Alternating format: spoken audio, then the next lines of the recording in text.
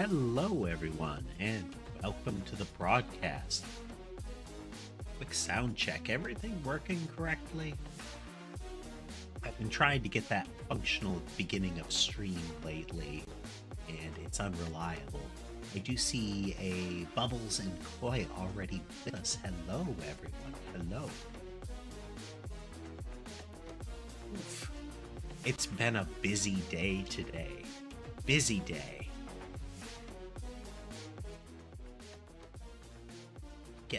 Getting all my video work caught up, getting a stream scheduled.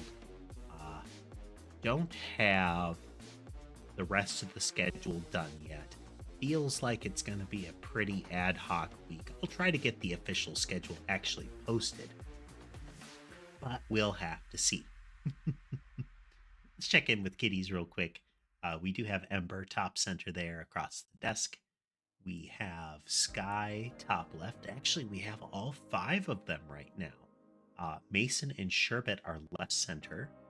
Sherbet left on the big round squishmallow there, and Mason next to him. And then if you look in the play area, let's zoom in. You can just see her. It's our rarest kitty. At least as far as the cameras are concerned. So there, left center of the play area, you can see to the left of the little footstool there, the big black plush thing. You can just see the little tuxedo cat peeking out. Sammy is very rarely on camera. But we are going to be playing some Vampire Survivors today. They added the Among Us DLC, and I resisted playing all of it last night. Kind of sucks you in. So they added Among Us characters. You kind of unlock them in sequence. I think it was this one, then this one. I'm sorry, this one, and then this one kind of came along. But that guy, then that guy, then that guy, then that guy. At least one of them can't be damaged or deal damage, and disappears at the time limit. So just ends the round at the time limit and can pass through walls. Now, I believe there's an unlock that requires that you kill something with this character. Yeah, defeat one enemy with the ghost. So we're going to try to do that tonight at least once. All right, Bubbles, no worries. If you can come back, that's great. So let's see here. We're going to continue. Scientist is the newest one. We're going to switch over to the game's music.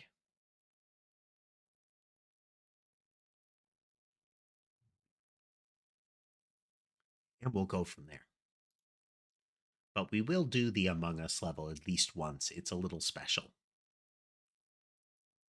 Hey there, Josh. It'd be like that sometimes. I don't have a big TikTok audience as far as my lives.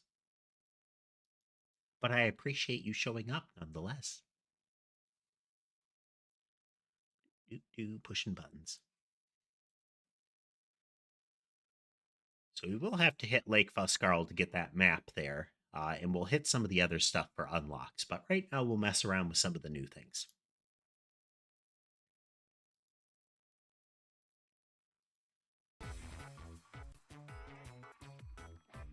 Let's see here. Don't know what the main this character's special does. Do a quick scan through and see if there's something in the list that might indicate how it behaves. It's hard to tell, you know. Okay, this works for anybody's starter thing. It's not really a good indicator. Not a healing item. Hmm.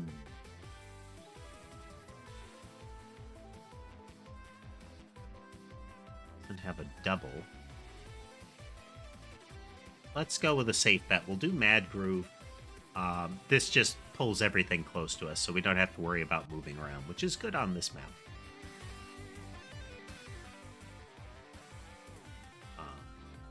We'll do some more of the Among Us stuff, especially since... Okay, there's some sort of things that are appearing on the map.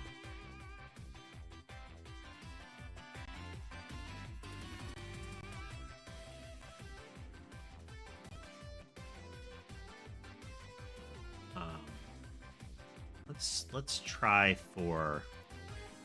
Skip that. Science rocks.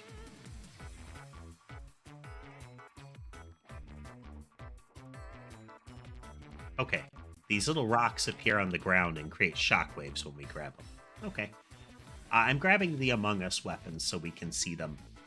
The first Among Us weapon that you unlock is actually super powerful once it's upgraded.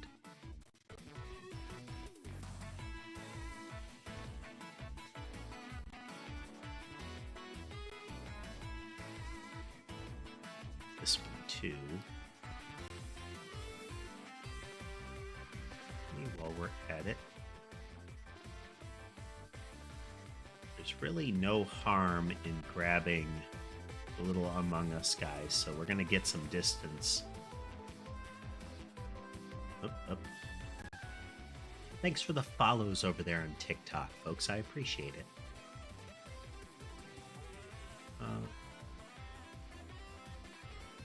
Yeah, we'll do this. It affects the imposter's sharp tongue.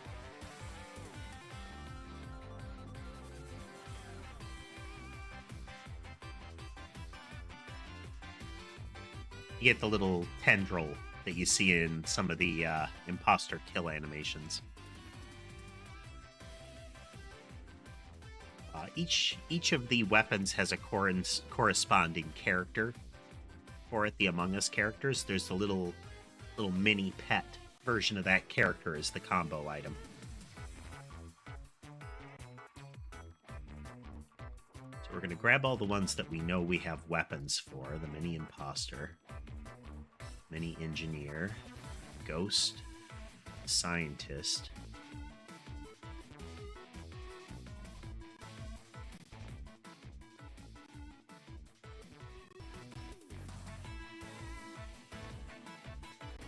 Apparently the scientist loses luck over time, but gains a bonus every so many levels.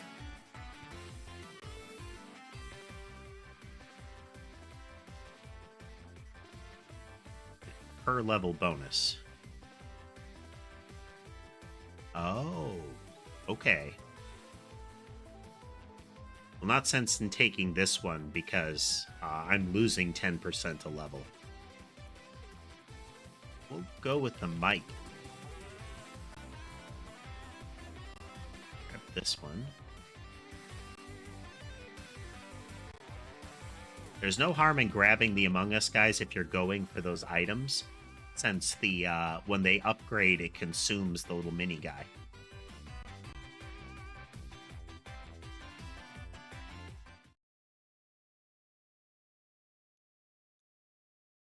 This is a sound effect. I have it turned off because it's kind of obnoxious.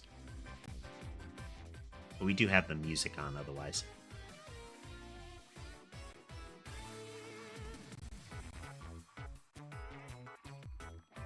Yeah, the cart. You have a lot of things referencing activities in Among Us. To get an upgrade, you have to max the weapon, so you have to get the weapon to level 8, and you have to get the corresponding mini-pet to level 3. Well, that's unfortunate, Bubbles. That's unfortunate. Hopefully it'll clear up for you.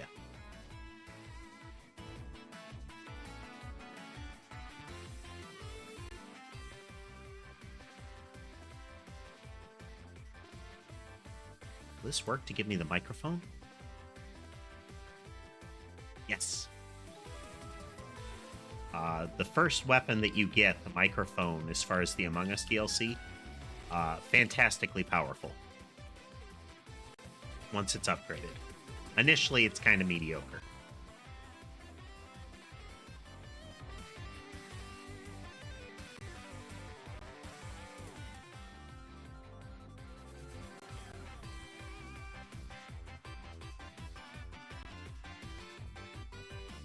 Starts out as a directional. Directionals are generally pretty bad.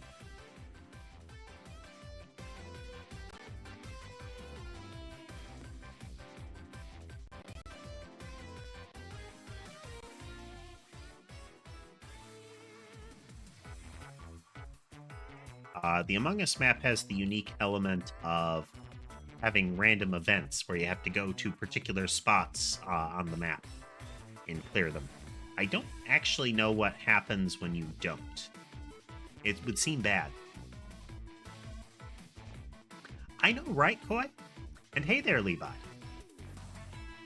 And hello, Koi.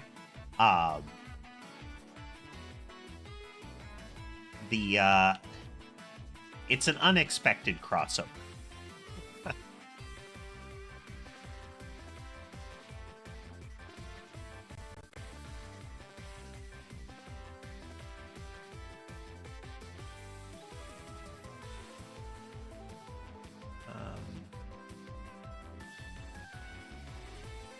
Going to the right. But this is the little moon base map, essentially.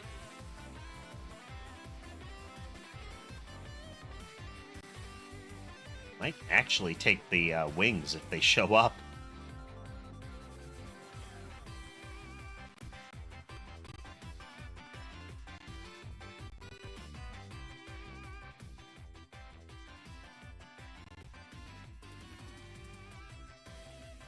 This will help on that level. I normally don't like to increase move speed like that, but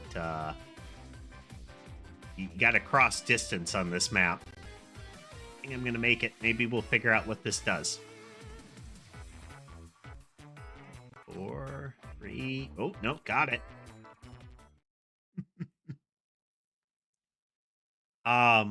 There has been interesting crossovers with Monster Hunter. There was a Sonic the Hedgehog one in Rise.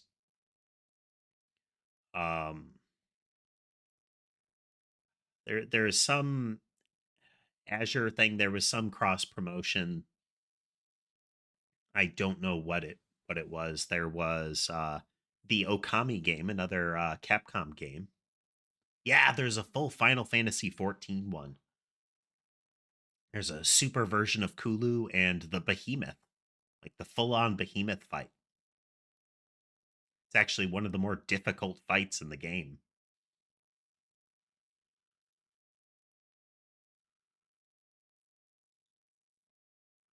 That's goodies. Excellent.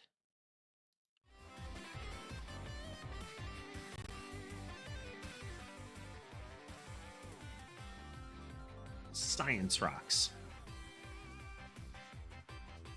Sharp time.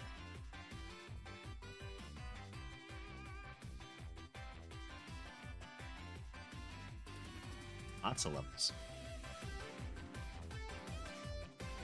Final Fantasy XIV got a Monster Hunter crossover too. There's a fight with special mechanics where you fight against Rathalos.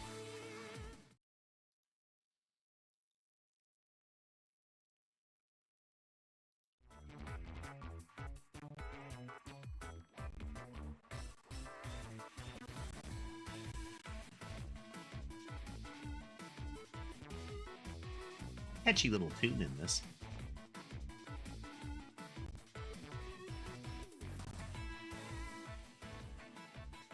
Yep, and it's the Behemoth fight that you get in Final Fantasy XIV. There's a special fate in Corthus Highlands, which you never really see the extent of anymore.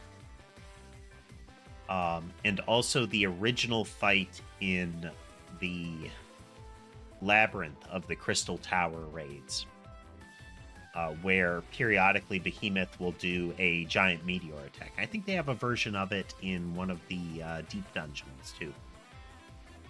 And the gimmick in Monster Hunter is there's a special emote, the Dragoon Jump, that you need to do at the right time to evade the damage.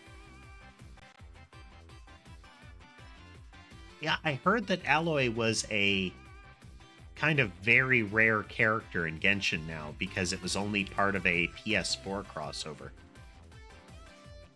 We're not going to take the ring. Didn't mean to step on it. We'll clear them. Get these guys presents so we can kill them.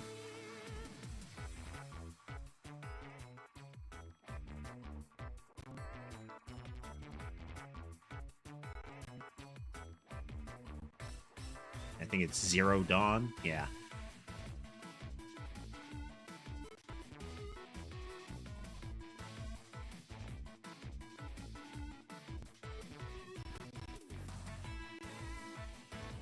Uh-oh.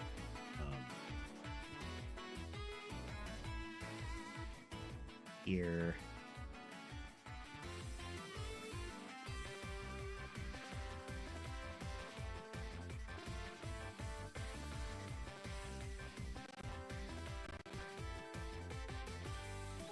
I do like this little tune.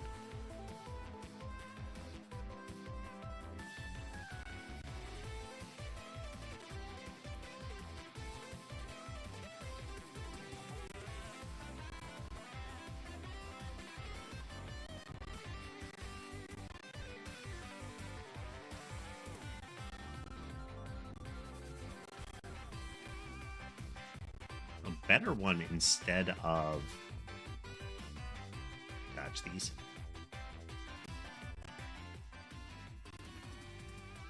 That can be one of the problems that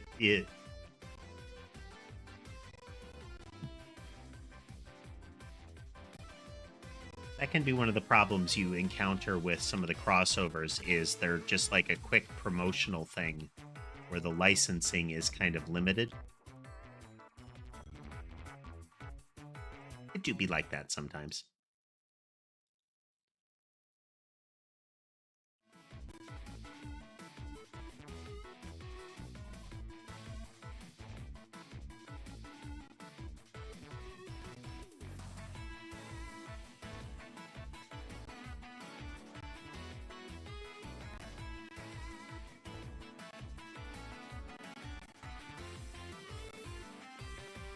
Throw these guys back down.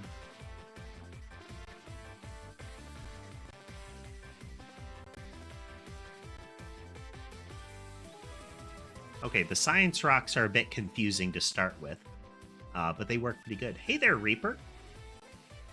Doing pretty good today. A little behind with some of my other work, but otherwise well. Yeah, duplicator is always good. That's it.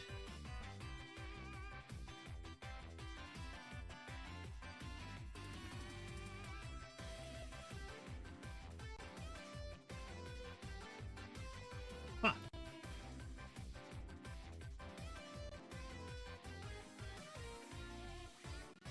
An Ava crossover would be kind of fun for a lot of things. So classic.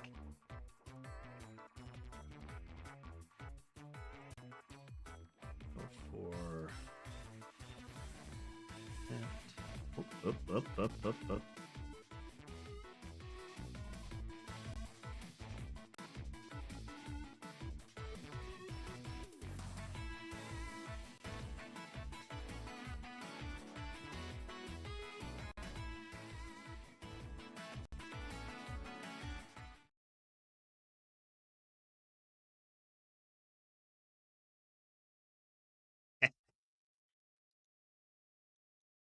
There are plenty of companies that try something out, and then if it's not a breakout success, they kind of drop it.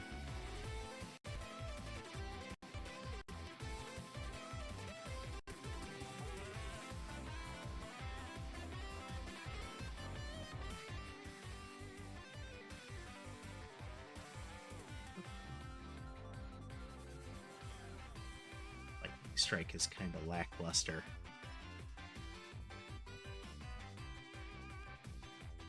but I'm not going to get Spell Strike together. We'll go with Lightning.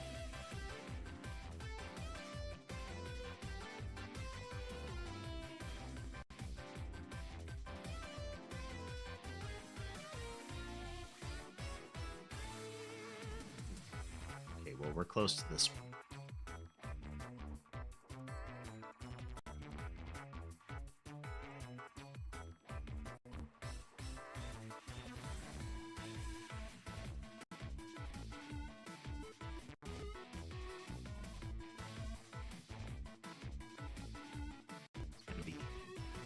Hairy to get by those guys. Ouch.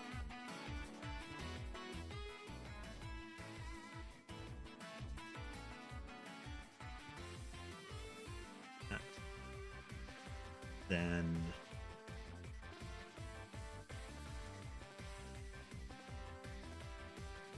we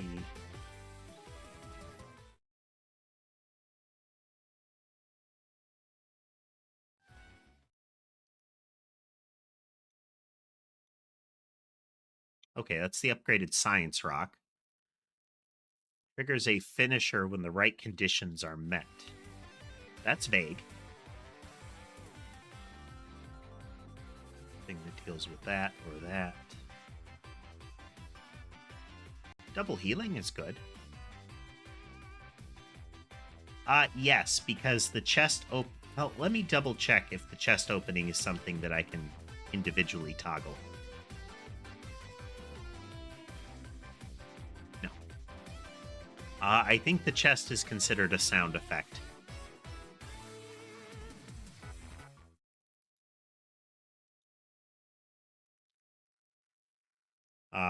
The impostung is the imposter weapon upgrade. It is the backsplash for the Among Us kill.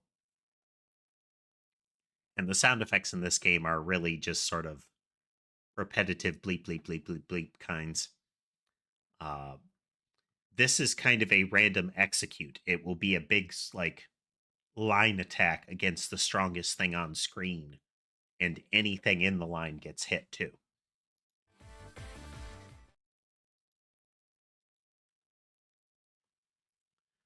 This is the upgrade to the report, the bullhorn. This is grotesquely powerful.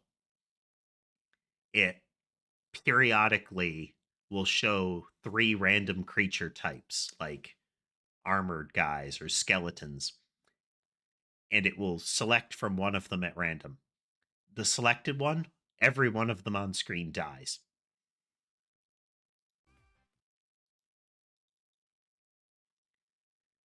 This is the engineers. Instead of the swipe card, it will do the little electrical wiring mini game on the screen, and those wires are damage zones that persist for a while.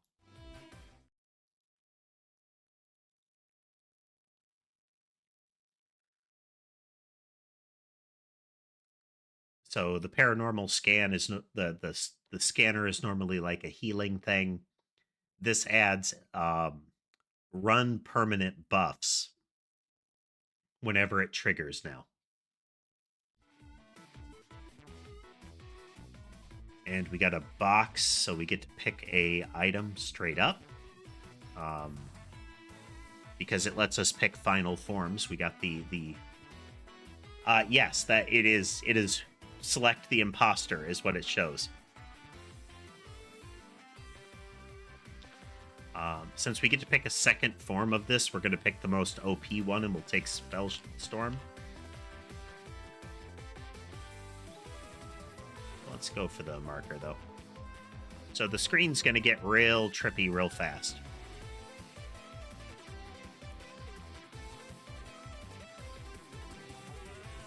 Right there.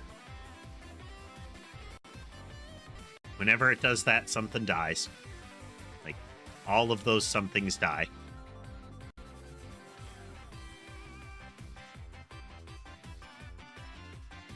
Yeah. Oop.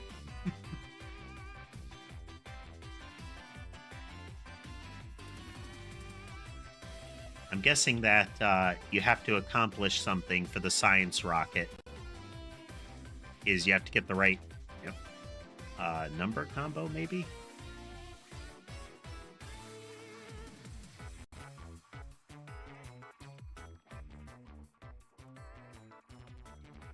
Fire things more.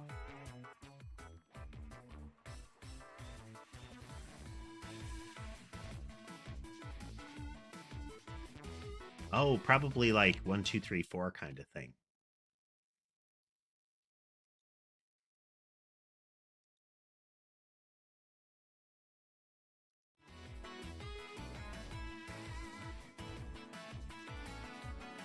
Can't touch 3. Take the wings to get around the map faster.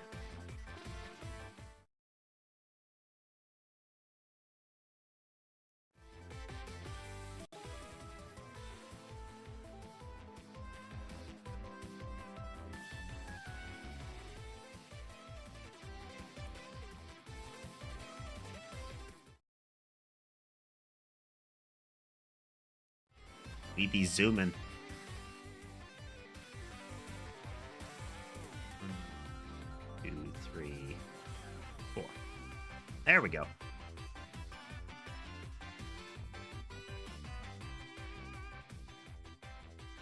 That's kind of gross.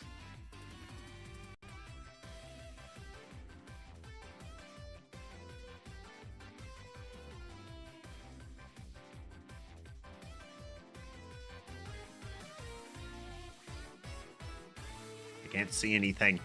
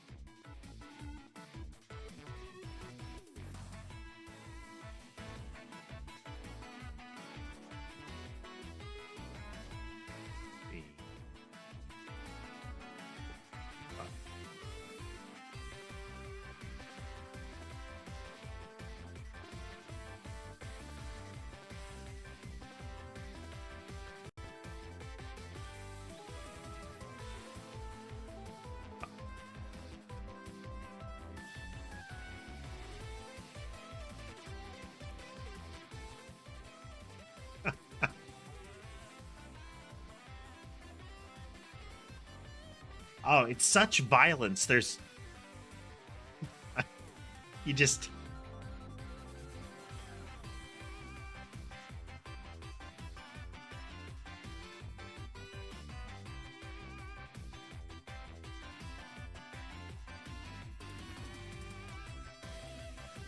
I'm kind of ignoring the Science Rock one because it is blinding.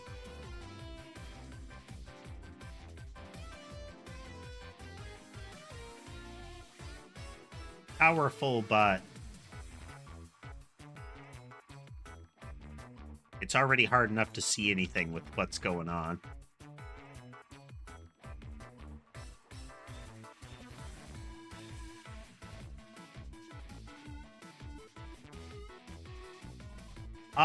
Yeah, I've played, what is it, Hollow Care before.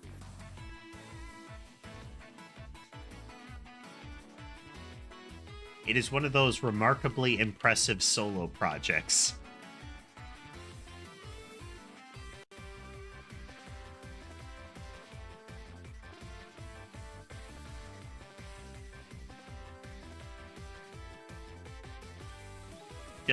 Just slicing them to bits.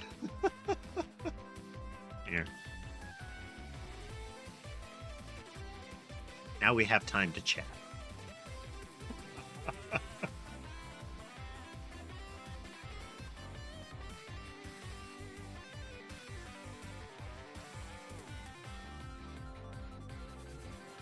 And keep in mind, this is with flashing visual effects turned off. Yeah, they also have a lot of interesting... I like to see more of these games working with the same things that Survivors does and that the Hollow games do. Oh, here's the level boss. Now I gotta move. I don't know if this is a reference to something or...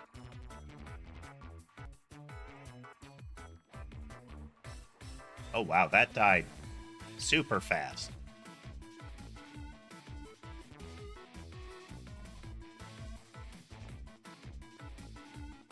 But I like the combo thing. Vampire Survivors has reached a point where there are enough items that there are actually overlapping combos. As in, the same item can combo into a couple of others. Like the regenerating heart works for garlic and the silver wind staff. It's fun times. It's fun times.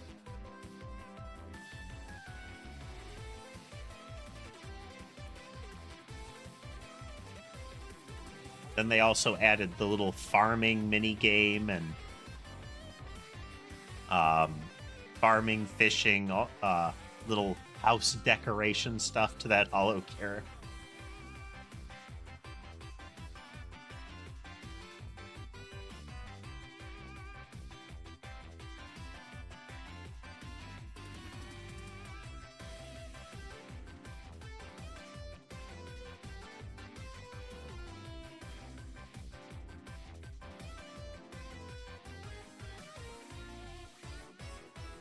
This is why that AoE bonus that I took early, that per level my AoE gets bigger. Normally that flame breath is a pretty narrow cone.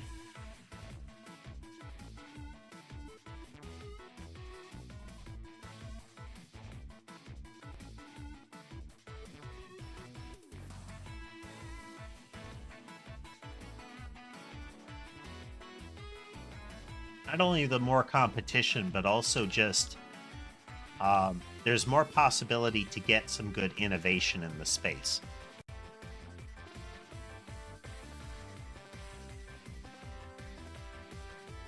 I think I can move fast enough that I'm periodically able to run out of bounds.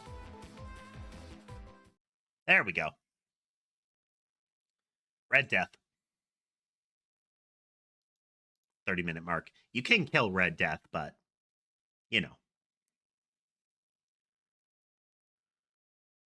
Okay, now we've got the Shapeshifter.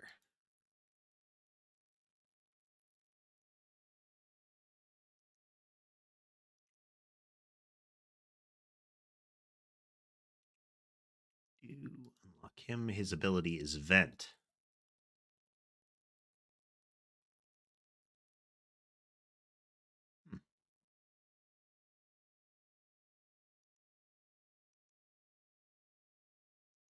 Let's do Lake Foscarl.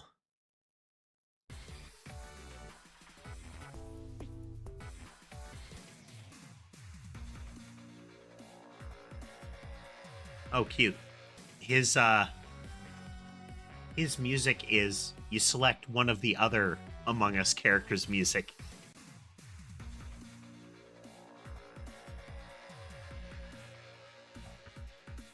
Very cute. Very cute.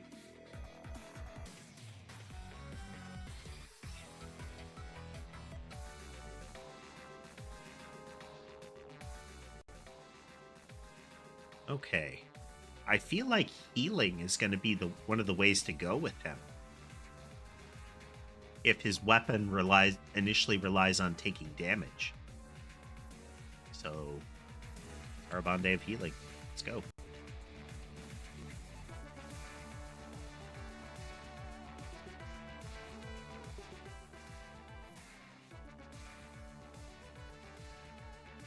Get rid of the whip.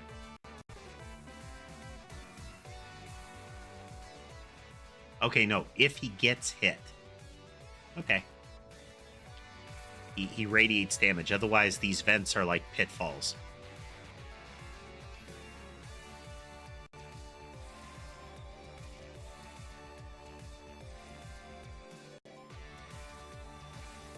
Okay.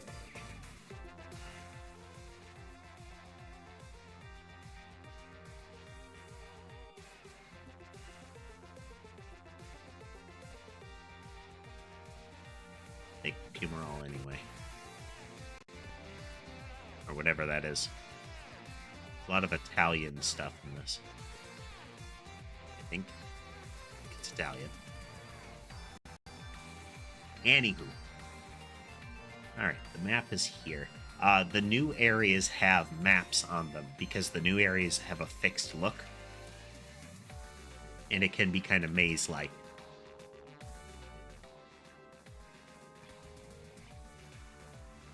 The duplicator.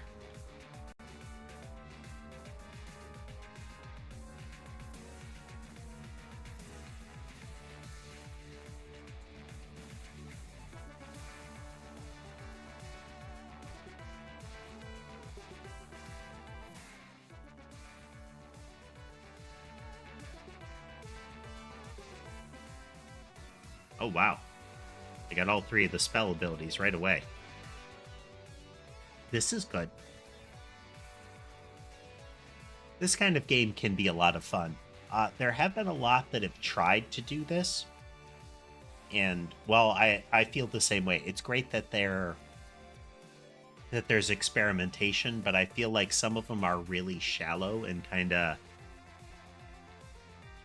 ignore all of the things that Vampire Survivors has done to make it more playable.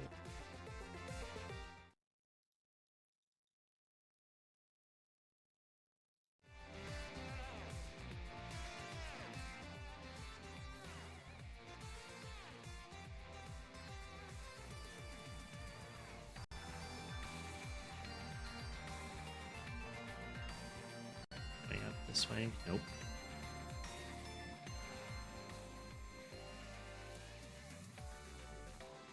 Hey there, Aniji. Doing good. Those little chunks were, but it's a thing we got. Doing good.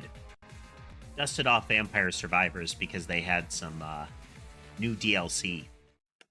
I wanted to see how they did this crossover, you know?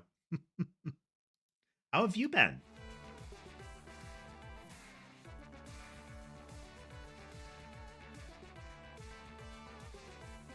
I think that's the reason that a lot of them do. There's the people that saw it as like, oh man, this was real successful. I can do that. And they release the game and it kind of flops.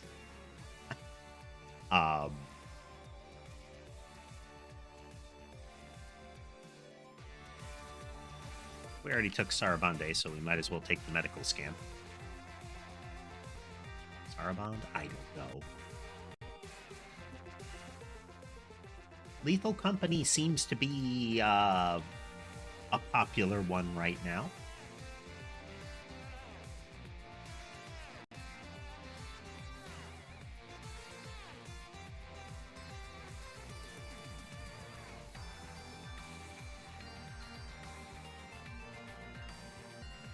There's a bridge on the other side of the hedge maze.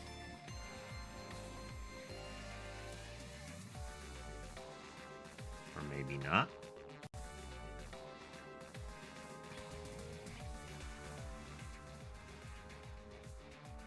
We need the mini shapeshifter.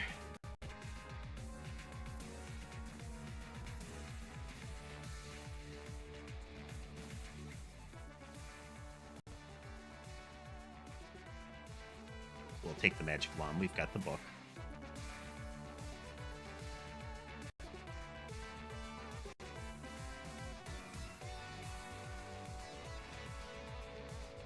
I think that's one of the keys. If you have a whole crew of folks that you like playing games with, then a lot of these... there are a lot of games that are available to you, but trying to play them with not enough people or random folks is definitely a suboptimal experience.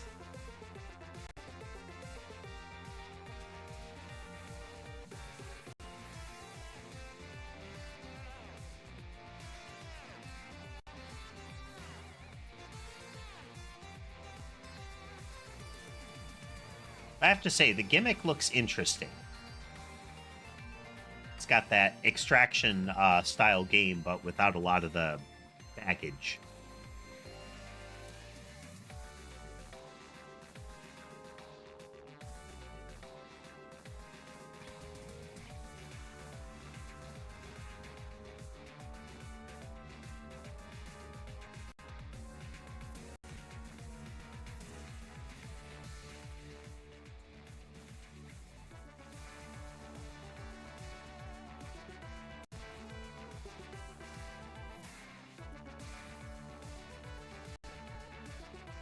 This one apparently has local co-op now.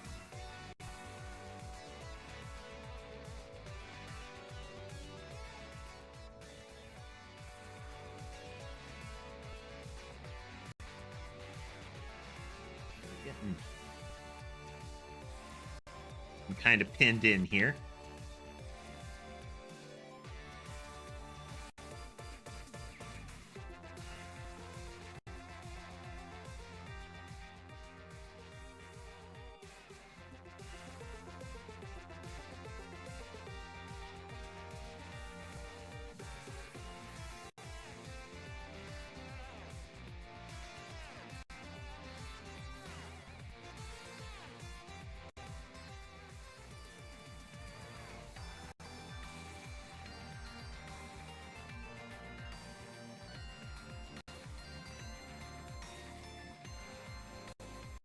Hello, Sammy.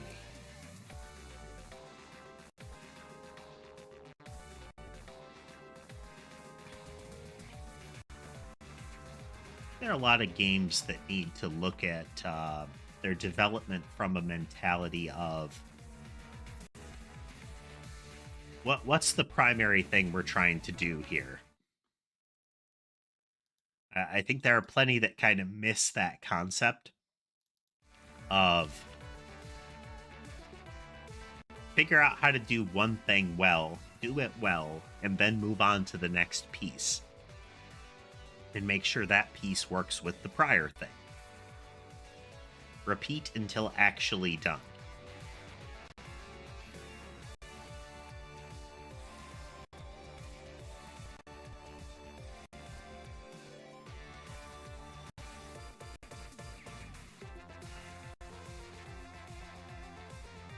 I mean, Among Us is... I mean, it's a hidden traitor game, with the general idea being that you do want to cooperate, but you can get into a circumstance where if the whole group lacks cooperation, then you get two problems. Is that you have trouble dealing with the traitor, and you have trouble getting anything done properly, like swiftly. Now, if you have a sufficient number of people versus imposters, and the imposters aren't killing fast enough, then they can, people can just blitz through it and win. But I do think that's actually one of the places that is one of the weaknesses of Among Us, is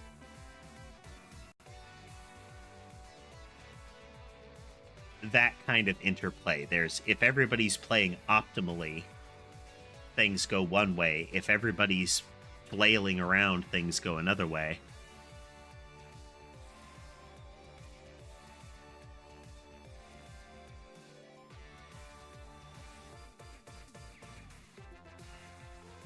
Yeah, Rockstar, ultimately, I would view their online modes as two completely different games.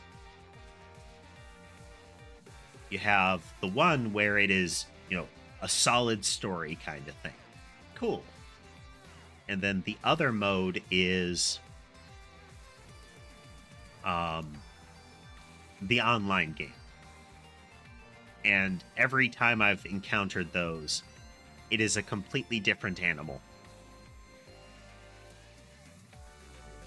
Like, there are trappings that are similar, but the entire gameplay loop is different. And I agree, they really do lean on you to be like, hey, pay money.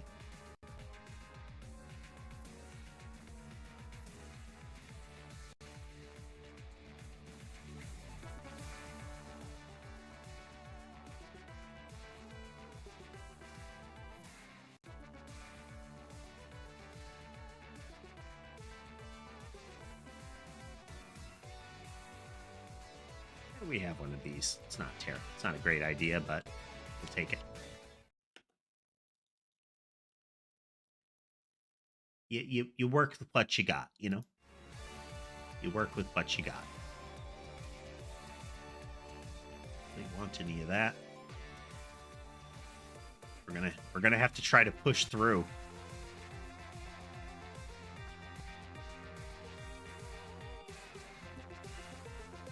We're here for the map.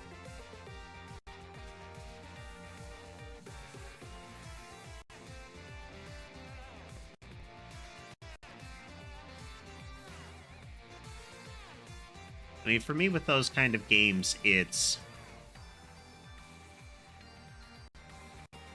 because the online and similar modes are so... Oh man, I can't actually go that way. Oopsie doopsie.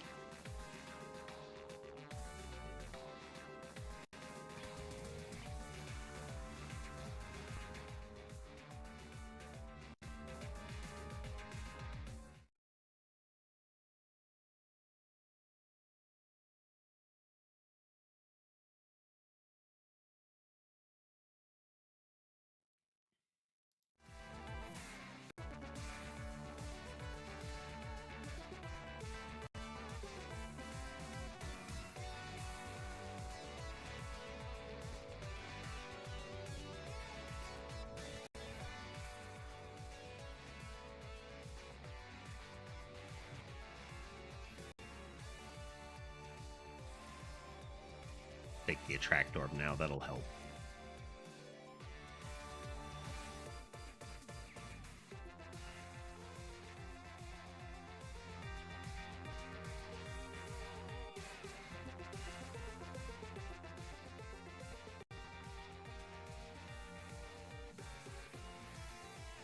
Yeah, let's go for it.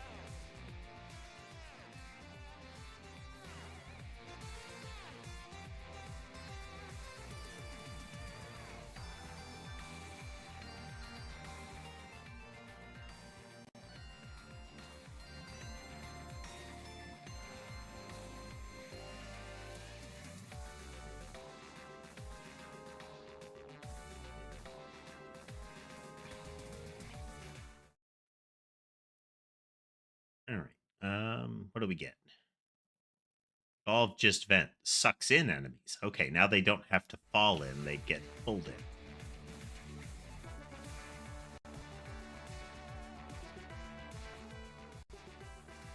Oh, wow. No, even more so. It opened on the side of the screen.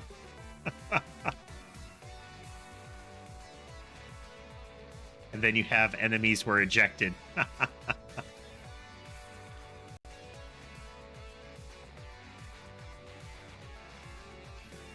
It's kind of amazing, actually.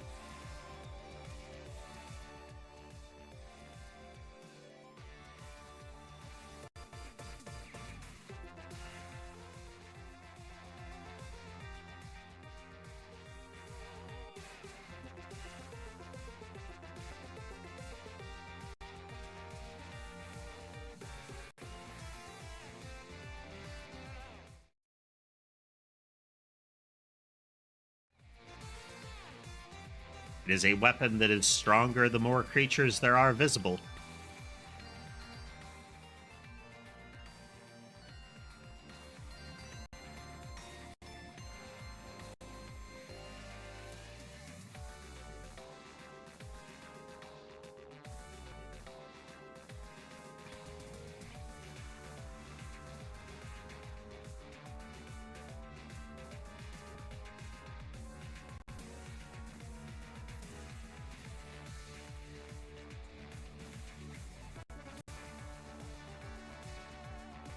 Can we find the map?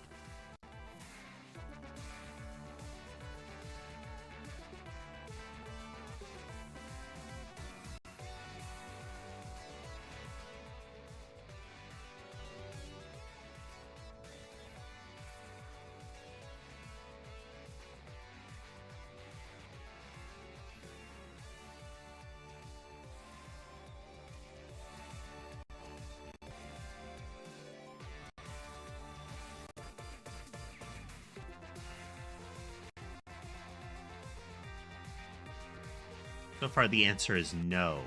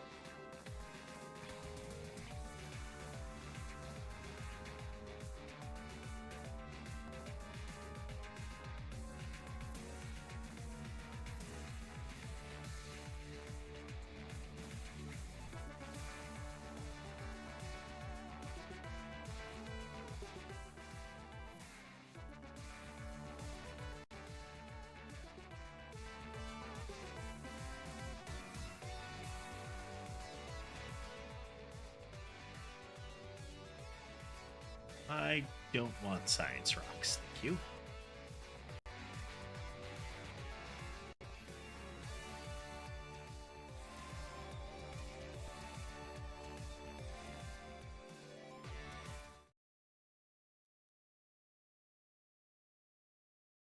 Getting this early is actually really good.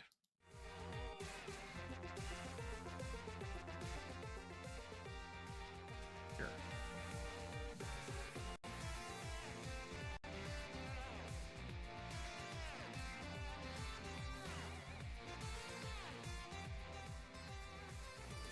That the upgraded version. Oh.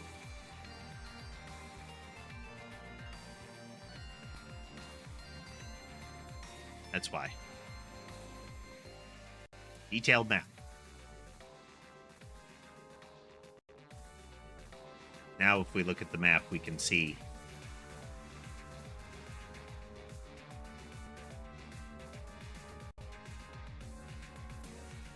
Yeah, it looks like. Can that kill them outright? Okay, no, it just hurts them a lot. Like a whole bunch.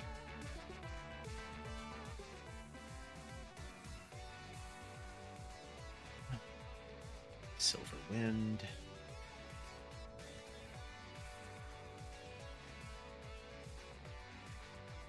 Take Root Tracer.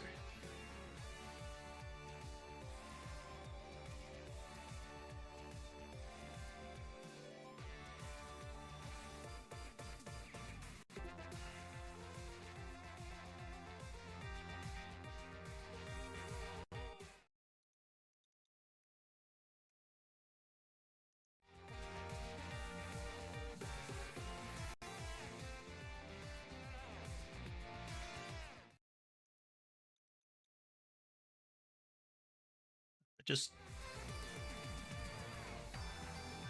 these things are grossly powerful.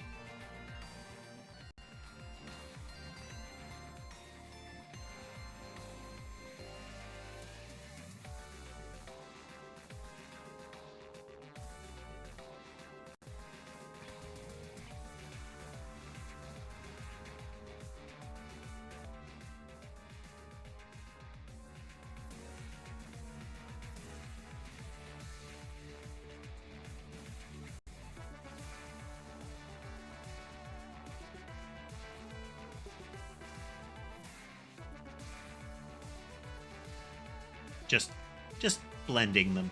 Just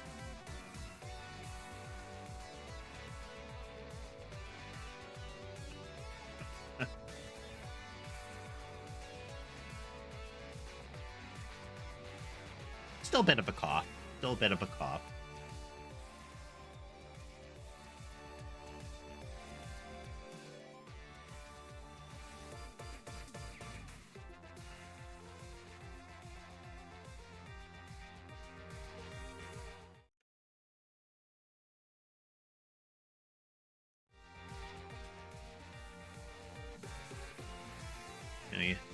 You deal with it.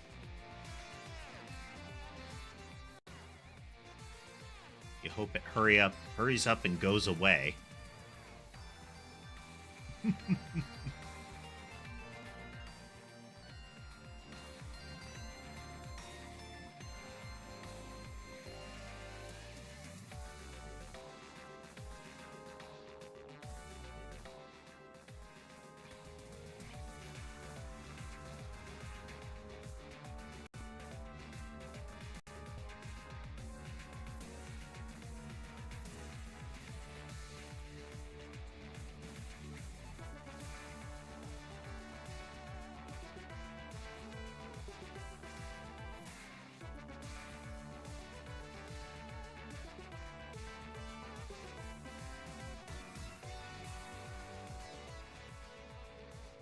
See.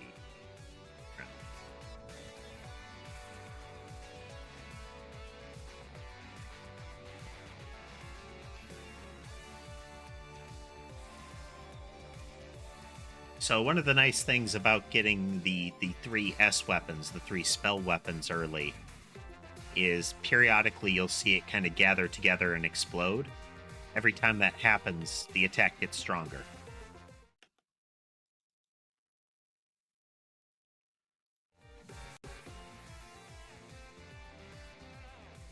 One of those kind of cascading victory condition kind of weapons.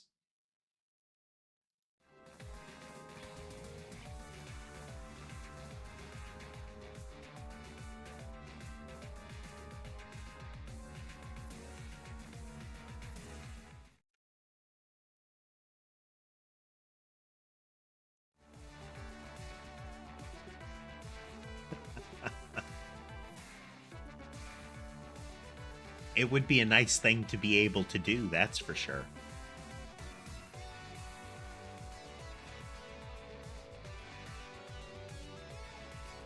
But yeah.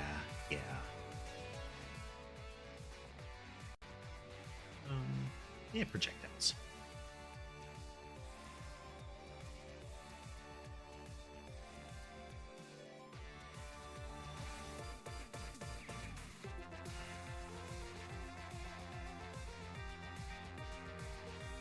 These guys are pretty durable.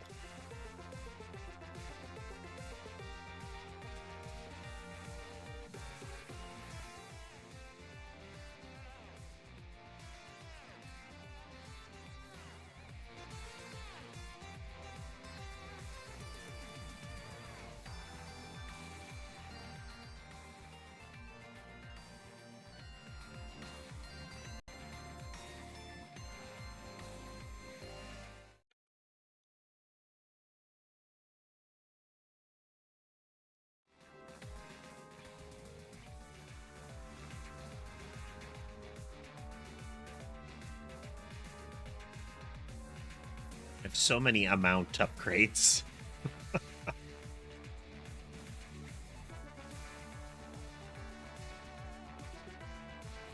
But yeah, the stuff that you're seeing right now is exactly why you don't have the flashing effects on.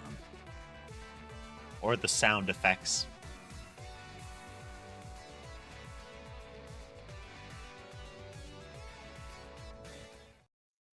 And 30 minutes.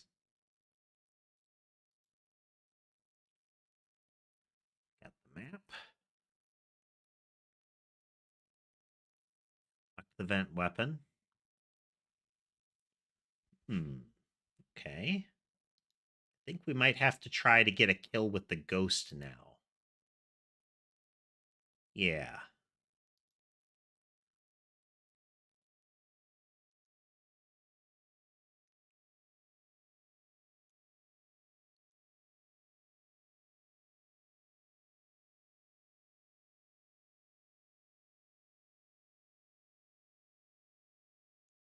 So let's go to a basic level.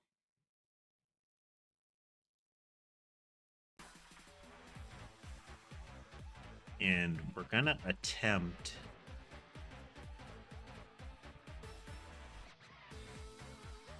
Where is it? I'm pretty sure this won't work, but we'll give it a try.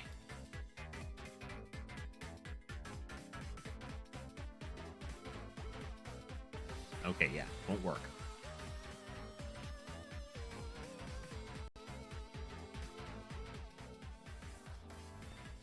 Maybe it is working.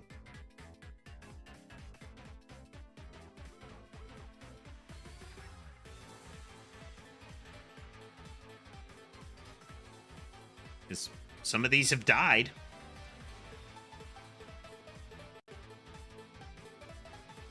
Okay, we need the items that can heal then. But they need to be able to passively heal.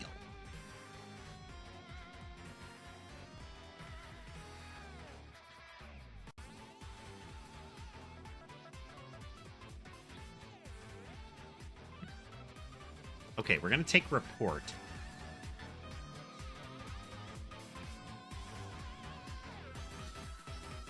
I could see this like, at least for early Sonic games, the casino or the mechanical levels. I get that kind of feeling.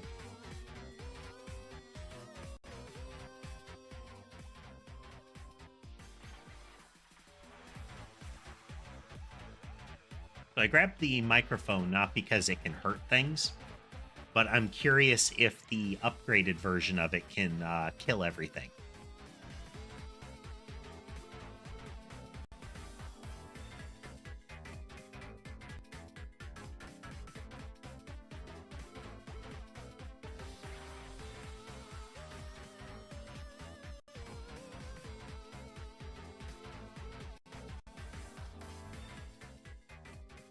I think this is the upgrade that you need to make this work. Is you need to have that that healing one, because it doesn't seem like this counts as me damaging them. Like, it doesn't count as a direct attack from me.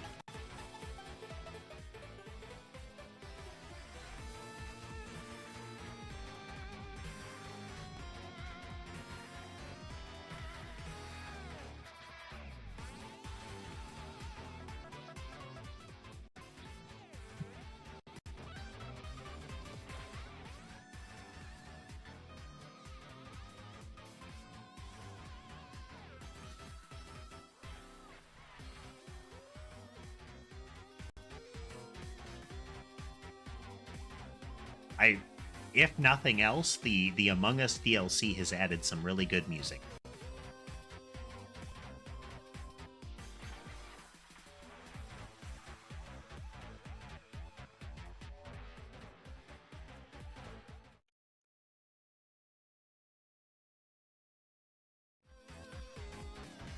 You need the yellow and red minions. I wonder if the vent would work too, since it seems like it's just an instant death pitfall.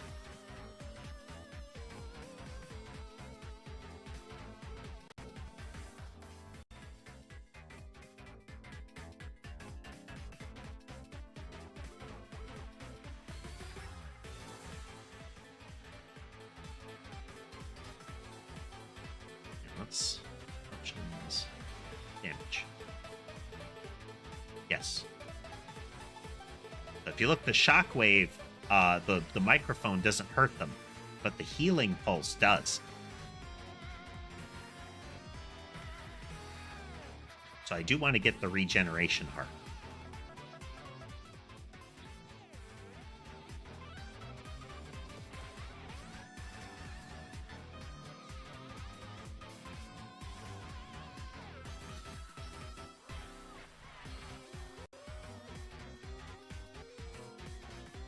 Just sit still.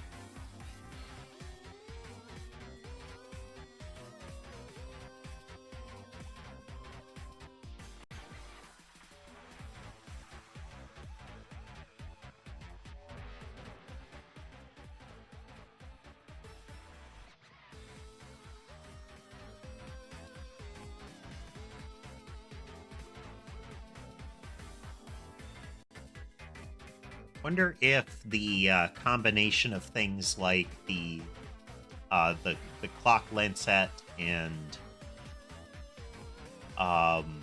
the arcana that makes things explode if they're frozen would work too.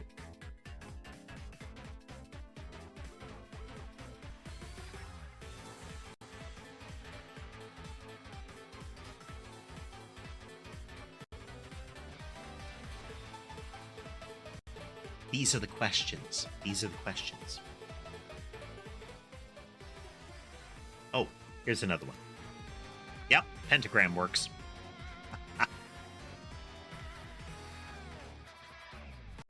Pentagram was the first one I thought of when I saw the challenge.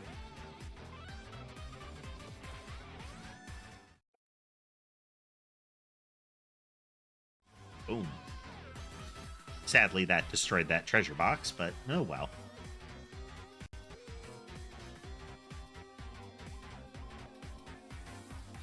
We need the crown as well. Pentagram is interesting until you get its final levels or its upgraded form. Since it can cost you a lot of like treasure boxes and gems. Boom.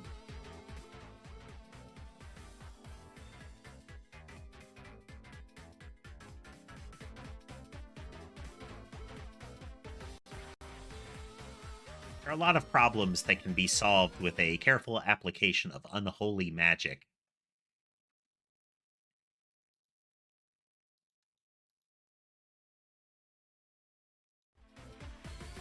It's amazing what kind of the kind of capabilities you can get when your HR department can reach out into the underworld.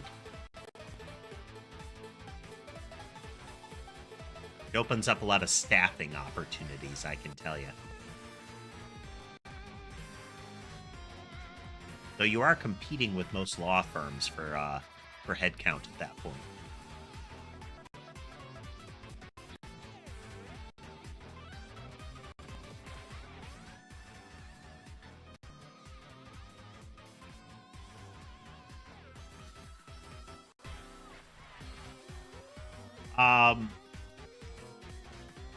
Technically, no, Koi. There's a fuzzy spot that I haven't gotten into with folks yet.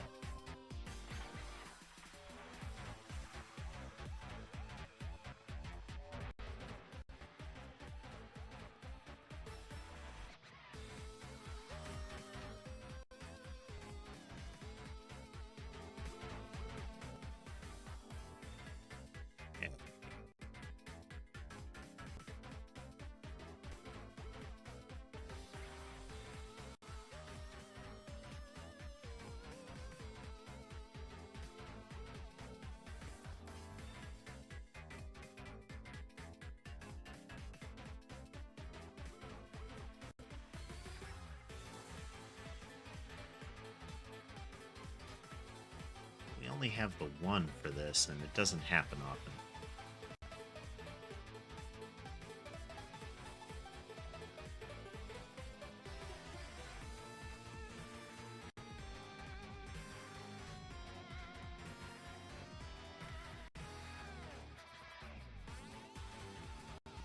Yeah, it's nothing supernatural maybe, but not actually like magical.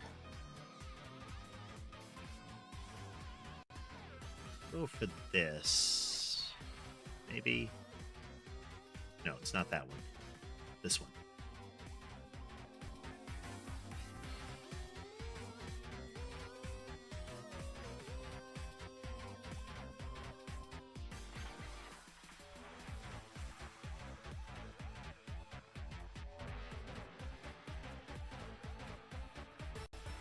I think that's a no on freezing explosions. I think that counts as coming from me. Science accomplished.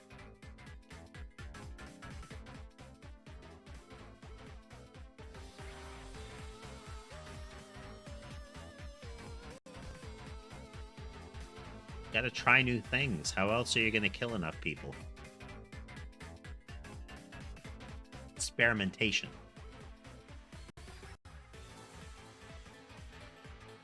No, still nothing like that.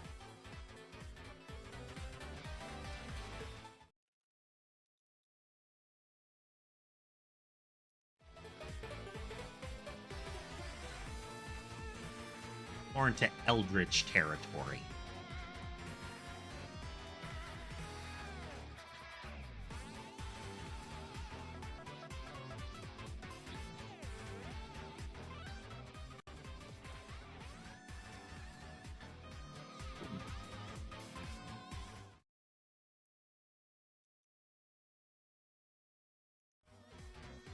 Okay, what kind of luck? Oh, okay. This is why Pentagram works so well. Plus 130% luck.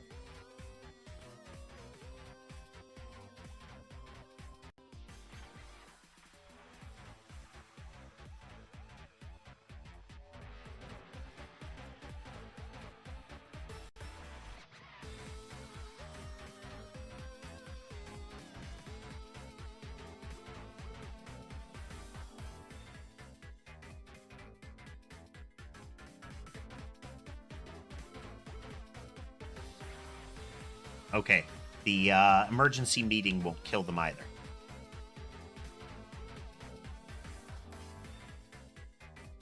Seems like that's an inflict damage as well.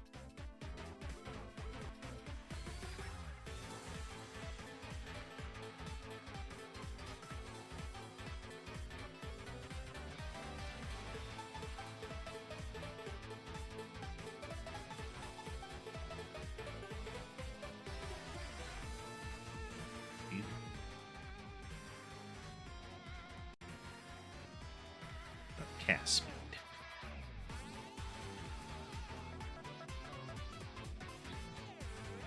Still need that crown.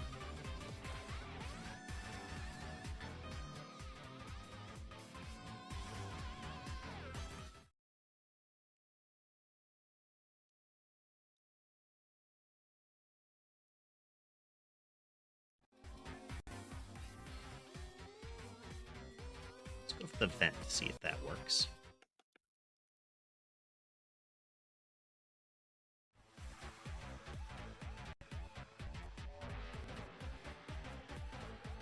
I think the vent works. Yep, vent works.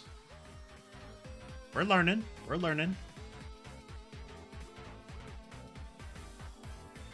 What kind of weaponry is functional from beyond the grave?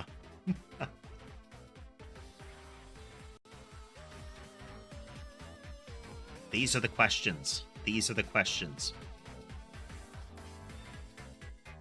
It's important to any future undead specters that they know how they might have the opportunity to slay the living.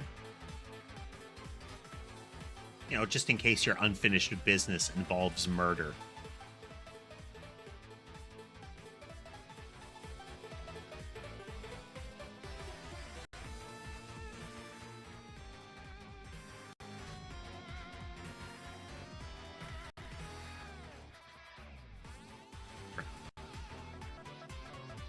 No, I think the emergency meeting might actually be working.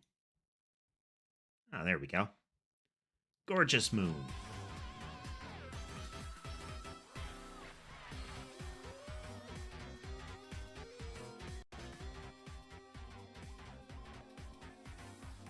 Pretty sure prismatic missile won't work.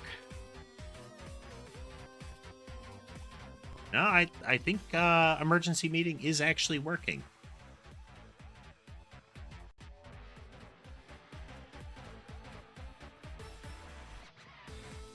Yep, it works too. Nice.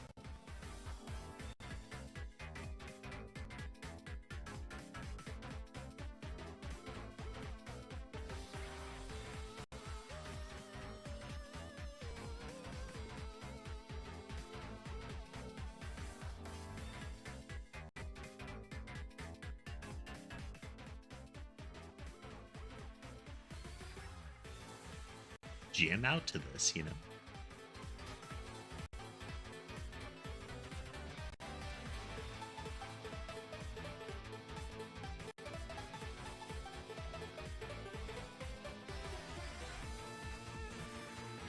Possessed Robot is a good one. It taps into sort of the same spirit as a you know, your haunted puppets and marionettes, your FNAFs, as it were.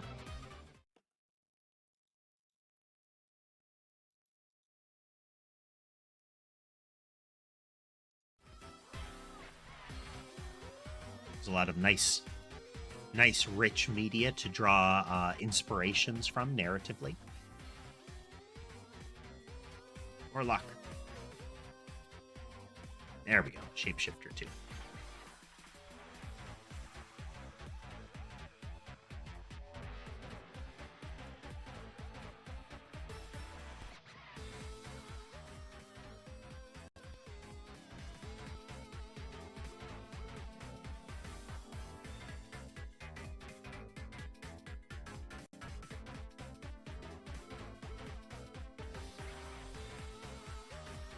Additionally, even though I can't take damage, it still counts as me being hit.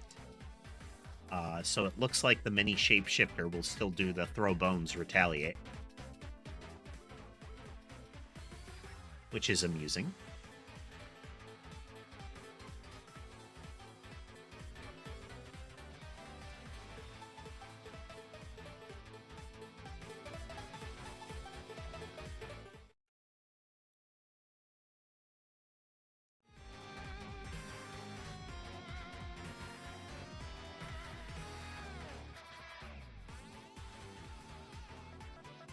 Sci-fi is a good setting for horror. It's a good way to tap into the fear of the unknown and the the rendering of the observer insignificant kind of things.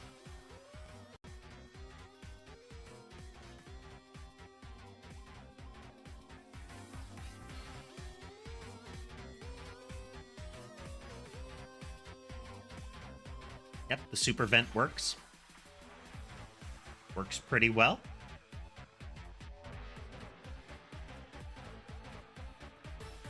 It's like a giant wood chipper over there. That's a good weapon.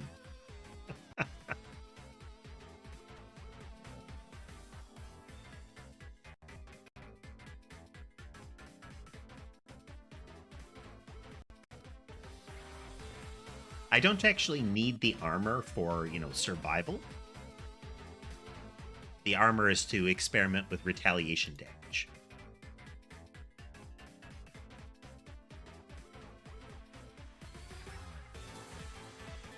Since I can't be hurt.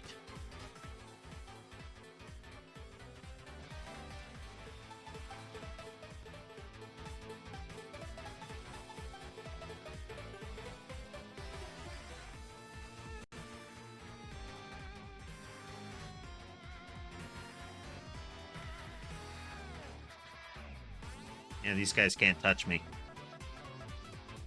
The little floaty cloak guys are normally kind of dangerous.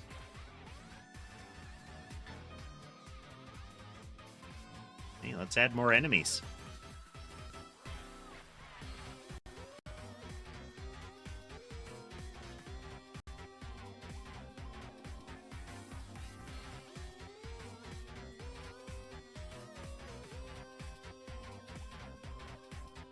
Oh.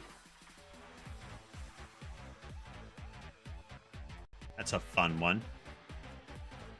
Alternate perspectives for characters is the one thing that I think, at least personally, and I think a lot of other folks liked about Dead Space 3. There were a lot of things that weren't very good. And a lot of, let's say, marketing and sales decisions that were definitely bad, but there was a mechanic of the two players seeing different things that was, I think, very powerful.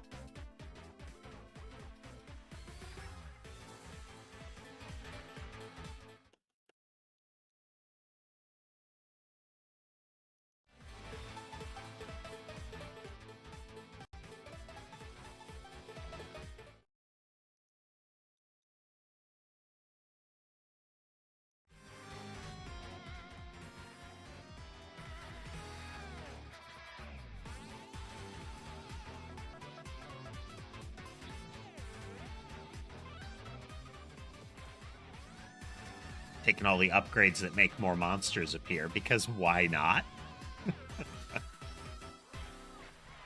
Seeing how many creatures we can pile up until they get stuck in the vent. Get a sort of Three Stooges thing going on.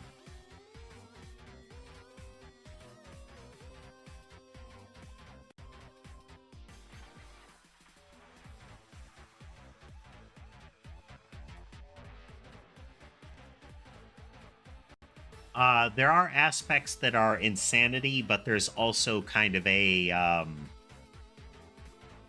dark unknown from outer space kind of vibe. The kind of giant corpse worlds thing.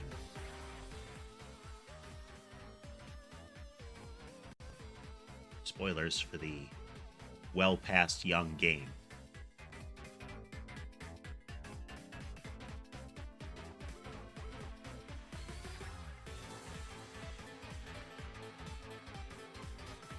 Yeah.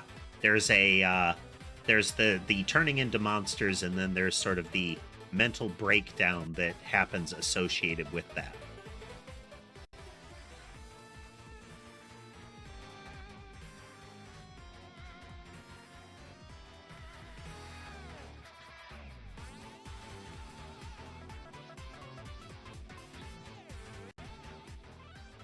I mean, personally, the narrative for just the first game works fine. Second game is okay. Third game needs a scrub pass.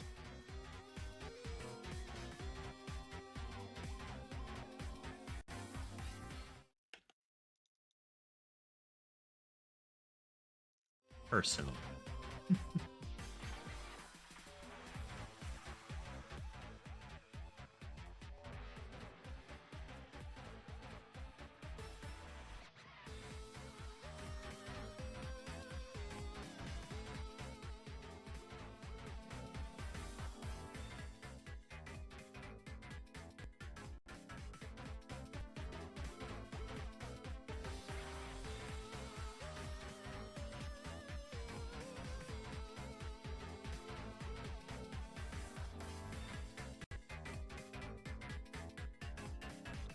Just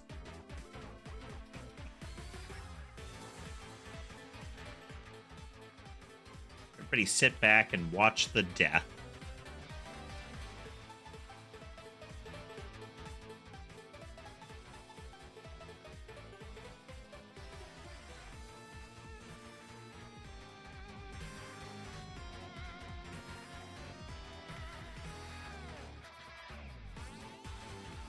Now, when the timer ends, instead of Red Death showing up, the ghost is supposed to just vanish.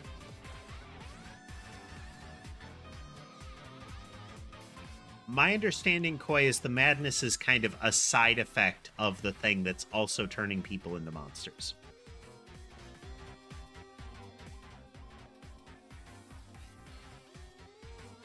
It's like exposure to it.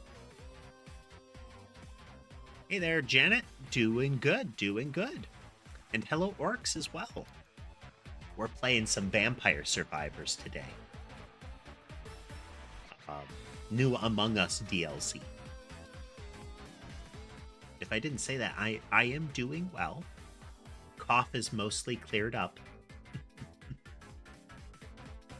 At least the sick is. The cough is the remaining part.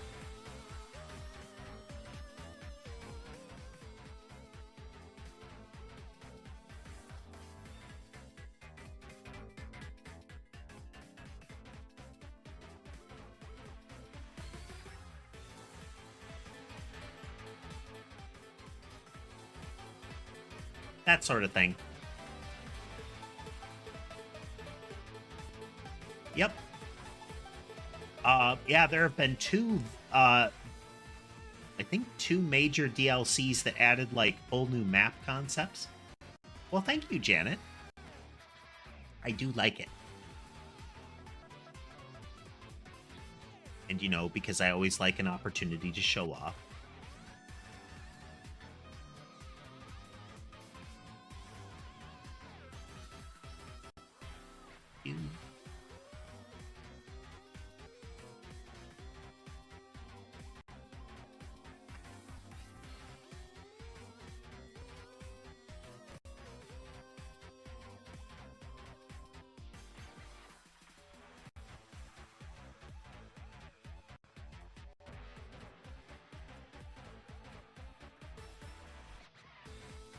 Yeah, we're playing as Ghost Gino, the character.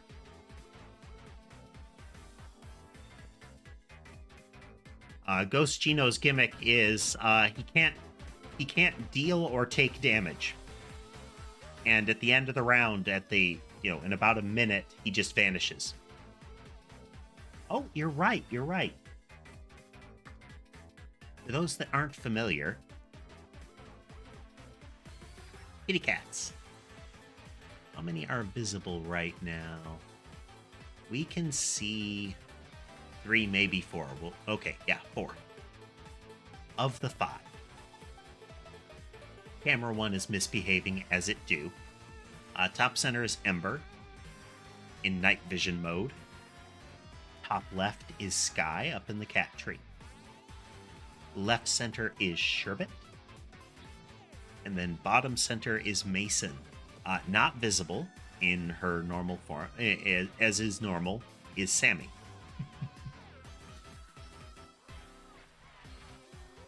Now we've got a camera array to try to find them when we want to see a new cat.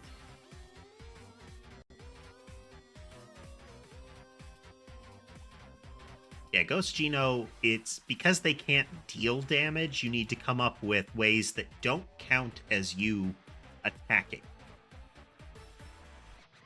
So, for example, there's an arcana that deals radial damage when you get healed, and that doesn't count as you attacking. Sending them out an air vent into space doesn't count as attacking.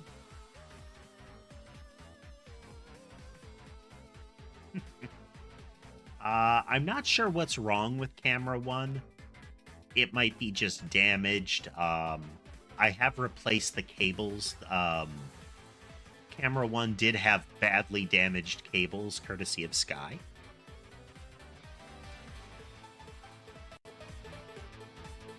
But replacing it doesn't seem to have made them any more reliable. Yeah, venting creatures into space doesn't count as you hurting them. Let's see. Obliterating them with an unholy ritual doesn't count as hurting them.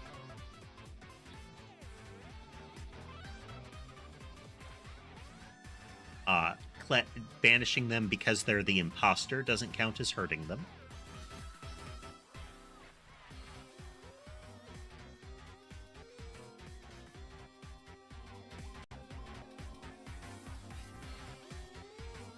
Seconds to go.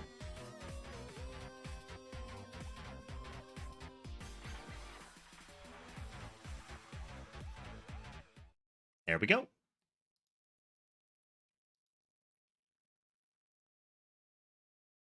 Unlocks the Guardian.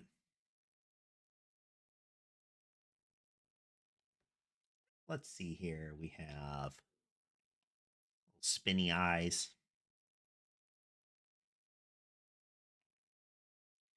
We have for when my tracking inevitably breaks down. And I almost never use this, but, you know. Angry.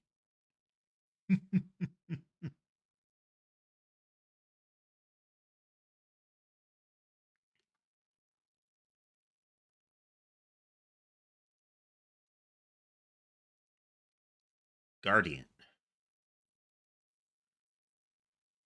So there are a couple of entries in the crewmates that will mention. So gain stat bonus every time anyone's weapon. You can do 4-person local multiplayer with Vampire Survivors. So there are times with items now say whenever any player. All right, Janet.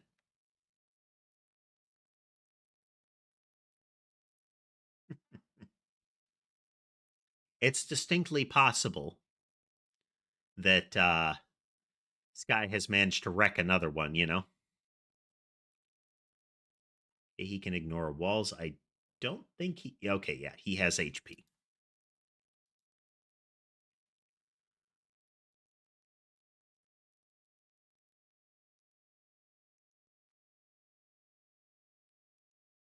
So let's check what we got to get. Inverse Inlaid Library. Hyper Astral Stare.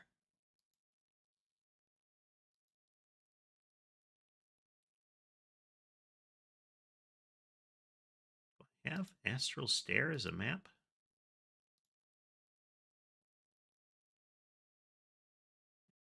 Don't. How do we get Astral Stare?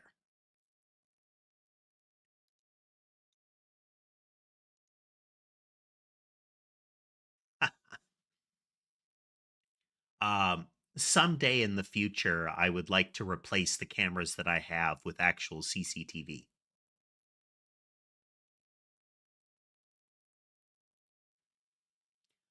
No, Janet, I do already have custom emotes that are visible on YouTube and on my Discord. I have, as may be apparent, I've got my backgrounds all set up.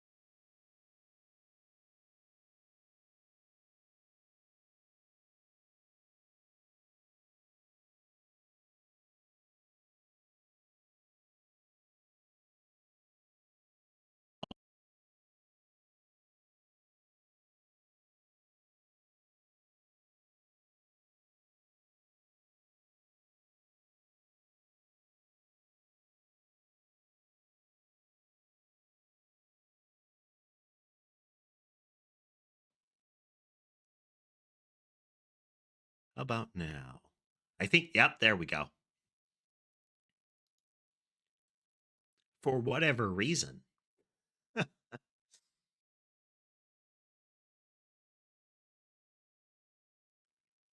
For whatever reason, one of the many audio programs broke down. You know, as it do.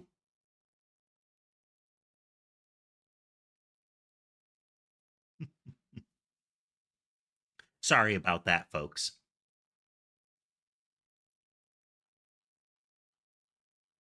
Okay, so we go inlaid library, we invert it.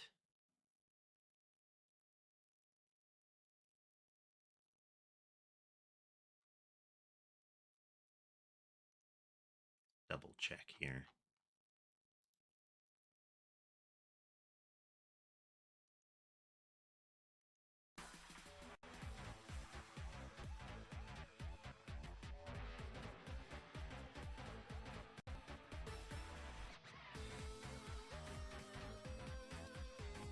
We know he can get extra revives, but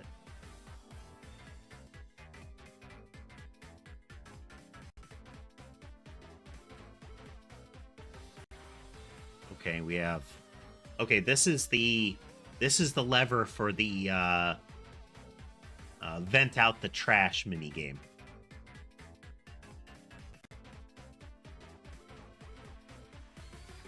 Janet, my channels generally block links. But let's see. If you're looking to show like art samples or something like that, like I mentioned, there isn't any sort of art resource or anything like that I need at this time. So I appreciate the interest, but I wouldn't be looking at any sort of commissions or anything like that.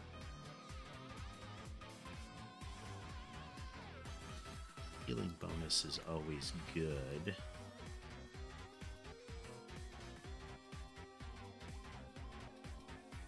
Eh.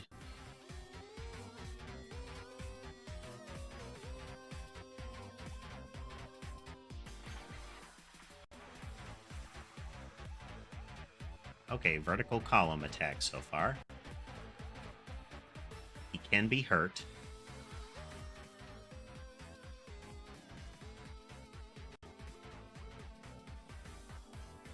Don't see any other amazing stats.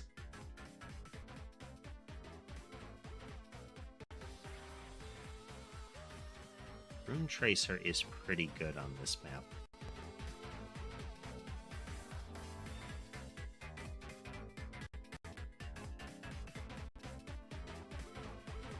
Let's just grab the books while we're here. The books are good.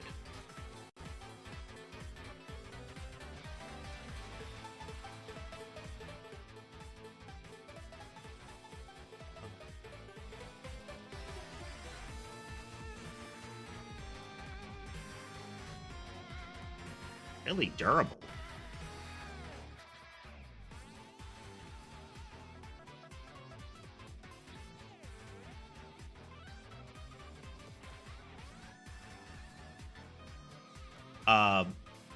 If you take a look at my Discord link in the video, or I believe it should be in my Twitch profile, alternately on my Twitter, that would be a good place if there's any sort of like link or something like that you want to send.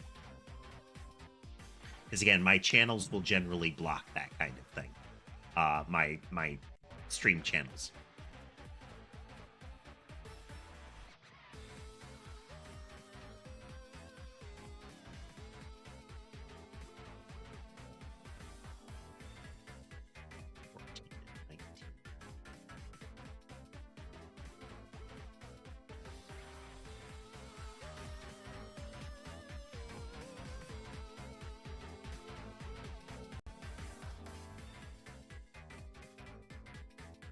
Some penetration there.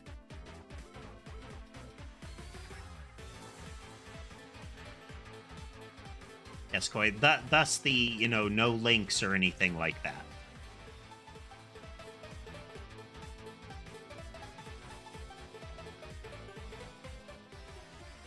you want to send it offline or the like, off the stream, then that's okay.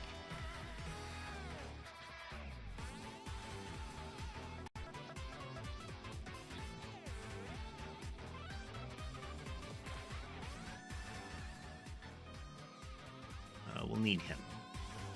Oh, okay. He is a laurel leaf. Okay.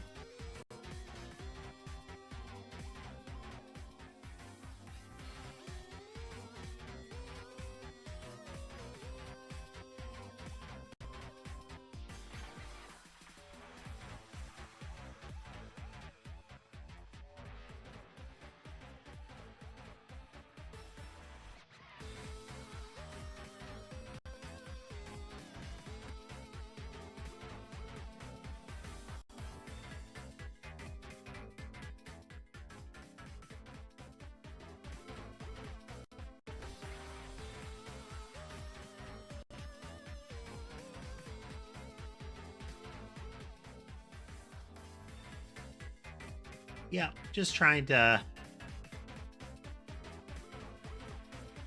With some folks, it's you know, give them enough rope. With others, it's benefit of the doubt. You know, don't go any further in the channel kind of thing.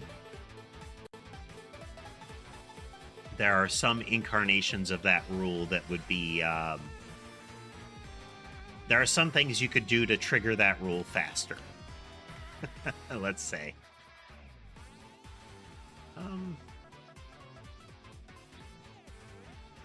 Is really good. We'll take the armor for now. That'll get us Rune Tracer.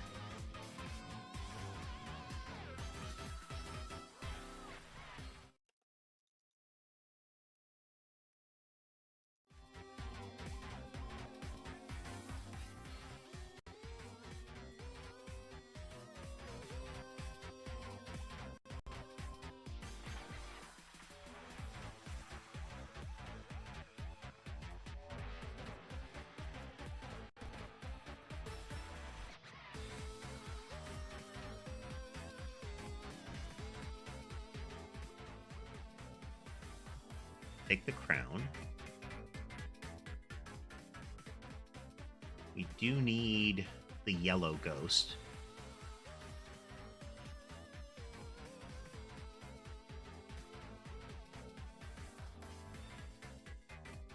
Might be another item that we want, though. Well, we'll have room. We'll have room. The blue ghost and the yellow ghost would go away once we've got the upgrade.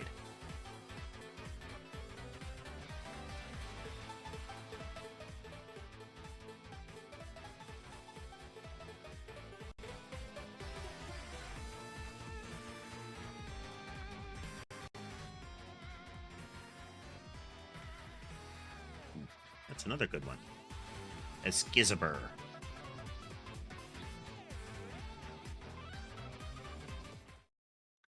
Yep. You are spot on there, Koi.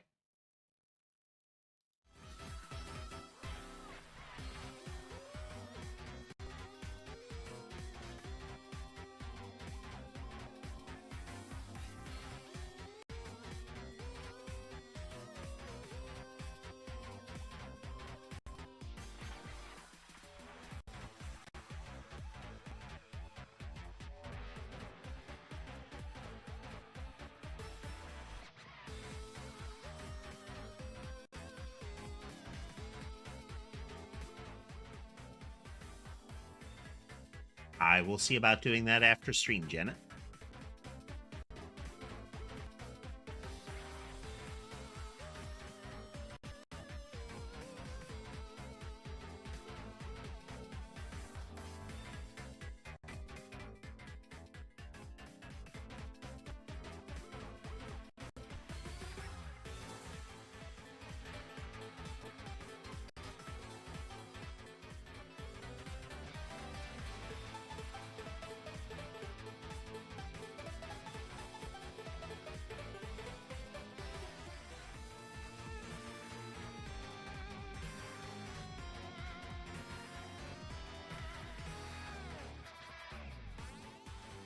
Like little vent thing is a wonder what the next one does. It looks like it switches into the little asteroid game or something like that.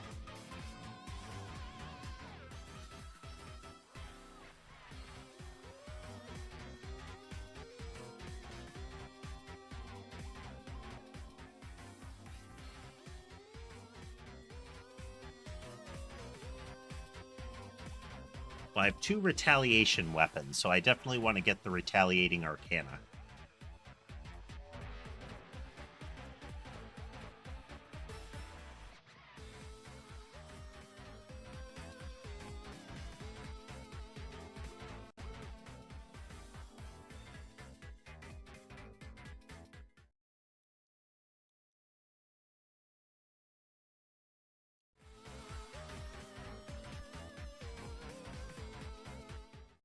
Favorite game?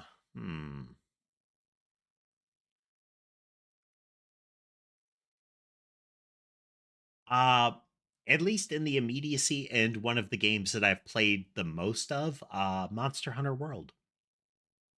Thinking about that. Um, when I'm not burnt out on it, Final Fantasy 14. Usually when there's like a new expansion or something like that. Play that a lot.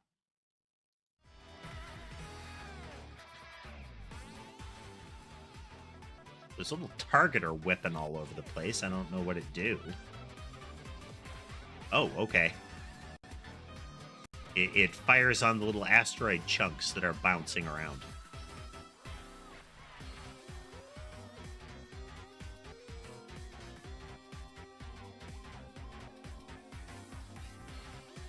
I see, I see.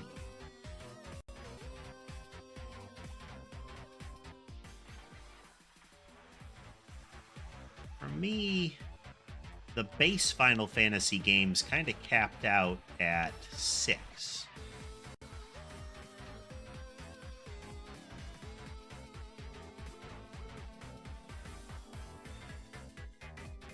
Seven still had a lot of charm.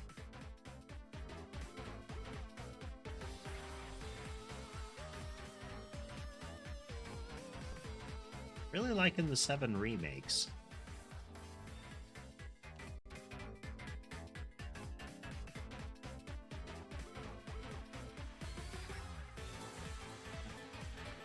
Not a fan of 10. 10-2 was goofy as all get out.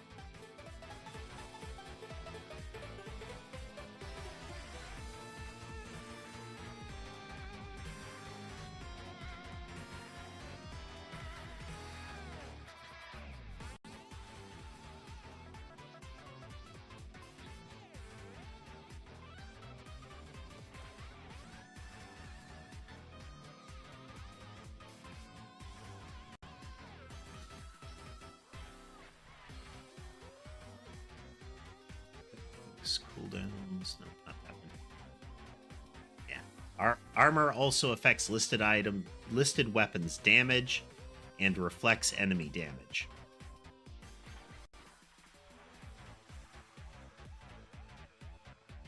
And if you kill them with retaliation damage, it increases max health. Now, it doesn't list the Excalibur here.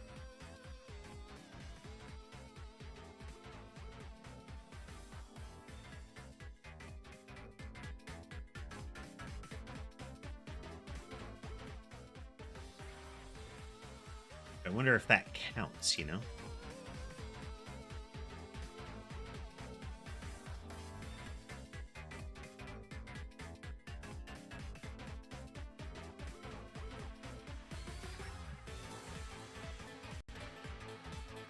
We'll have to see.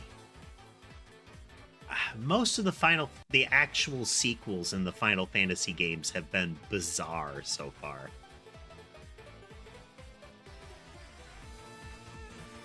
Straight up weird.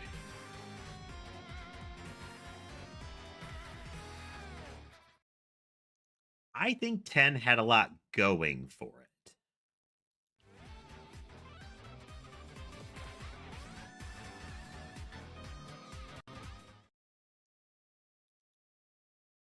Like, there were things there.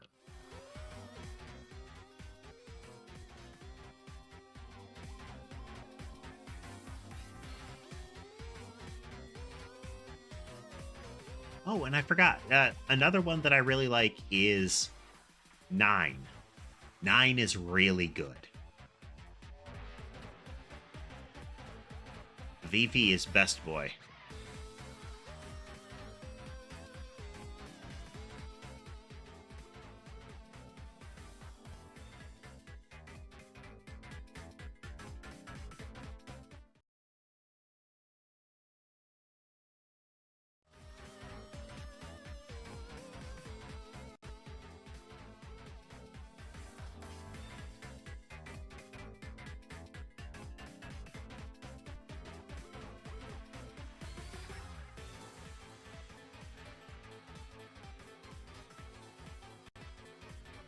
Mini ghost next.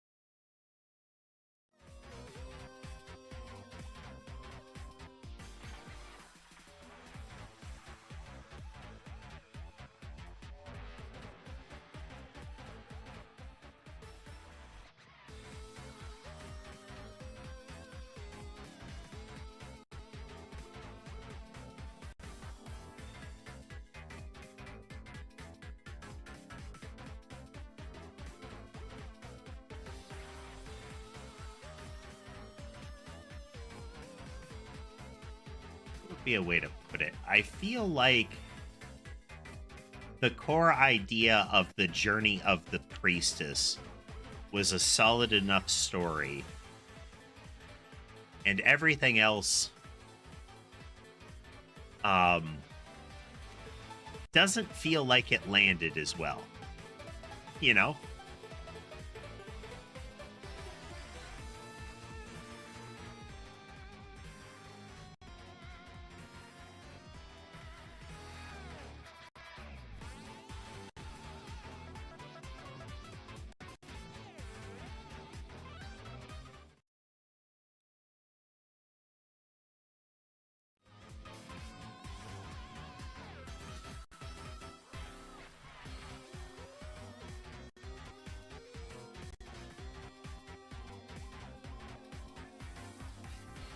And especially like right away at the beginning, they have some of that feel of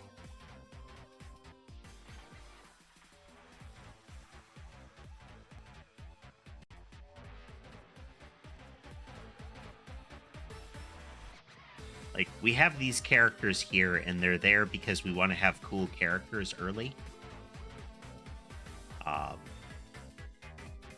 Which again, don't stick as well, but I mean, different folks like different Final Fantasy games for different reasons.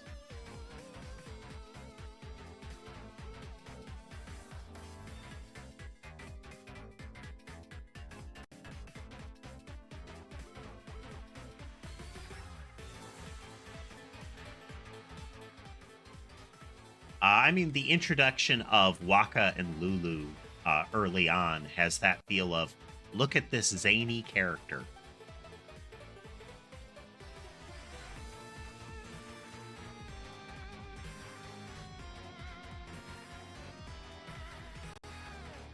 They try to go for a fish out of water story a bit with Tidus, but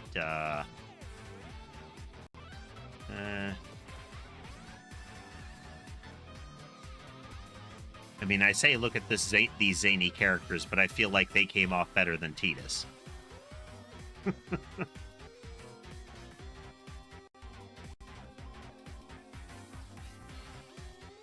Now, simultaneously, a decent portion of this is often because of the ones that don't stick for us.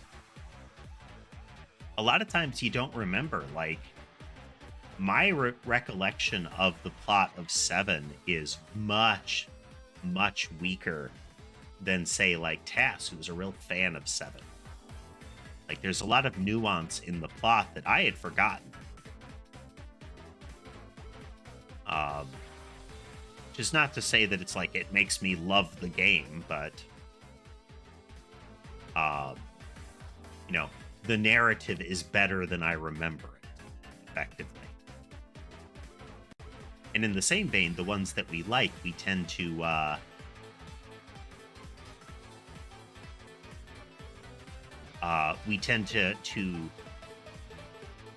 buff off the rough edges, you know?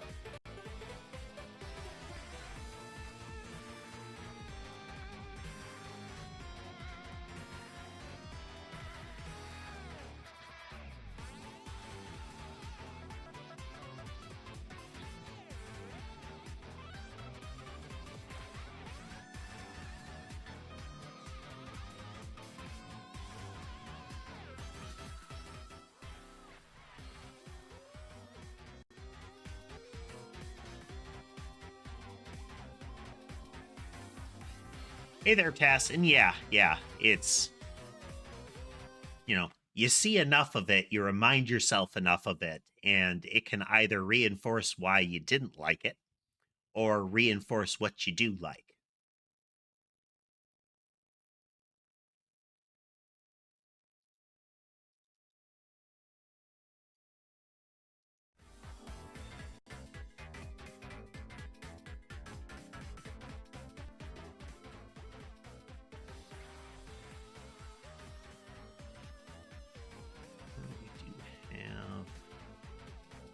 Tracer, but that's not that one of those, though.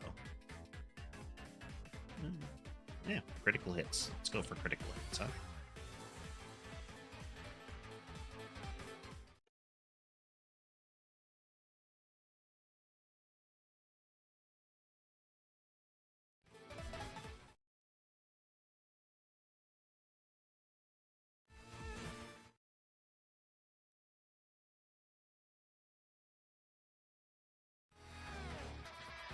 Yep.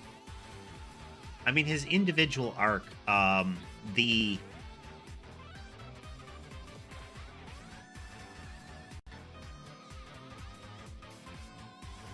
Tidus and his narrative also has a bit of, and this is not uncommon with Final Fantasy in general, kind of a hat on a hat problem.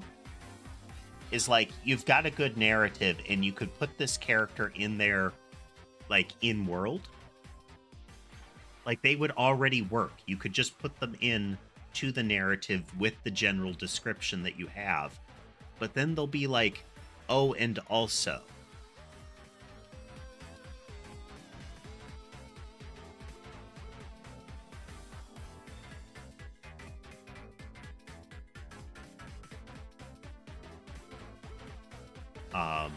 I think an example from 6 would be like Terra, the opening character. Like, her concept of a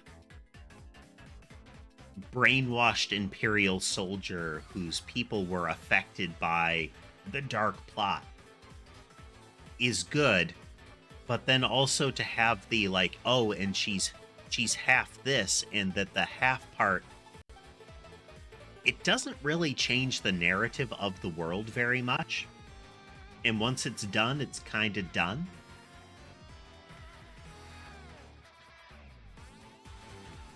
It's... You don't want to have a key character story that by the end of it, you could actually look back at that and say, so what did that matter? You know?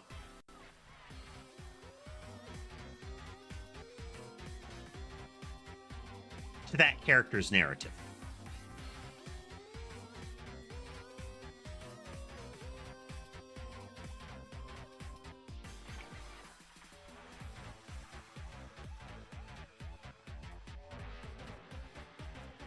Yeah. Oh, absolutely. Like I was saying, it's...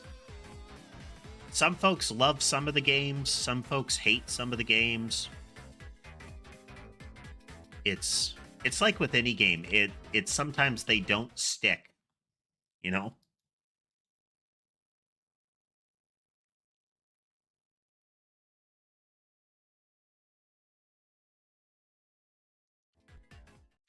I read a story recently called Biomorph, and what I'm discovering is that the author has a problem with this, um, in that they bite off more than they can chew with their narrative, and you can see them scrambling to like tie off the loose ends right at the ending. Like right in the last couple chapters, it's time to wrap it up. Let's go. Um, but in Biomorph, there is a narrative where you have a parallel magical world. And the instigating event is a cross contamination from that. But the core story, even though they spend at least, let's say, 25 to 30% of the book time in that parallel world, that plot line means very little.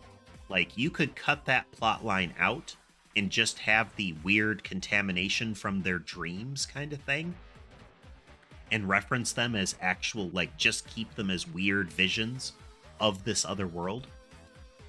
And the story would still stick the same way. Like, it would still have the same punch. And you could still have the same story beats. So it made the other part feel like they felt like they were missing something and just grafted another piece on, weakening the whole.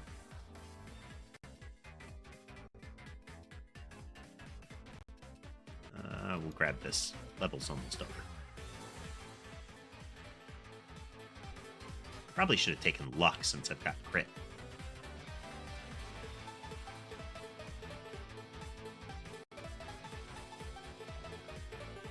I mean, there'd be no need to remove it once it's there. I mean, once published, why would you change it if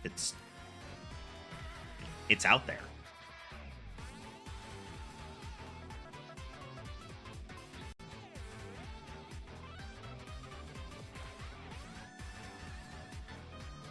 But what I'm talking about is more stuff like, this is like editing room floor kind of stuff.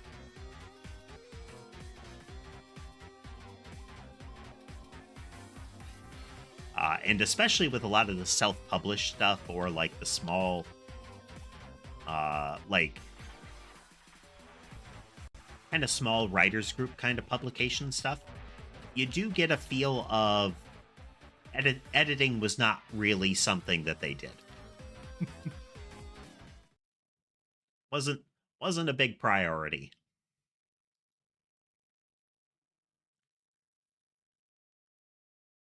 Free. What else do we got? So we're going to need to do this guy and try to kill a ridiculous amount of creatures in one go. He has a lot of forms.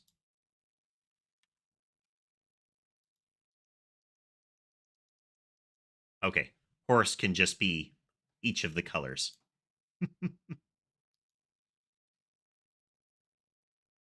You know what? Let's try playing as horse. Okay, that was not what we needed.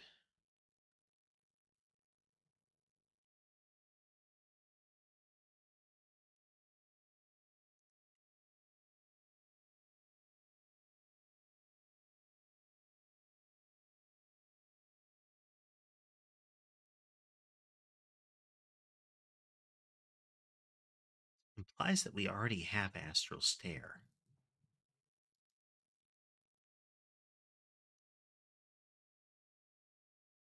See astral stare listed.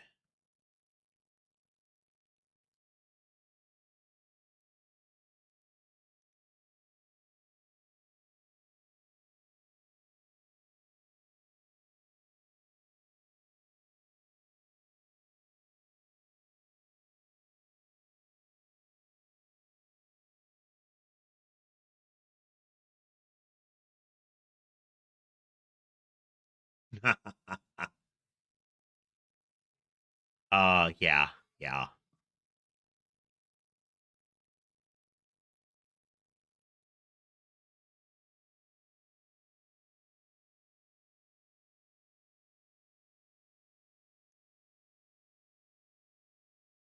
Again, Koi, this is no like, oh man, you shouldn't like it because off the edge of the world with the most adverse fate.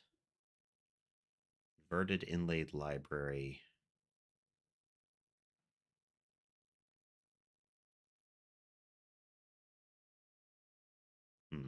Don't know that one. I think that might be a co-op one.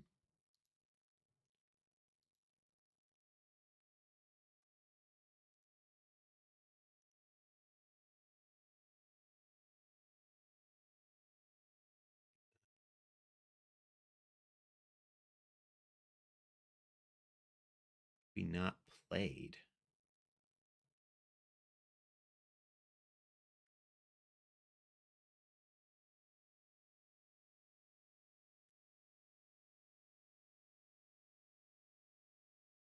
Console wars are another place for that.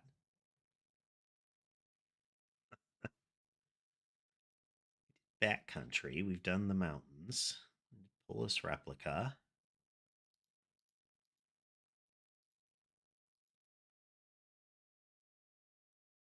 All the doodads.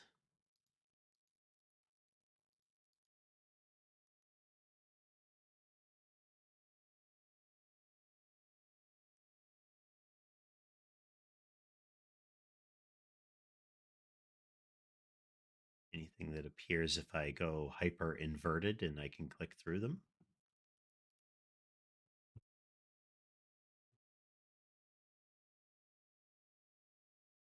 Well, let's just play one.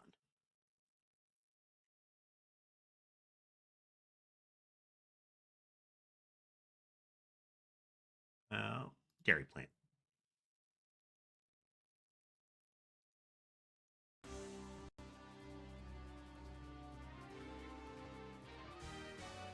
Anything affect party hats?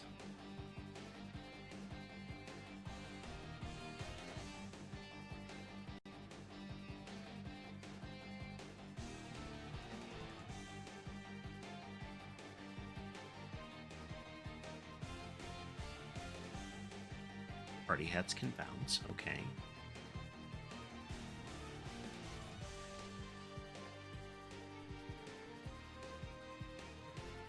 Okay, we'll go with Mad Groove first.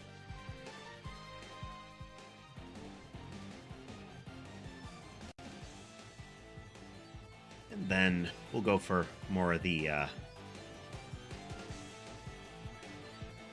horse. Yeah, he actually is winging hats at people.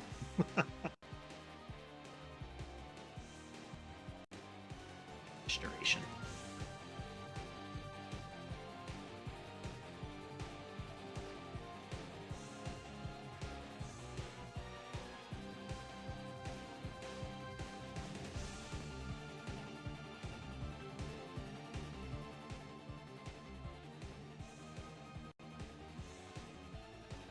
Use that.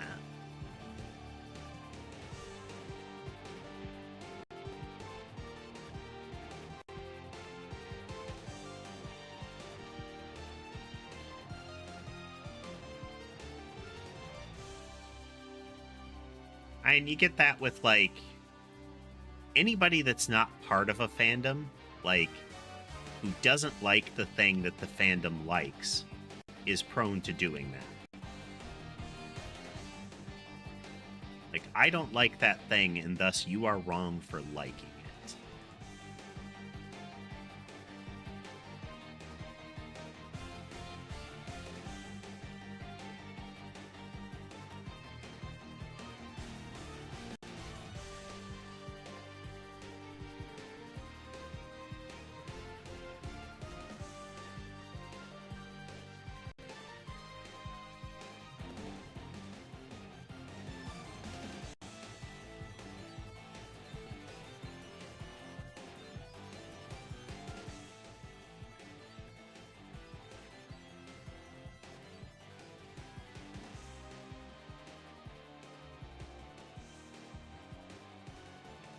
See the lever, we have the shout, and hatch. Let's not take science rocks. Science rocks can get obnoxious. Well, science rocks gets obnoxious.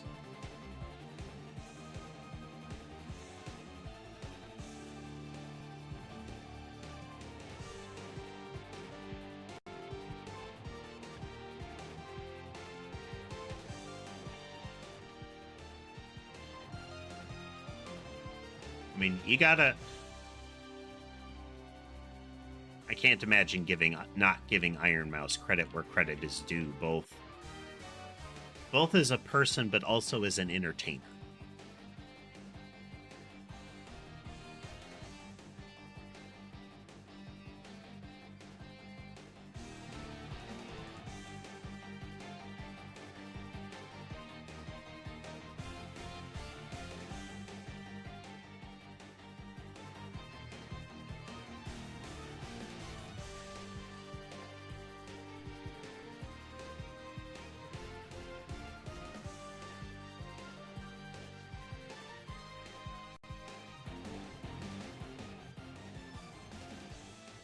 Mini imposter.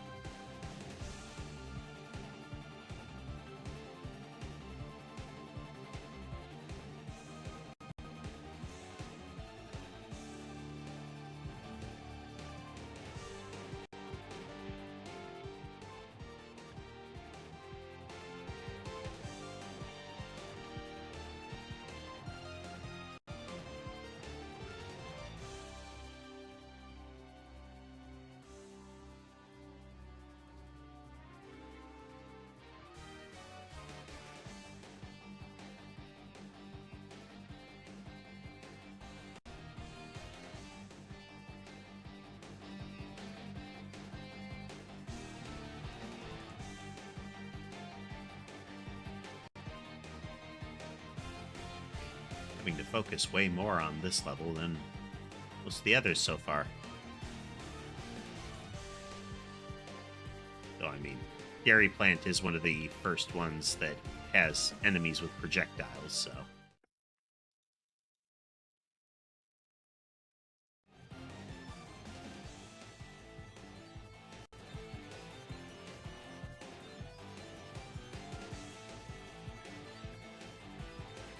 what you have to evolve Party Hat, or if you even have to have something. Or can it even evolve?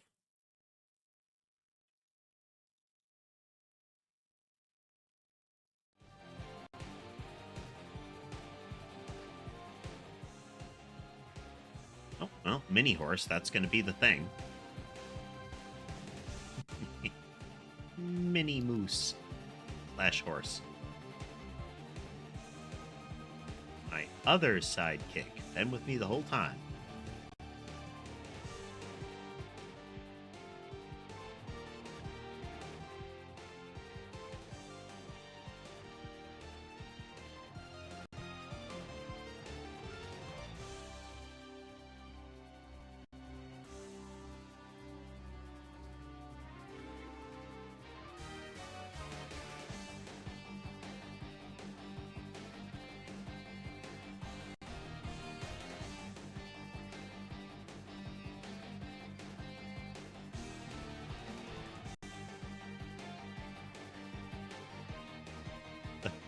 The horse creature is just kind of disturbing.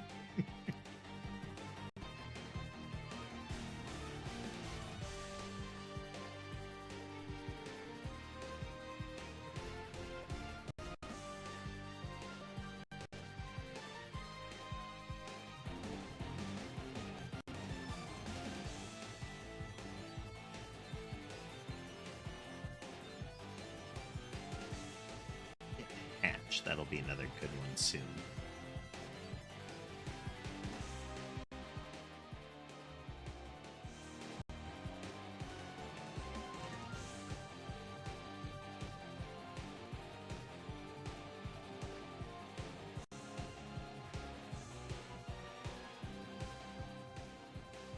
There we go. Vent.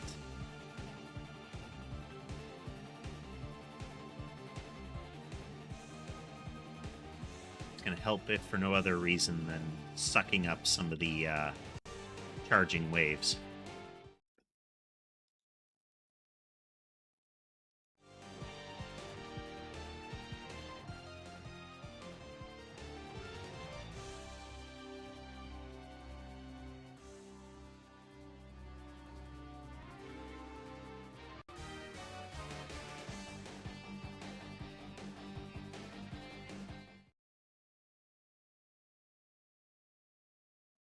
Upgrade out of the way.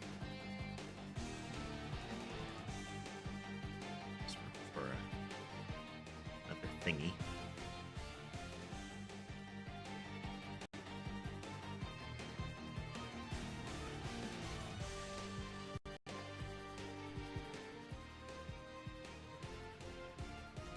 Let's see, we don't have any of those.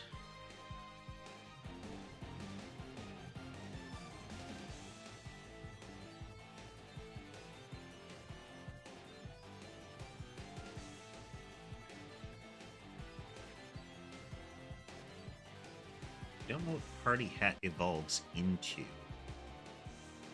So I think going for that is not a good idea.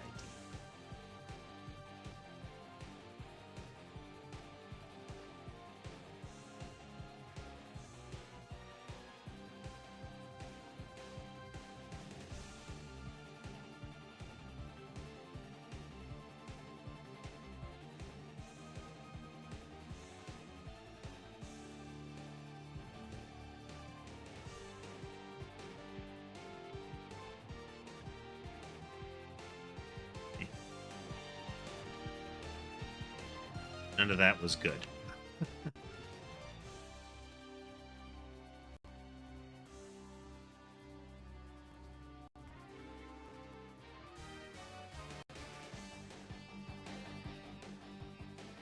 Oops, did not mean to pick that up.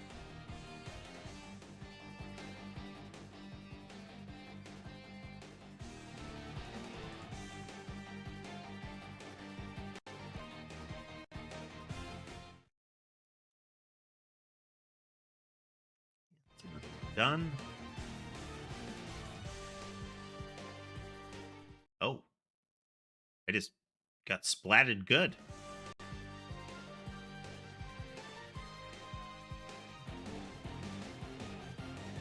My health was that low.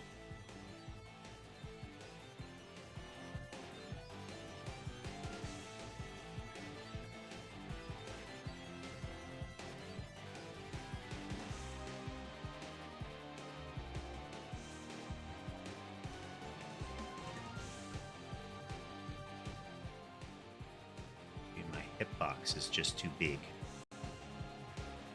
The horse has much chonk.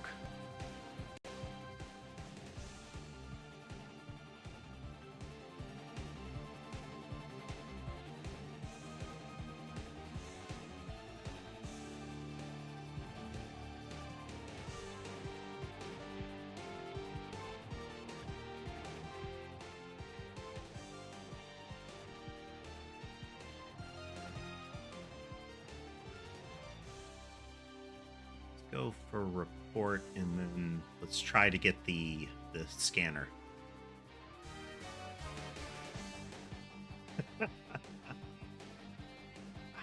Any shapeshifter?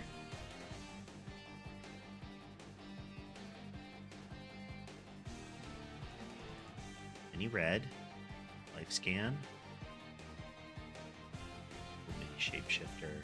Shapeshifter.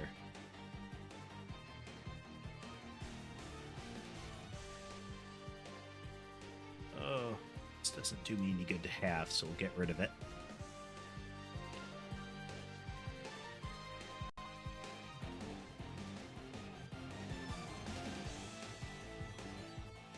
Discard that. Go on the field, kill that one now.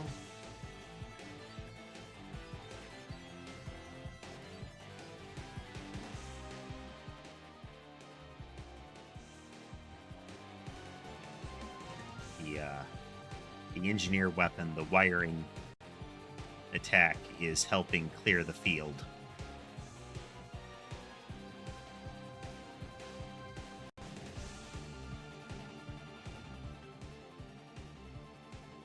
Ghost. Need that.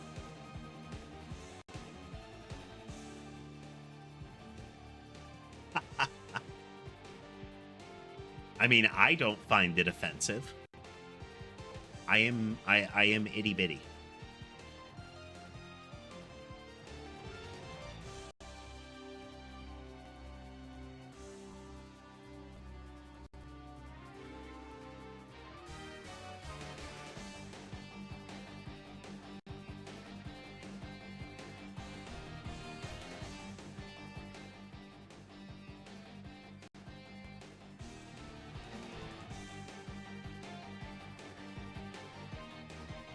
That's helping mitigate the projectiles a lot.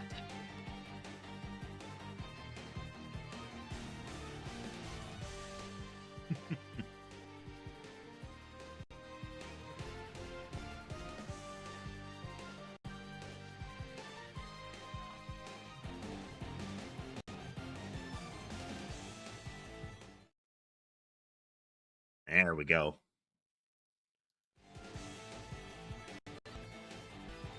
Okay, we have one of the grossly OP ones active now.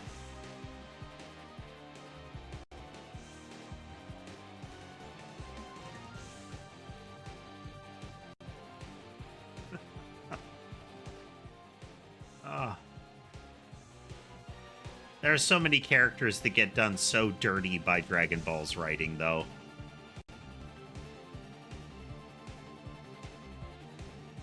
Now, Vegeta is simultaneously one of them, but I don't like him because he falls into the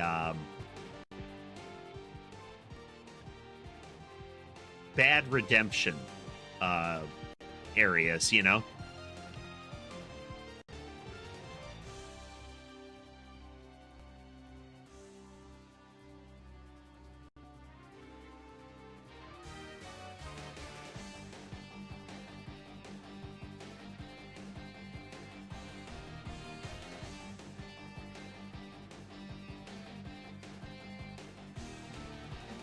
You know, that whole, wait a minute, didn't you genocide entire planets full of innocent people? Like, yeah, but I'm married to Bulma now. So we're good, right?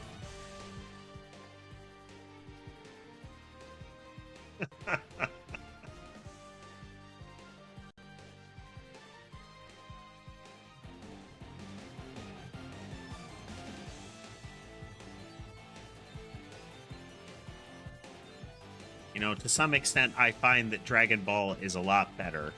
Well, Dragon Ball Z and forward is a lot better if you just decide that Dragon Ball Abridged is canon. It's just better at that point.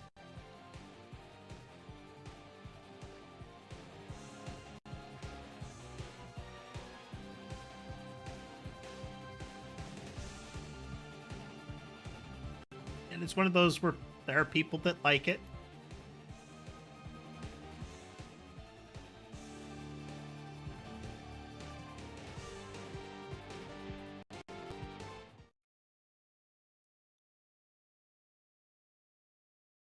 Okay, we have the two super gross weapons.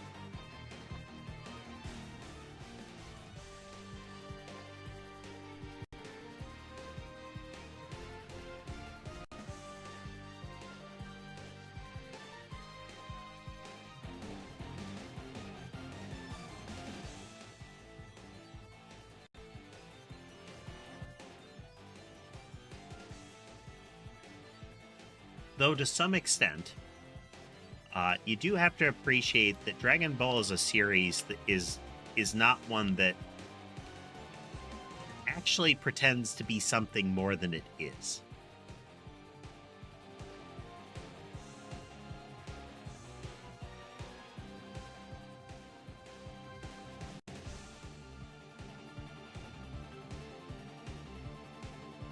Now, you'll have people that assert that it's more than it is. But it is that primal action anime, you know?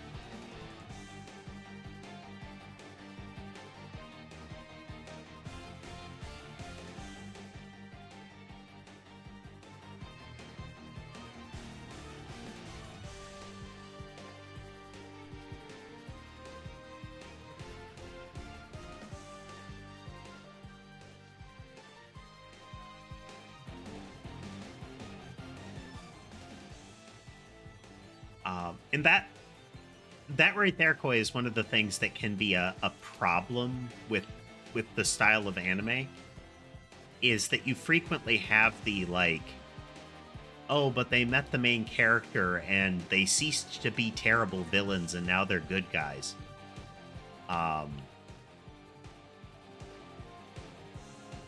That's okay within limits, but there are definitely villains in some of these that become friendlies that are like, wait, like, you weren't just a bad person, like, you weren't just a jerk, you are like a monster. Like, you did truly horrific things, and there has never been some sort of like redemption arc for them.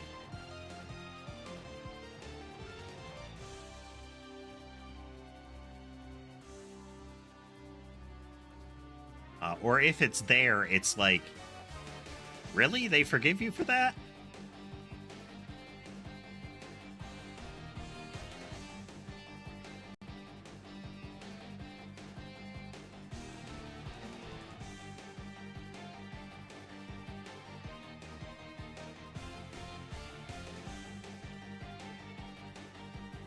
I mean, One Piece has its own problems. But One Piece so far hasn't really fallen into the, you know, friendship through the power of bludgeoning as a narrative tool. You know, I'm going to punch the evil out of you kind of mechanism. At least as far as the main cast, you know?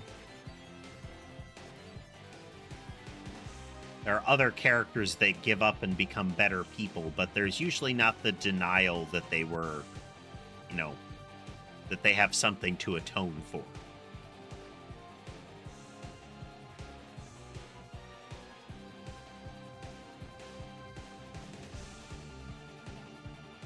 For me, the best example of that, and I don't know if you're familiar with it, but there's a series called Fairy Tail. And relatively early on, it runs forever. There is a villain character that's like Iron Dragon Slayer or something like that. And he almost literally crucifies one of the friendly team. Like, stakes them to a tree.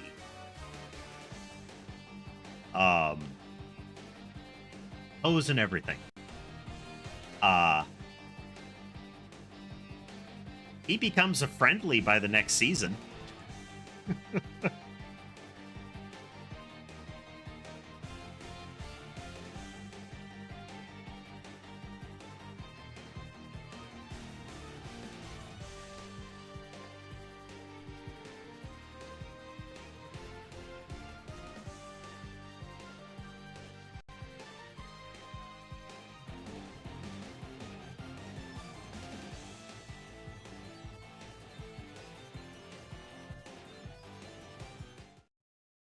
I don't know if we get anything for beating the level as horse with the party hat in the mini horse.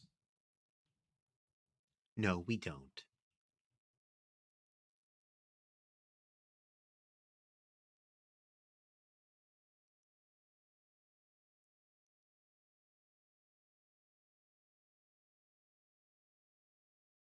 It ultimately comes down to if there's some sort of narrative allowance for it, you know? Like, do they address the why they were an enemy before and why that's something that they can deal with now? Okay, we need to play as the imposter and we need to get 100,000 kills in one run.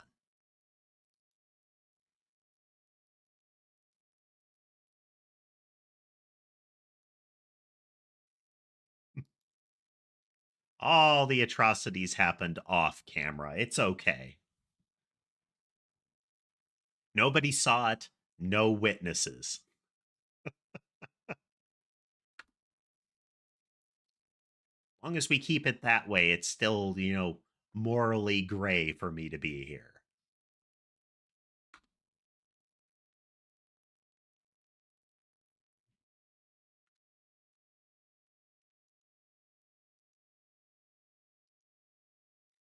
Yeah, quite. And for some characters, that works. That whole, like, oh, but you've stopped doing this thing that is not like, we can't forgive you for ever having done it.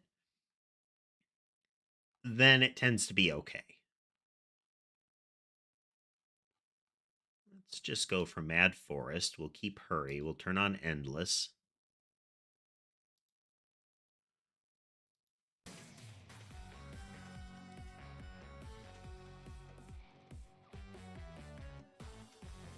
We'll start with we'll keep Mad Groove. It's like super magnet field.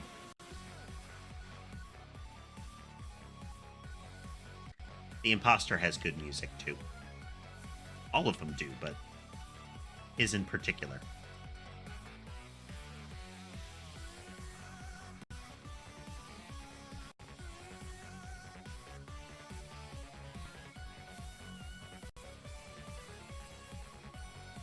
It would be kind of refreshing, yeah, Tass. Once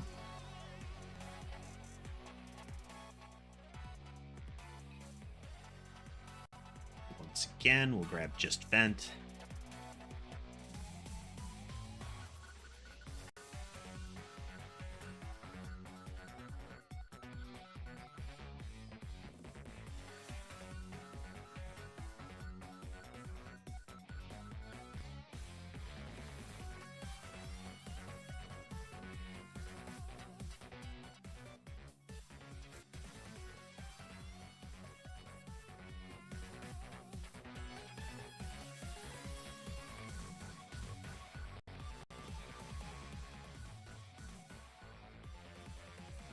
Boba Fett.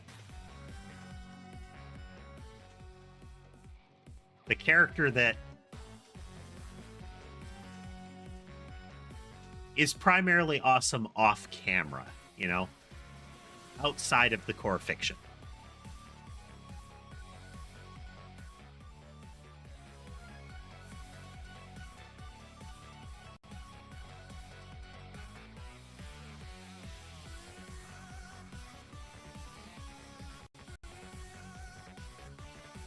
So one of the things the expansions added were characters that have transformations. Some of them are like last this long. Some of them are like,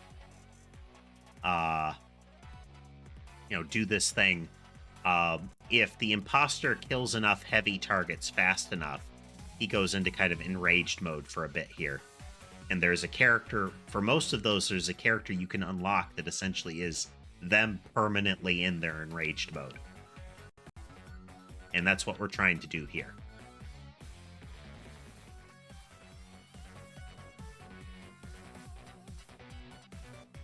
Another thing in Vampire Survivors credit is they're not afraid to let you get bonkers overpowered.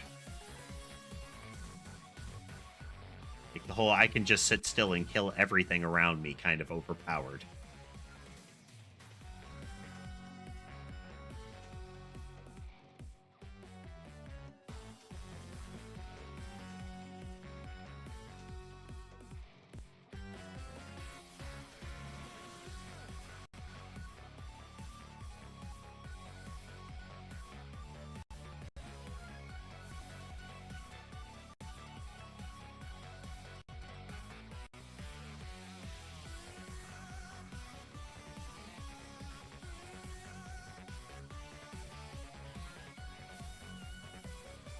thing reboot.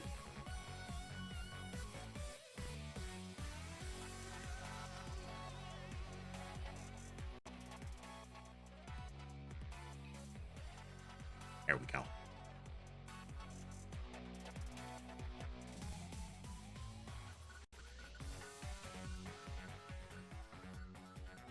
Having to reboot the tracking software is required at least once per stream.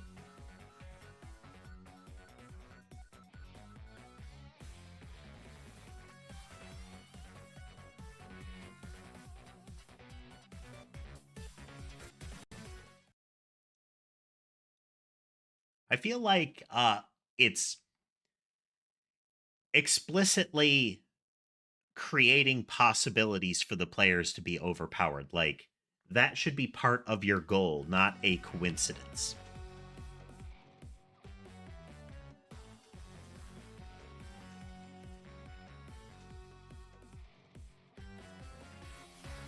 You know, the whole this thing is exactly as too gross as we want it to be, and all of these other things are exactly as too gross as we want them to be, and we're fine with them coexisting.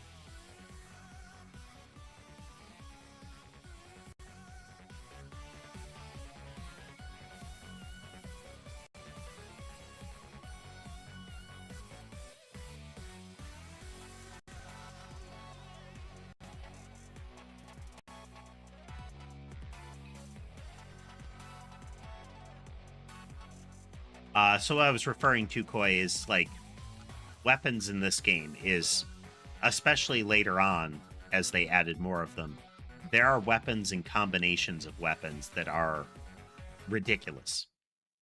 Like, every one of the Among Us things is amazingly powerful. Like, just one of them in its full form is usually enough to wreck things. So, like this vent one, once it hits full power, it by itself is game-changing. You add other weapons to that are already very powerful, like a fully upgraded pentagram,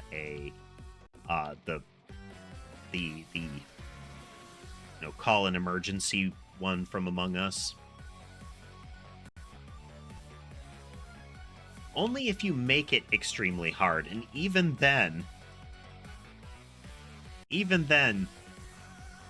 you still get bonkers.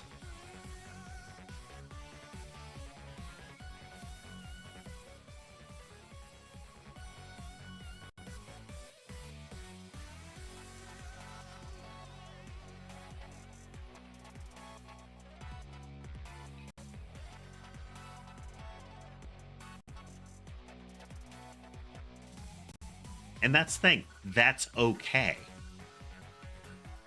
Where if you do it right, if you lean into it and you learn it, that you can find that. And sometimes it's also okay even if you don't have to lean into it. Where it's just, you reach a point when you're playing where it's just you can be very powerful. That's okay.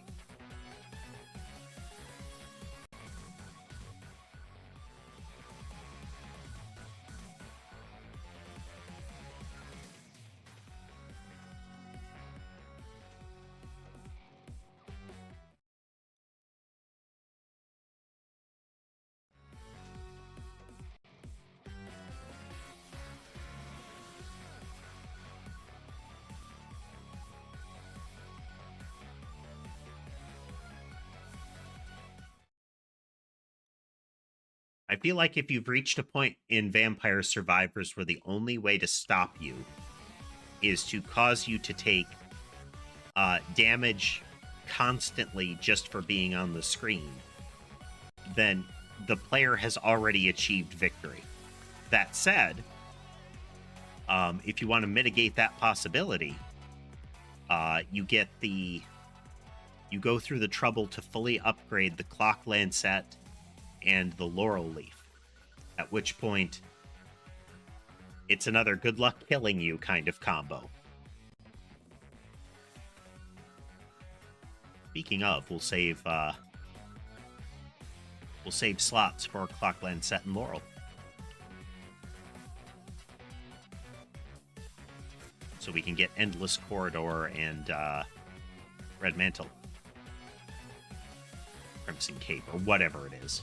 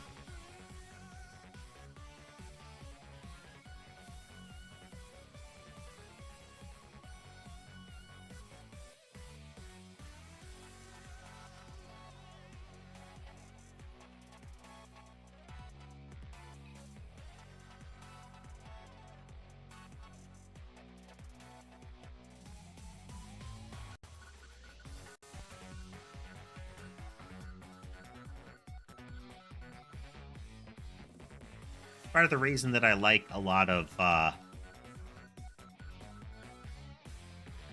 like the idea that a lot of JRPGs present is that they give you the opportunity or the option to do things like, hey, I can level grind and become ridiculously powerful, but I still get to play the story. Sea of Stars. Even if I never play it again on stream, I do eventually want to play the game through to the end.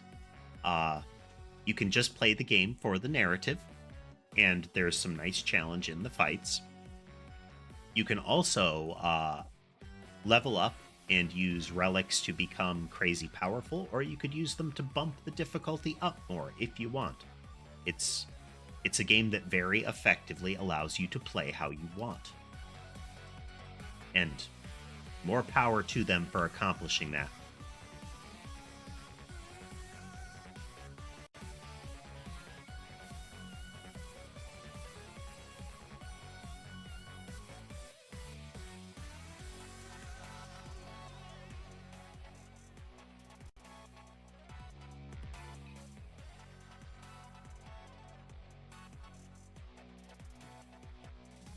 Let's grab the empty tome.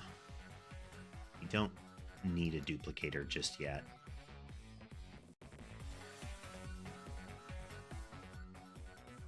Maybe later, you know?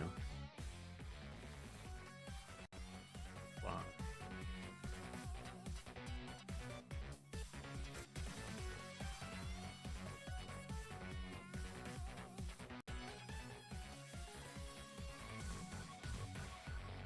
You know what? Let's get the clock pieces going. Let's get the mantle pieces going.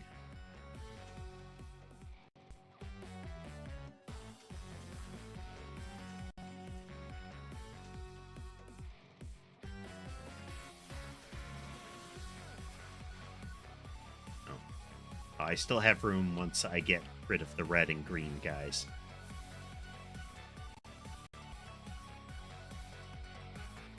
I still need the yellow guy.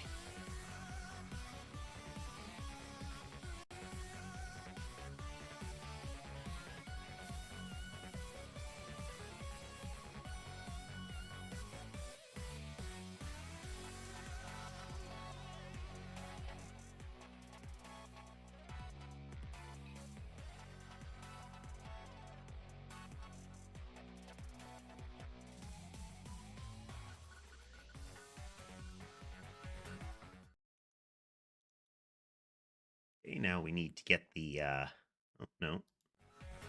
Yeah, still need to get rid of the red.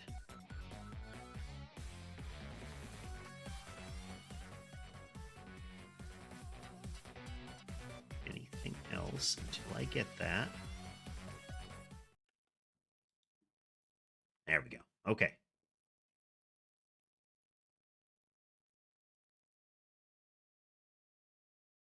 Oh, yeah. 10 had that, like, upgrade board thing, right?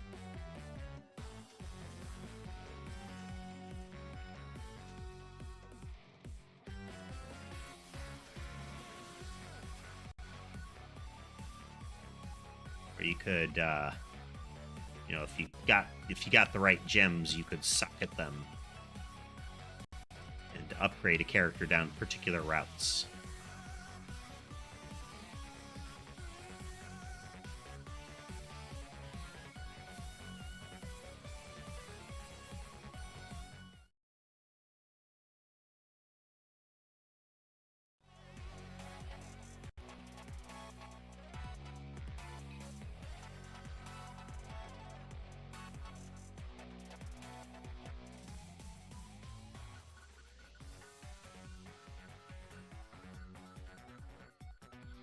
There we go.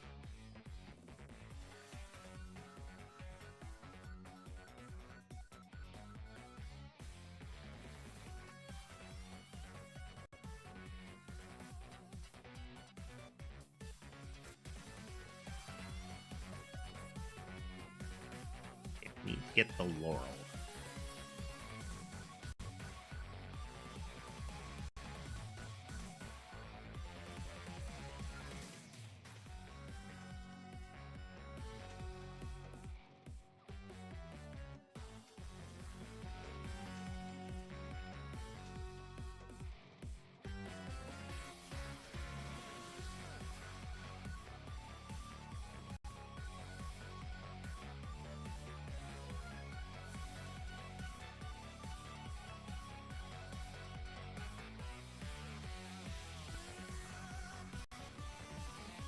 Those that aren't familiar, those little eggs drop from the caped guys that generally you can get 4 of them to appear on the map by grabbing those 2 rings and the 2 arrows. Those are permanent stat upgrades for that character.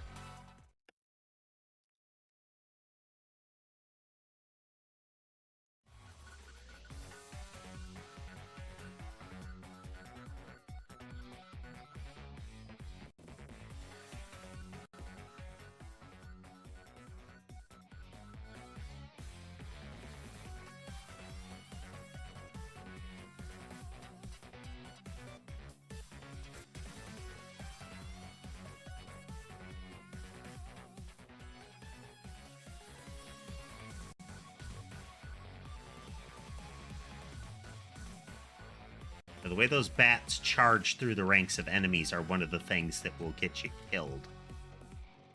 If you don't have enough offense to bring them down right away, or you're just not ready for it. You'll need the laurel. Vanish. Victory sword.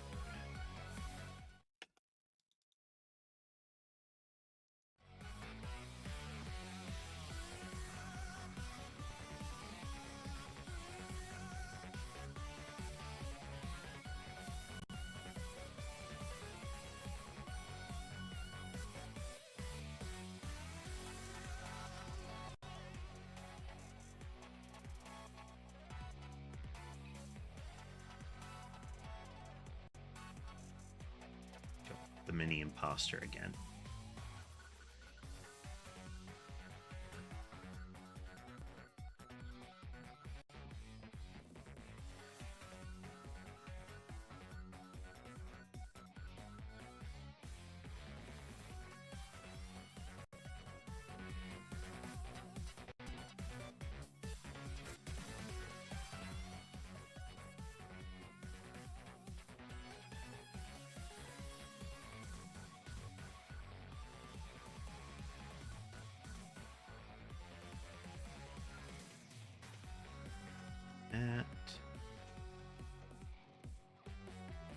We do have a healing item.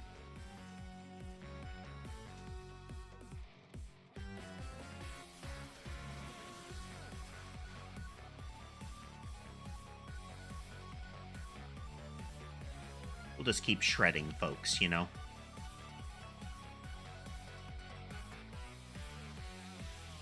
Airlock one is still comedy gold.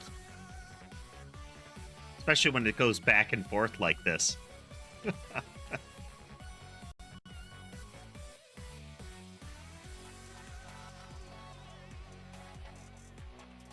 We're a fifth of the way to our target.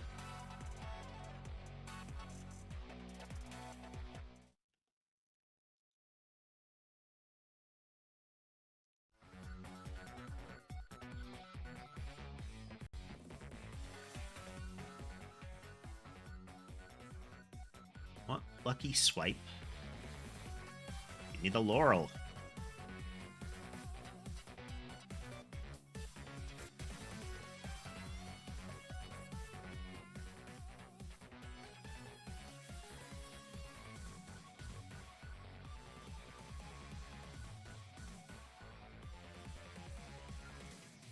There we go.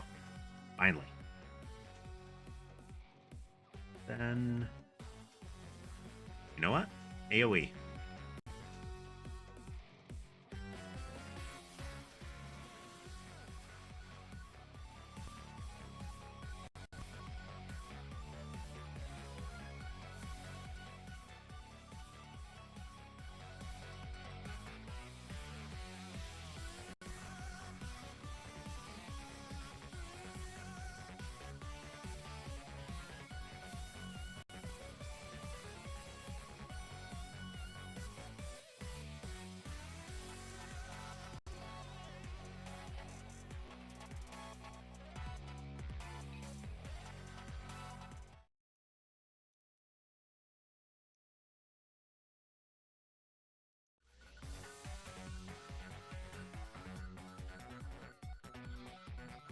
If the answer to what's the radius of your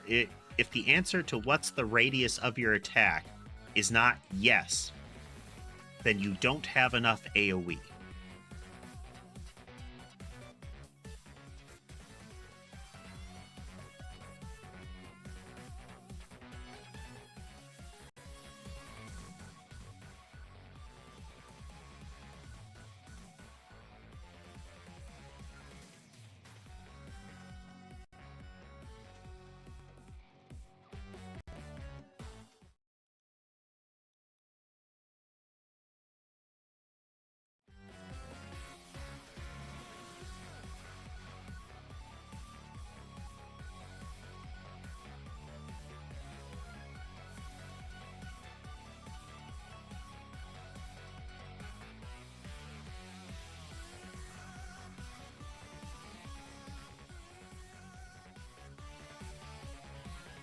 The other thing that's fun about the vent attack is that it tells you how many creatures it killed each time it fires.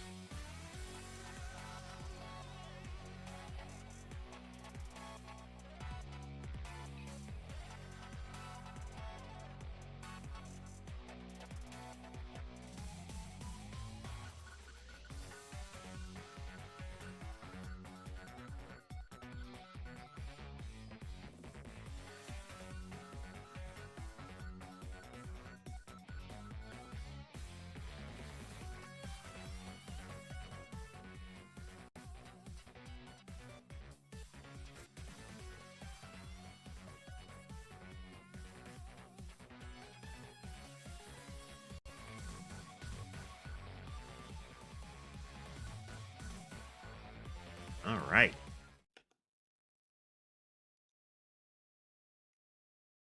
Infinite Corridor. Infinite Corridor will cut fractions off of enemy health.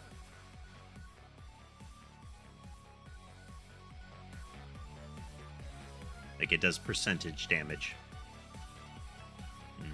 May not let me get the final tier of the Laurel. Which would be unfortunate.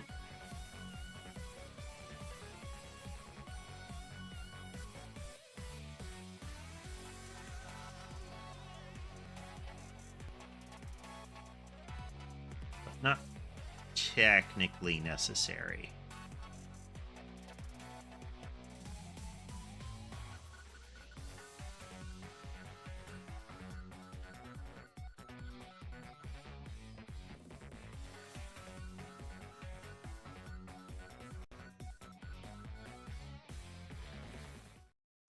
Oh, no, here it is. Crimson Shroud. So I can't take more than 10 damage now. That's right, Lunar. We are playing the hilarious OP Slaughterfest that is the Among Us content.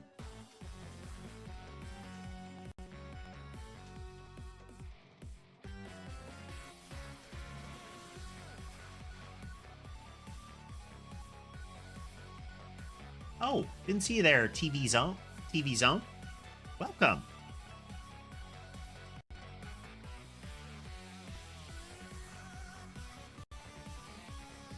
Slightly distracted by the seizure-inducing murder strobe that's going on here.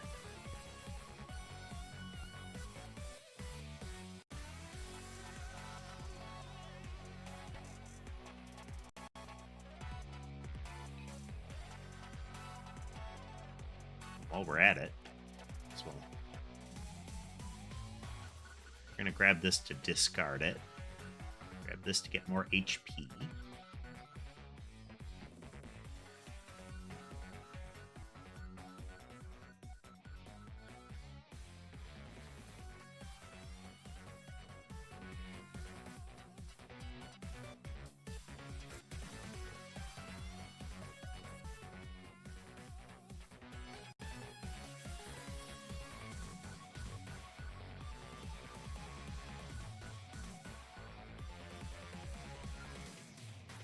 Echo, it's my favorite thing about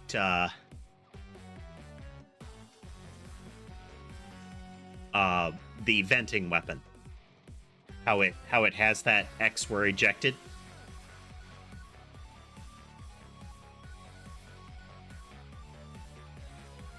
And no worry about that that Lunar.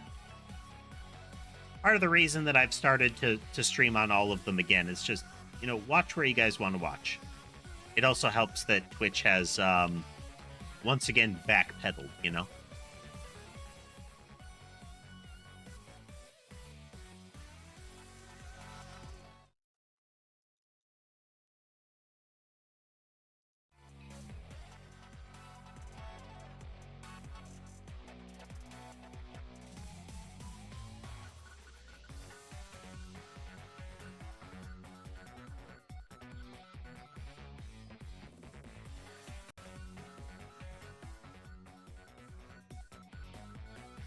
Look at all that money we're getting.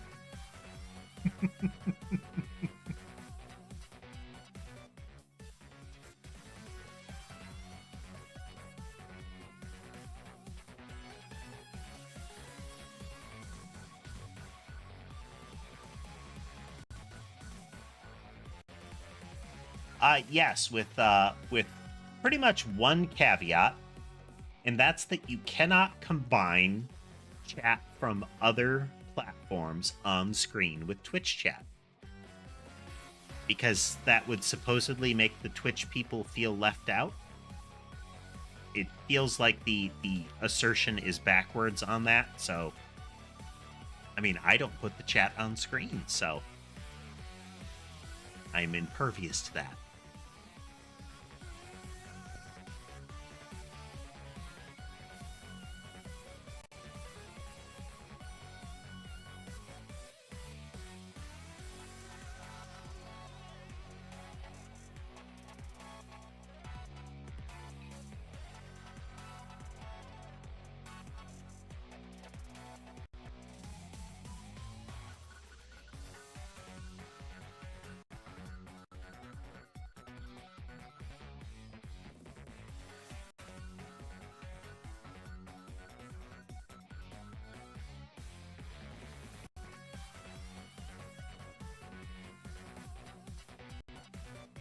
I have a separate window that shows me all of them at once.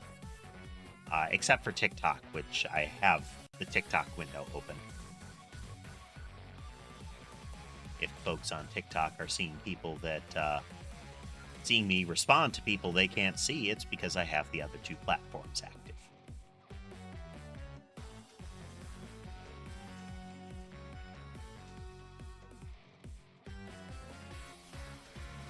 Doo-doo. We're over halfway to our goal.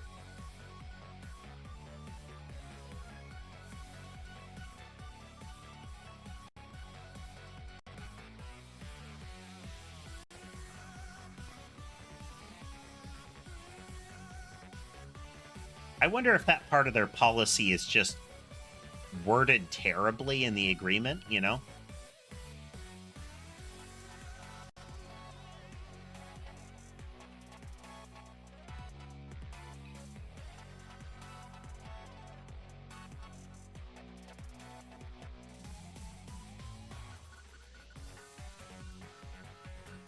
My max health is over 1,000 right now.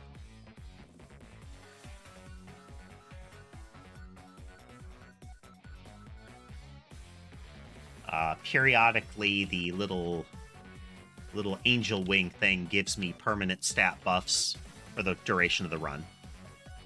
And I have limit break going, so my personal stats in the stats of my weapons are progressively increasing at this point.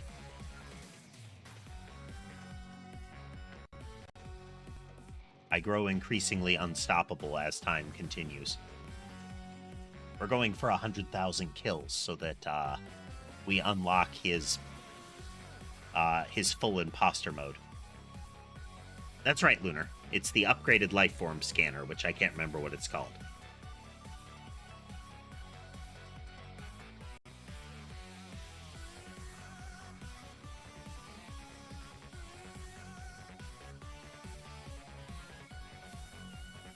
It's just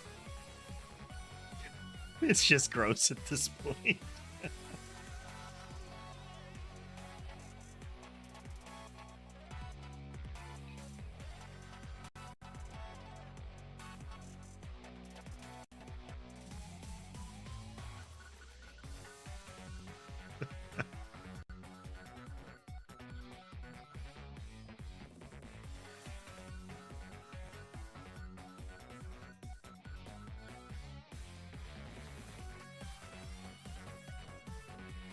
So for the weapons, we have the upgraded vent, which is what's sucking them to the left and right of the screen.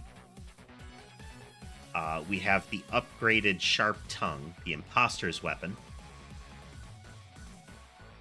that is what's firing the tendrils around. It will also periodically do massive damage to whatever creature on the screen is strongest and hit other things around them.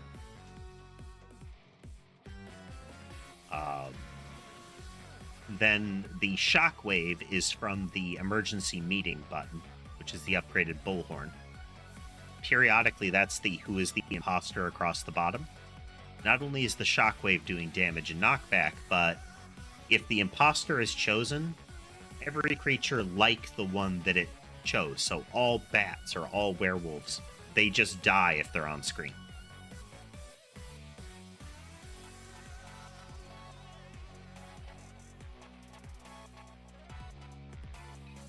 Pretty much, Lunar. But the Among Us weapons, I would say, achieve this very easily.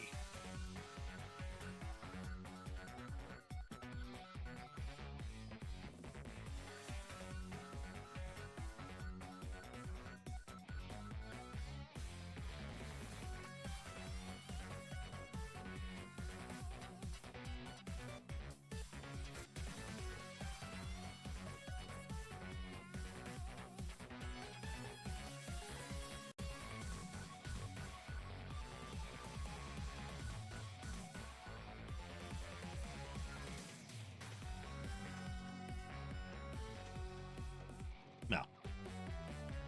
Except for Party Hat, which is...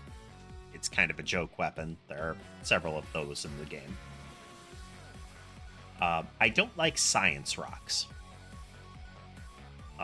It's unpredictable early on, and later it's a lot of screen clutter. Like, the game is blinding enough already, thank you very much. It does not need help.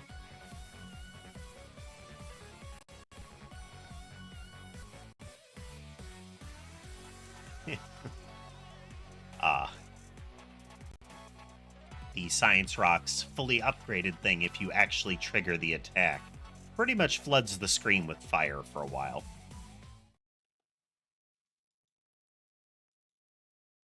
Oh, hey, free weapon.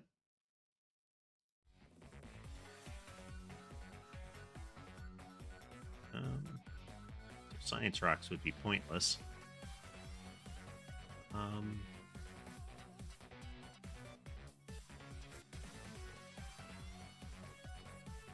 What we do that would be really gross. The spell ones aren't any use because you need all three. They don't have armor.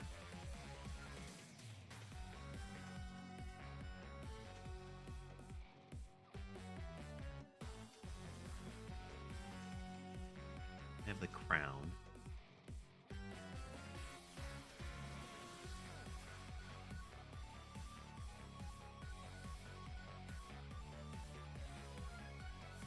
I think this can upgrade by itself, actually.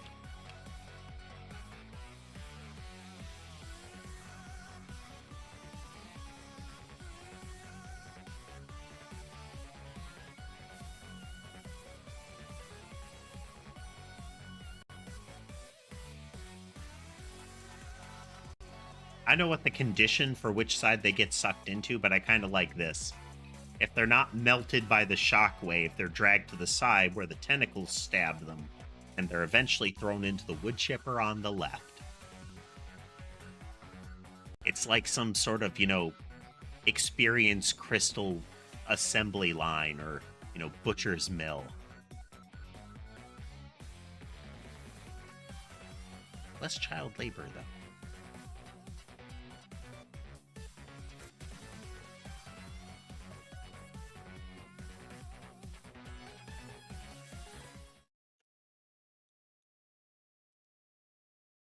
Oh, I get a fully upgraded weapon, too. Super Candy Box Turbo. Okay, now we'll really blind ourselves. Spellstorm.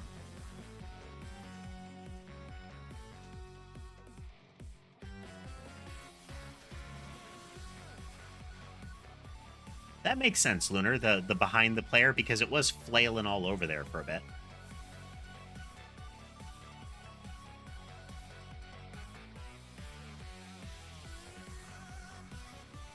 We're past our goal, but at this point, hey, why stop?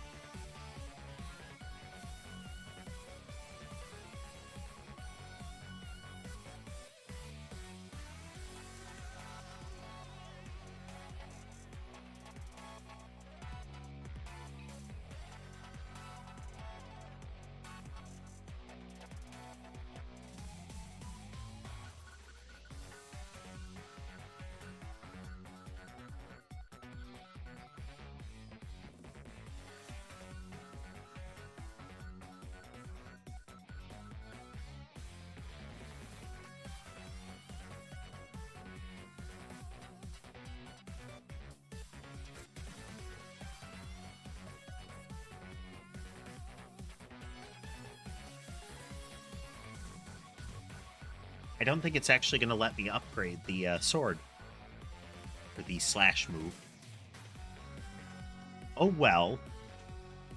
I'm sure I'm going to manage without it. I'm not sure how, but we'll struggle on.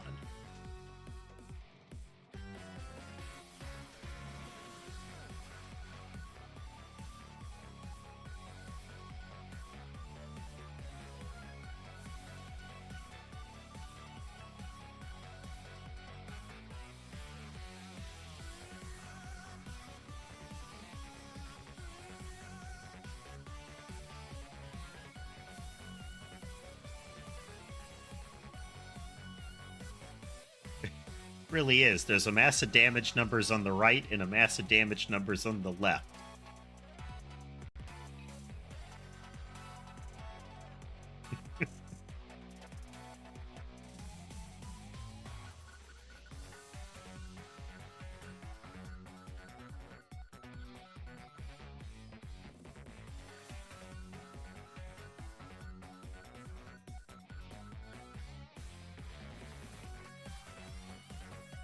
We are seeing peak vampire survivor here.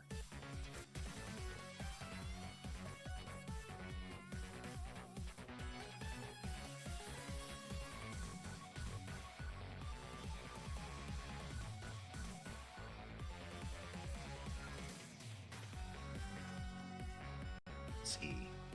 Well, our health is 1675 or so. You watch, every now and then we're healing for like 273.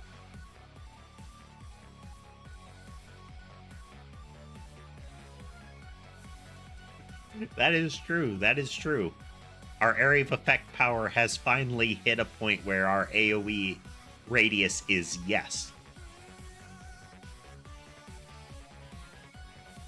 Peak radius.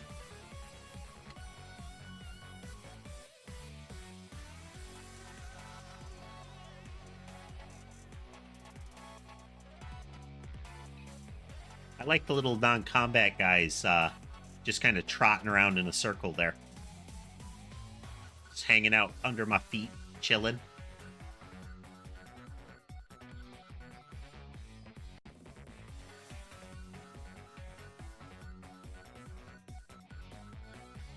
We're closing in on 200,000 kills.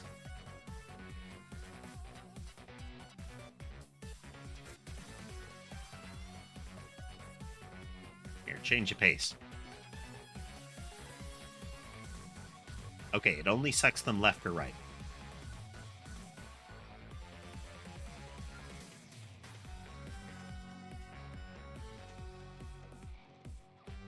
What would happen? Let's look at our efficiency here. Okay, so the tentacles are going bonkers to the left now.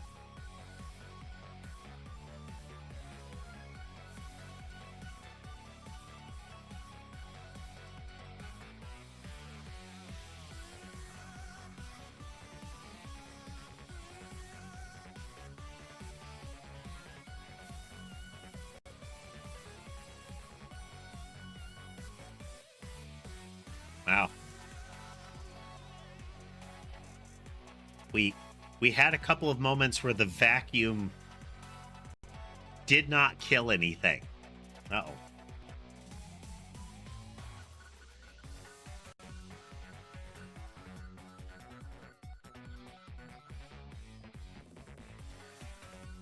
Tracking has gone wrong again. There we go. Yep. It's whichever direction I faced last, left or right, determines which way the door is opening, even if I turn up or down.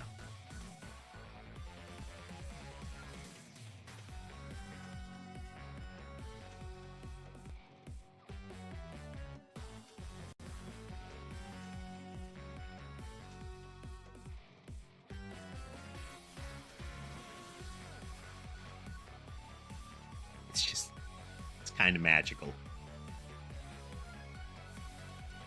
We'll stop at the 200,000 mark. Gotta overshoot by 2 times, you know? Here we go. There we go.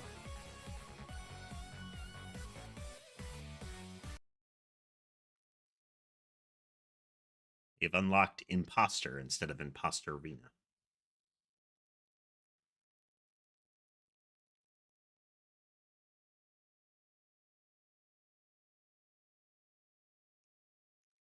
It's still killing quite a few things. It seems like it's effectively open all the time while that's happening. It's just that after a point, the ability to vacuum them up ceases to matter. Like we didn't have Spellstrom as long as the other abilities, but given the amount of flat ability upgrades we were getting, Spellstrom rapidly overshot everything. It is one of the more gross abilities, though. Huh. Out of bounds. Interesting.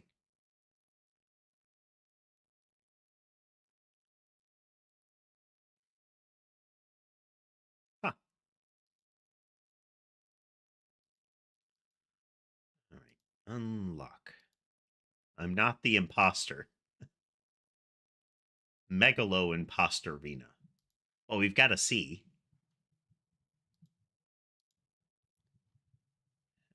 About...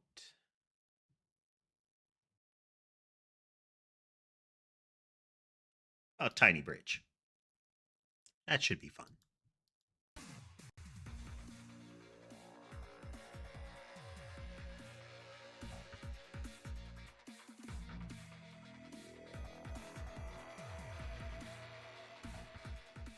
Interesting. We did not start with a weapon at all. But we're still getting the tongue attacks here.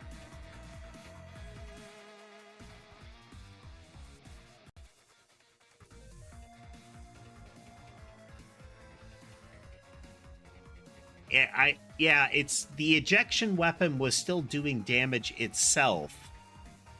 But I wonder if they can get pulled into a position where they're considered off the map, so it does extra damage to them.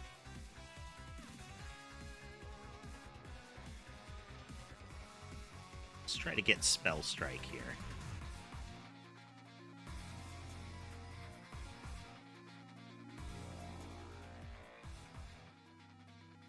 Spell String. It's 2 of them.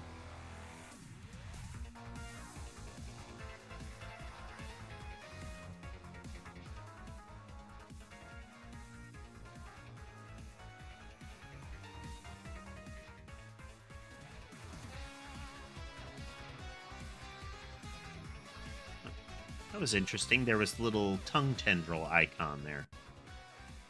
Wonder what that is.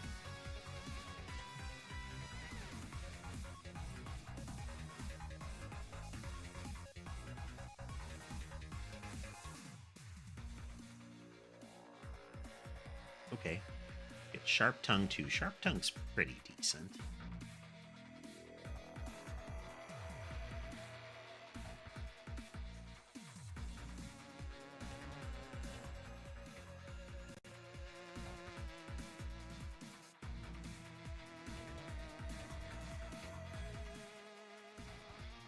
Shapeshifter.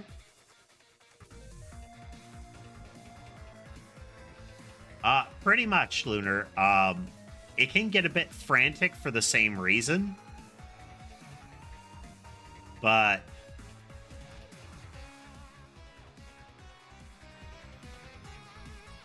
once you've got enough offense, it doesn't matter anymore. They're so confined. Yep.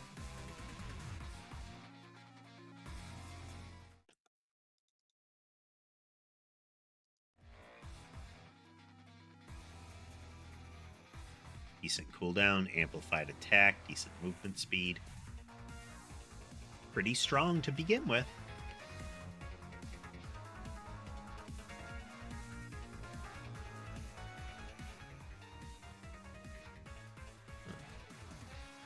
Not that.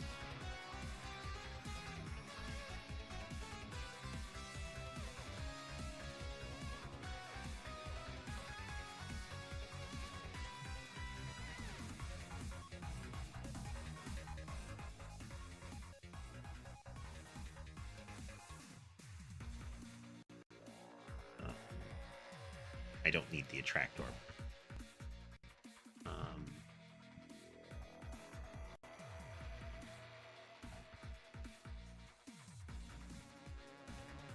Let's probably take that for once, huh? Discard you. We'll discard you.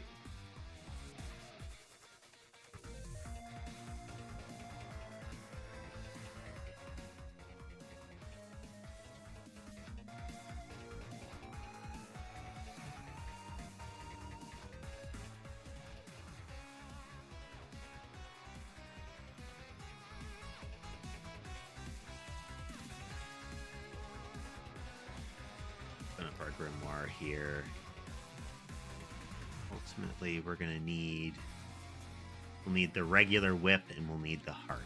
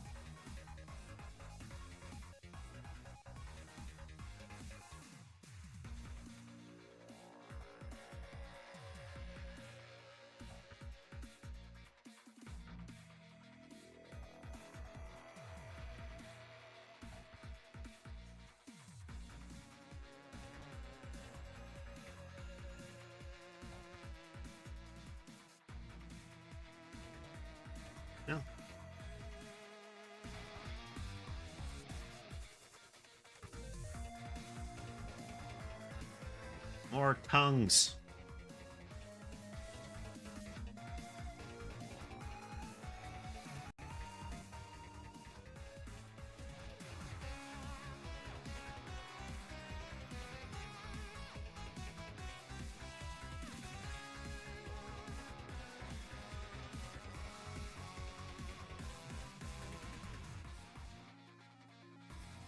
Mini imposter.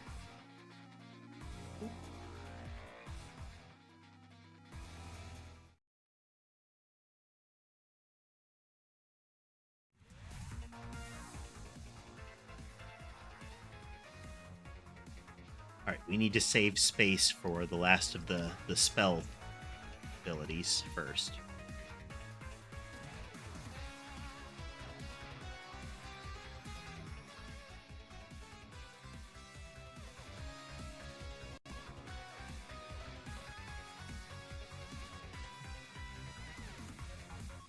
Need the circle one.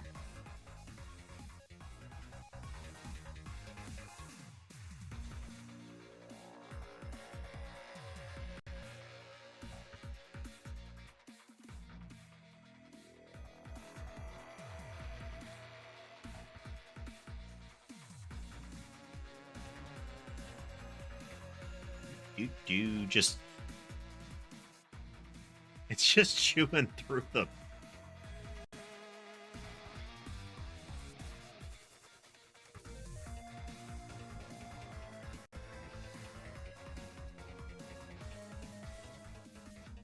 There's some mechanic that isn't clear about how this guy operates.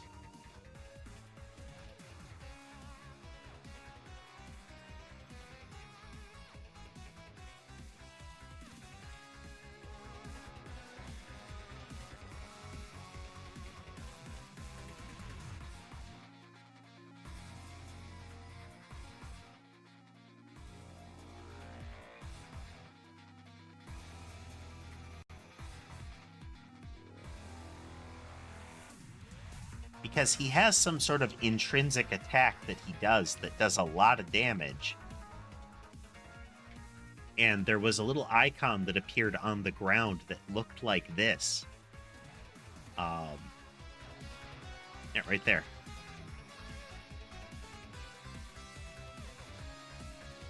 What does that do? Can I? Find out.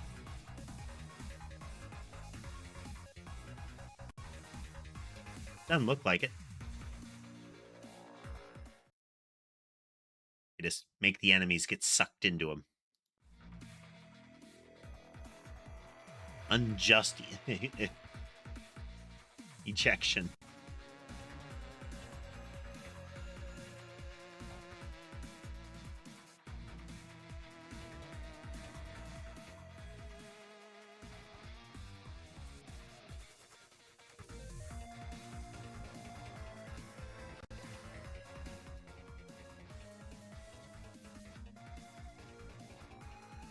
Add that while we're at it.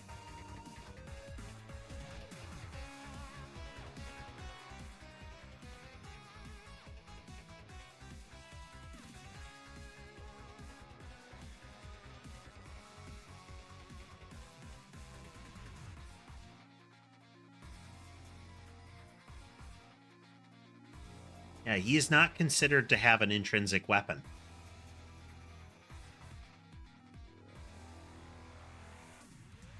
So far, it doesn't seem like it. I picked up a couple of them already.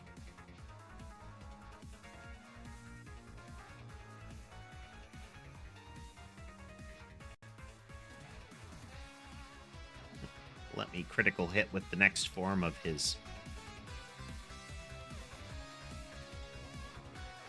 Hey, that app is having problems. I wish, but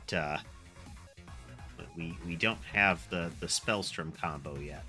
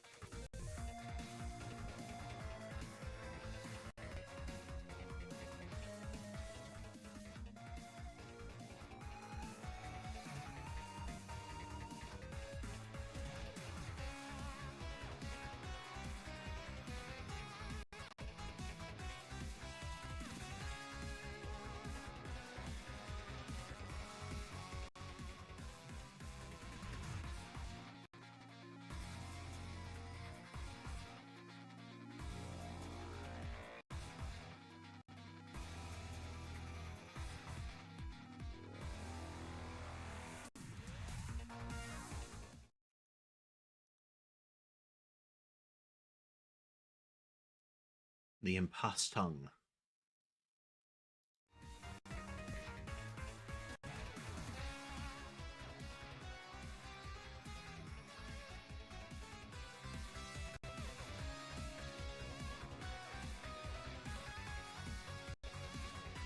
A lot of range now.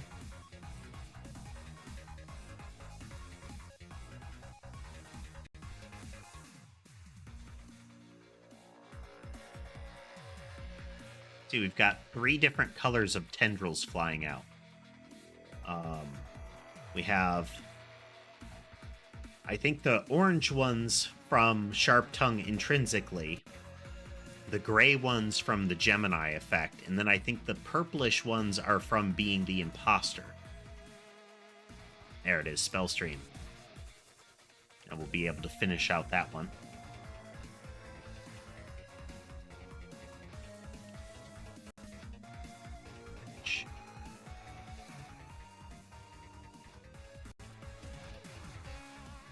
Becoming that much more OP. If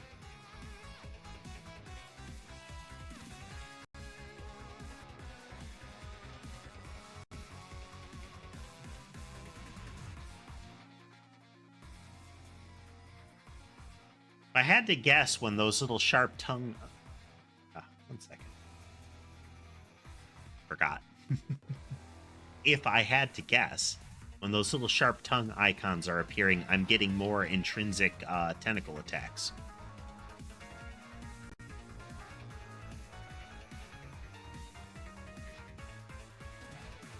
Like I've got an invisible weapon slot, you know?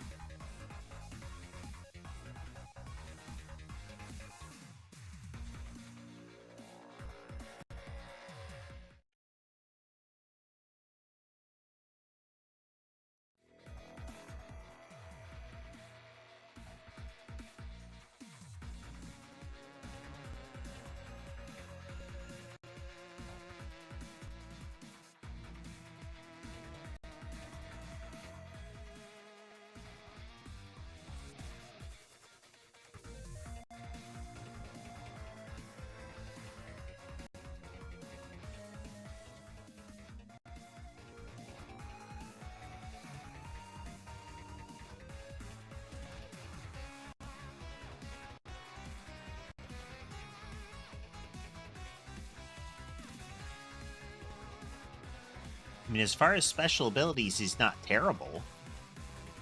I think over the duration of an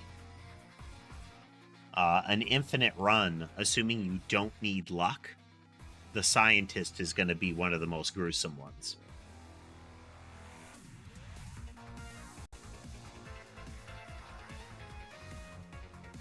Since they get multiple increments of a ability that gives them increased percent stats per level. Like, they get to set multiple additional stats per level.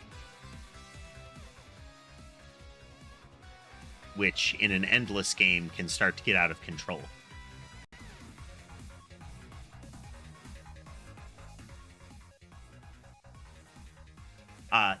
Yeah, and I just noticed that, yes, that, Lunar, the vent ability is like a vacuum mine. If an enemy steps on it, they get pulled in and killed.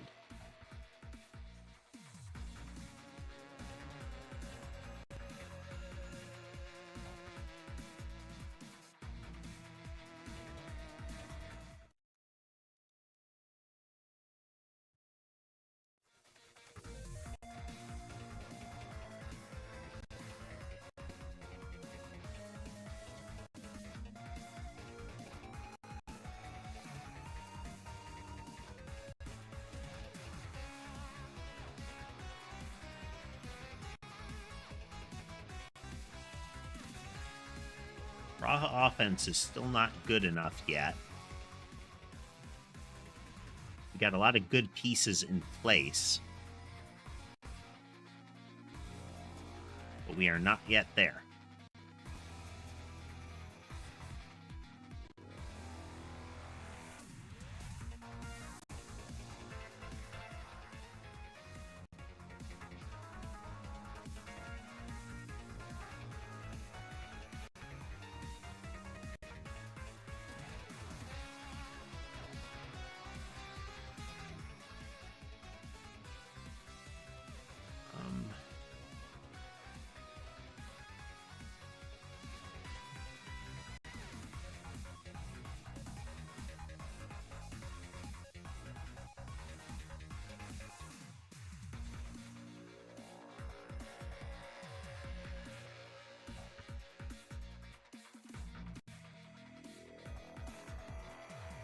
cockatrices were a little more durable than my offense could handle.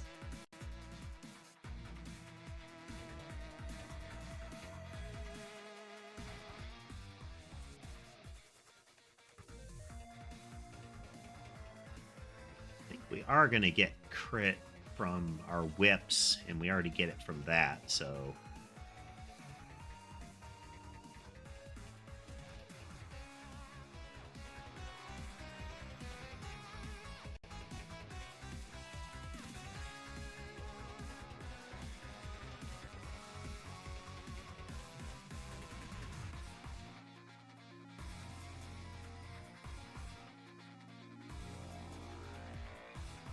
We'll take the luck, and we'll see if that ultimately helps.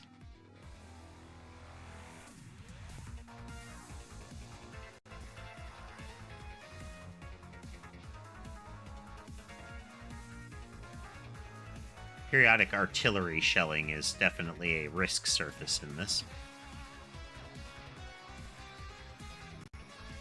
And I really would like some treasure boxes.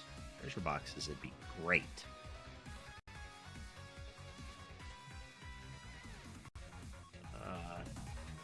Speed.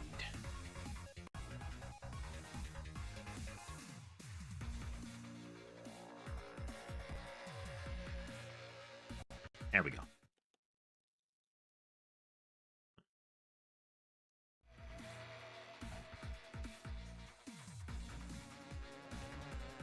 But I had all the pieces. Yeah. It's past 15 minutes, so I should have gotten the Spellstrum.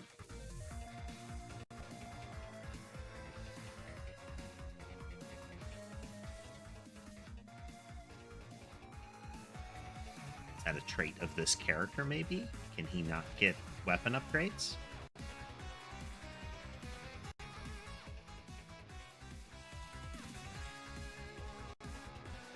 If so, that would be a severe weakness.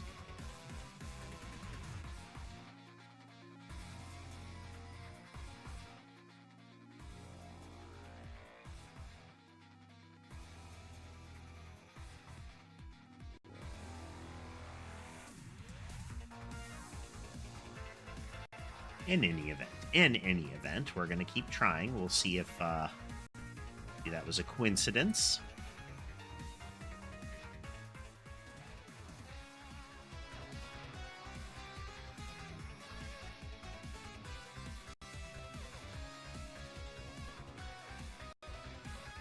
Skip along, skip along.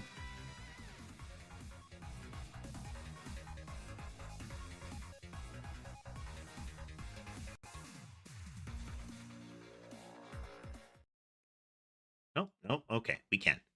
Good, good.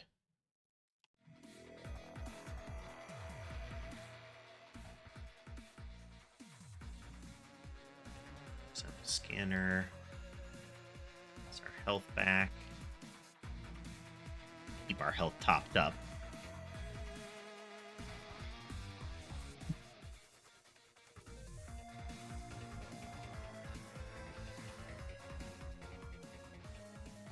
Mini ghost.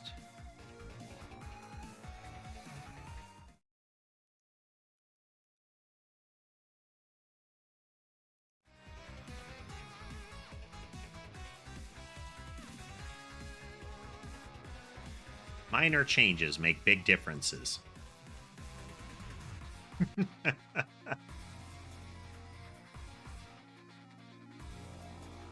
You go from having to backpedal when the artillery strikes come to just keep trotting forward. What are they going to do?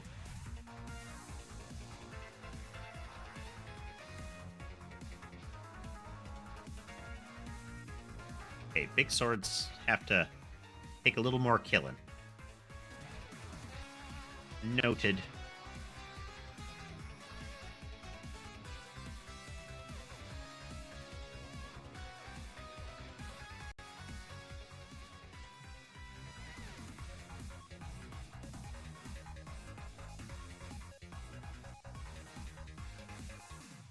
We take is the last one. I mean, the megaphone would be good. Oh, but no, we need the whip. It's been ages since I used this combo.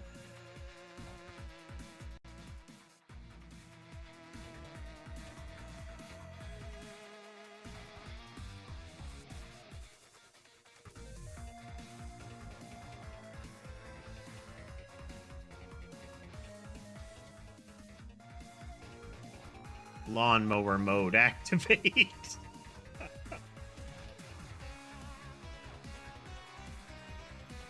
Just gonna keep running until I start taking damage.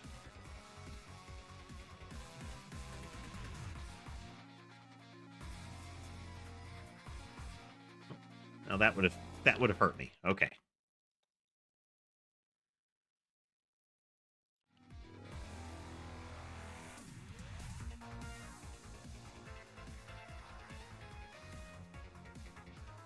Duration.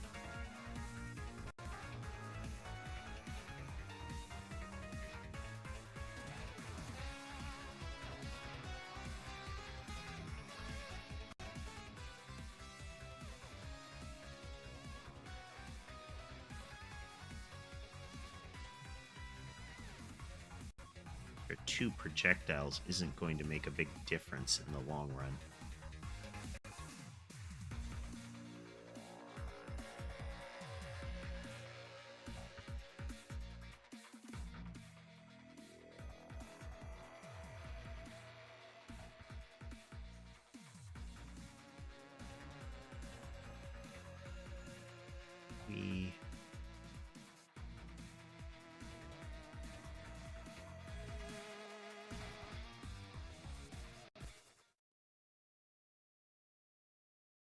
Okay, that's the base whip upgrade, which gives us lifesteal, which we needed. We definitely needed lifesteal in this.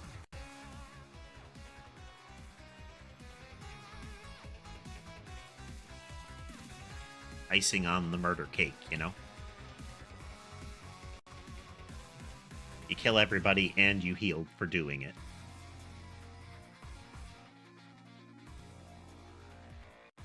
Then...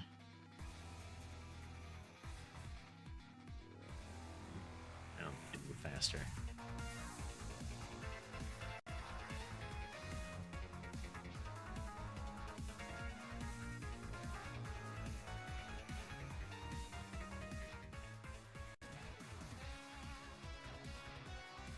A good weapon.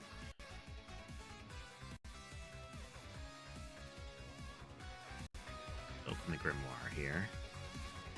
We're gonna get that. That. I just banished the stone mask, so I can't get that. I don't know if I can get the bubbles. I think I've seen it. I don't want to take the megaphone. We had that.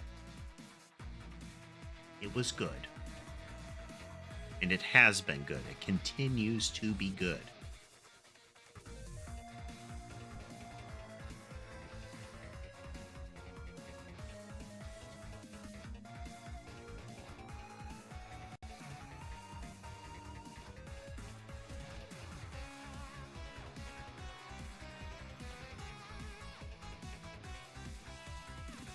The prism.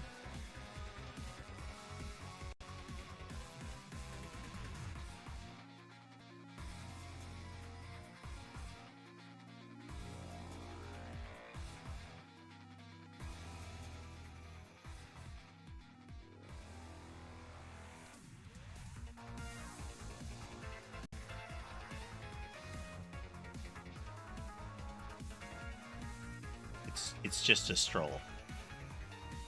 Yeah, each of the crew weapons has their corresponding crew member. When you upgrade the weapon, it consumes the crew member. You can get that crew member again, but I don't think it's worth taking a second time.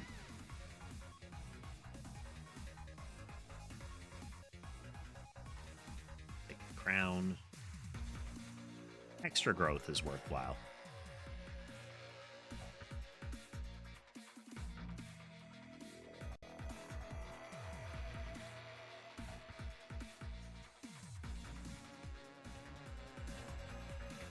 You almost want kind of a first-person view of this, just this swarm of numbers flying towards the camera, you know? It wouldn't really be, like, playable, but it'd be amusing to see.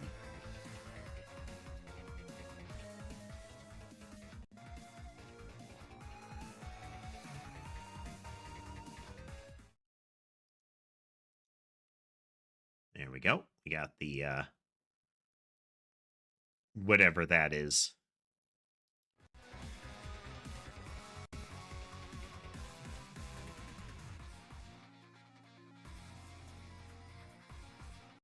Actually, no. Victory sword.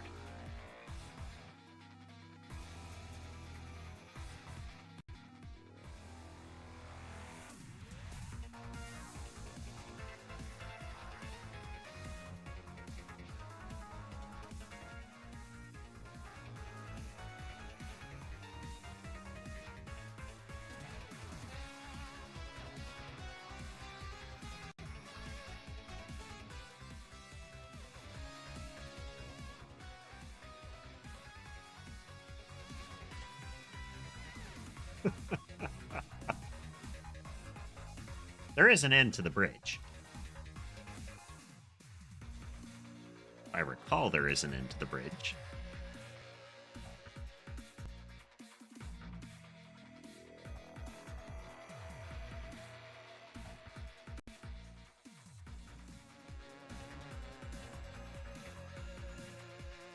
Either way. Either way.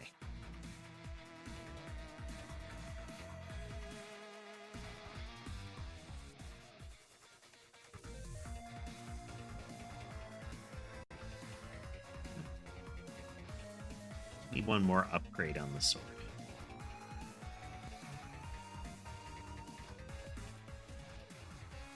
Oops. We need one more upgrade on the sword.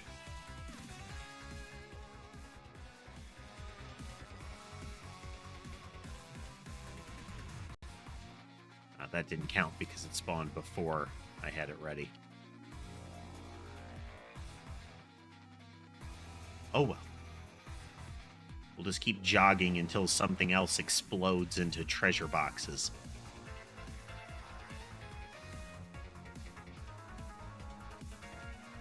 I think occasionally something is getting through and hitting me. It's hard to tell. The central mass kind of looks like blood spray at this point.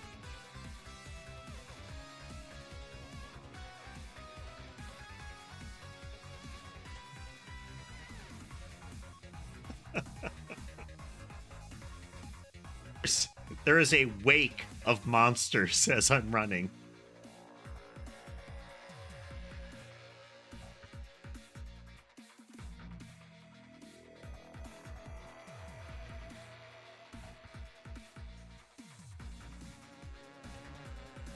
Oh, there was a little gap there with that.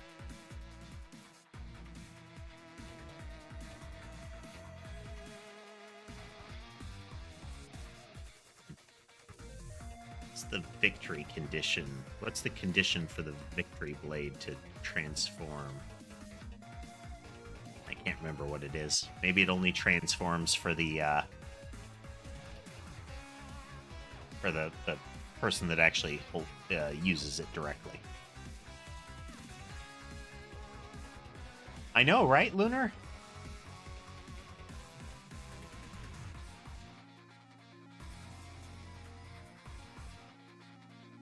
Clearly too many things are surviving the battle here.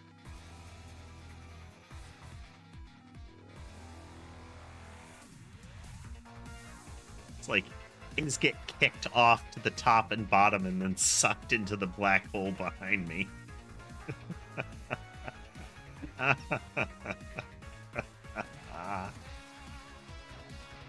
Ah, it's beautiful.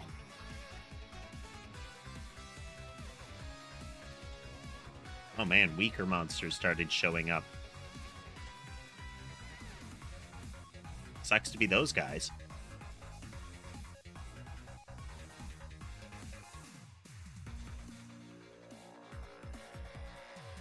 No, I'm questioning my memory. Oh, let's keep running.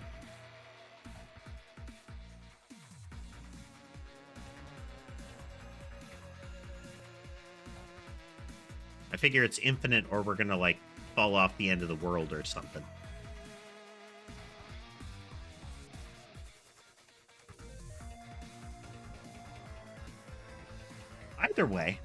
Either way, this is good.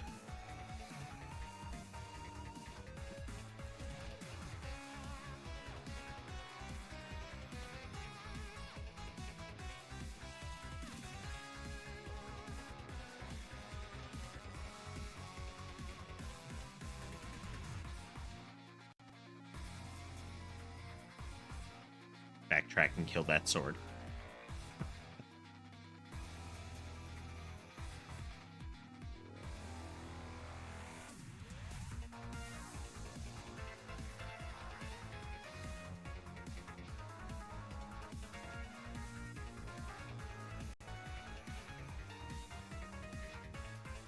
See, now whenever I level up, when I would have gotten a, a weapon upgrade or just money in the base game, if you've got Limit Break active, then you get, your weapons get run limited buffs. Like, this weapon attacks faster and faster kind of thing. So I just got an amount +1 for the sharp tongue thing, the impost tongue.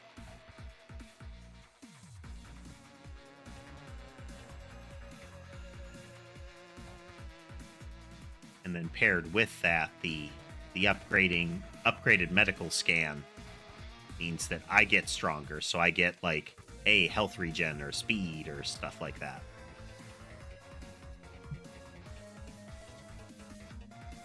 It just gets increasingly gross over time. We'll stop at 100,000 kills.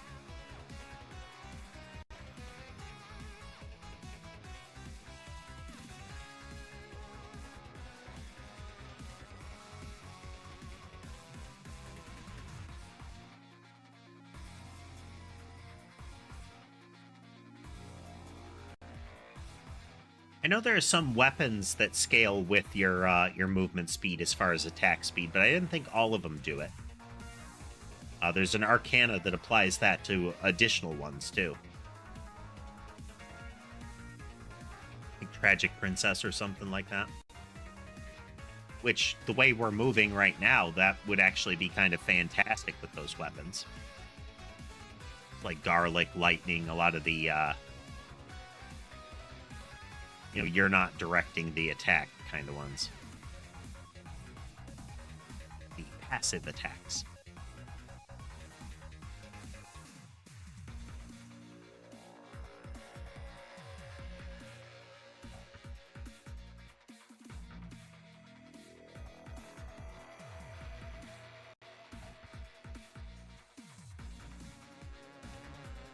It's pretty cool when you can actually see the attack from the fully upgraded whips.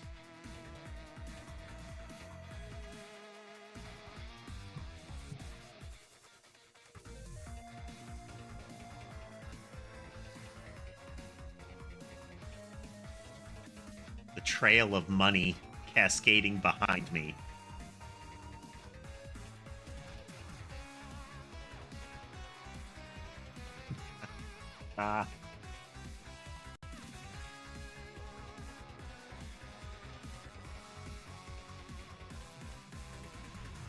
Yep.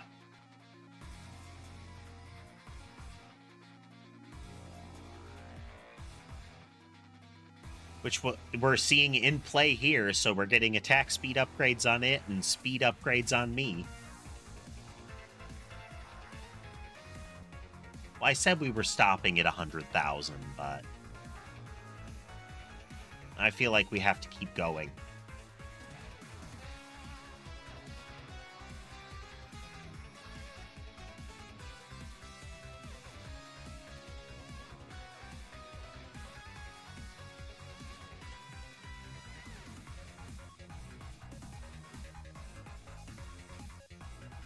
He looks with the two-directional fire breath thing going.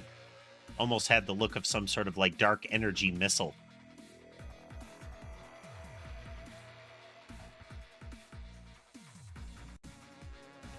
Still has that look. I mean, it's like I'm being propelled by money.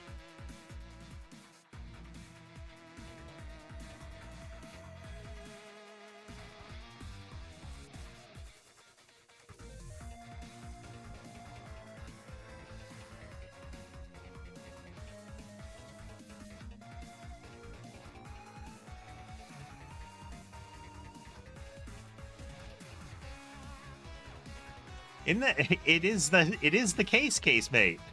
Also, welcome, case mate. Welcome.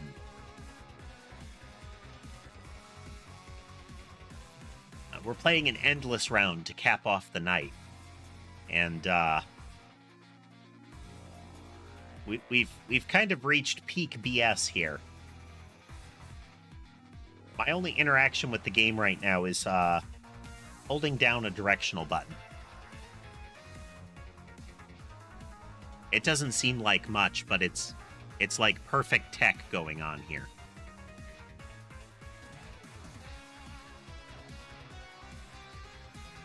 I'm holding down this movement key just so. And my tracking software just does not want to work tonight.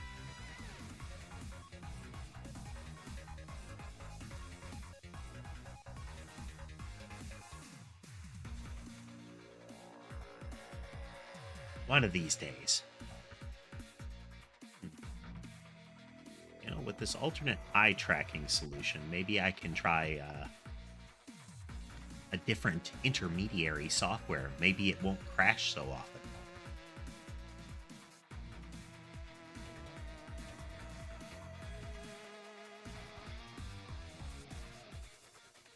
Well, these things that I'm running into right now are taking a little longer to kill. For lack of a better word, the spray is happening a little closer to the point of origin of the death.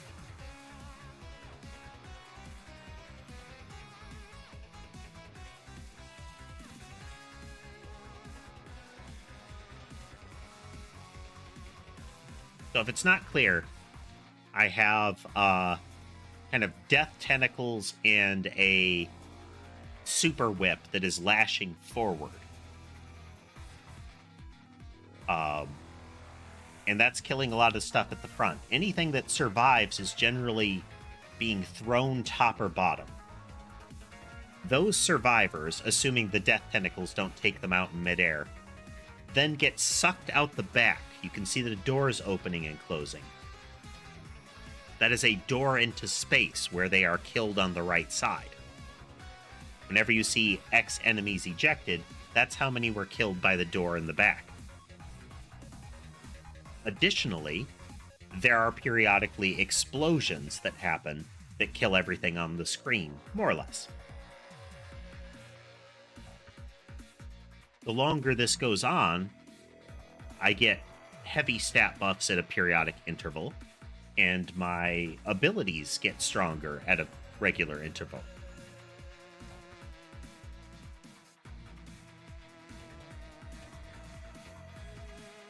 So at this point, it's just an infinite death machine. It's kind of everything you could want in this sort of game. I mean, in theory, I can just hold still and it has a similar impact right now. Where you can see everything at the front is being killed either by the whip or the tentacles. Tentacles are helping behind and around as well, and everything behind is being killed by the vacuum gate. So I don't even need to hold down the button right now, but it does make it so that we get XP a little more often because the corpses kind of pile up on the edge of the screen. And, you know, it's kind of inconvenient to reach them at that point.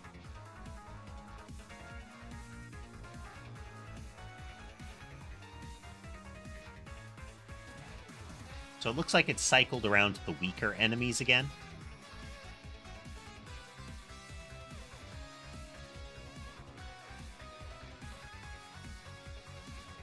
I think we've reached faster than enemies can respawn by now, casemate.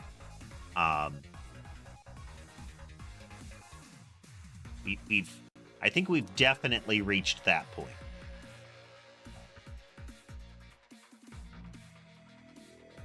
The primary reason I take any damage at all is that I'm running into them. I'm moving so fast.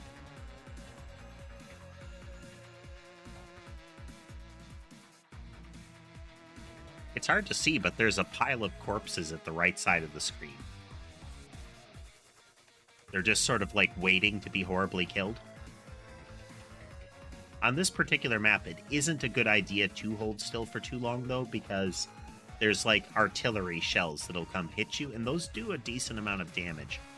I don't know if it's enough to kill me, given how much life I can drain. Let's see the next time it comes down and shells me how much damage it does, because I don't think it'll kill me outright.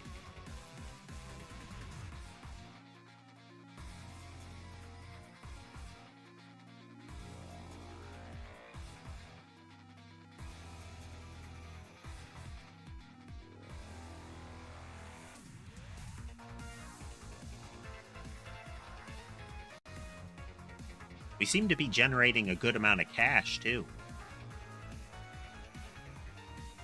I don't have a lot to spend it on, but it's money that we'll have.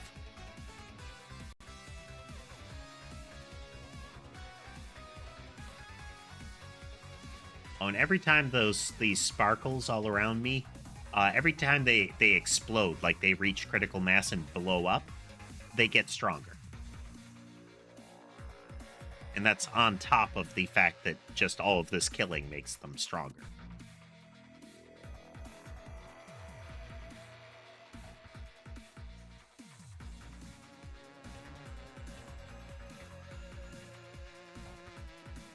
It's certainly very pretty, isn't it?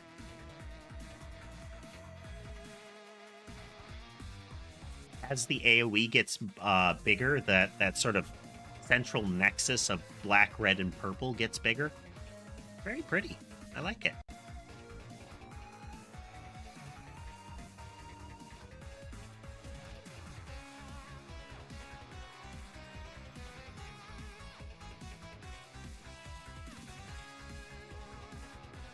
Okay, there was the shelling coming in. Yeah, I can just hold still. They can't hurt me.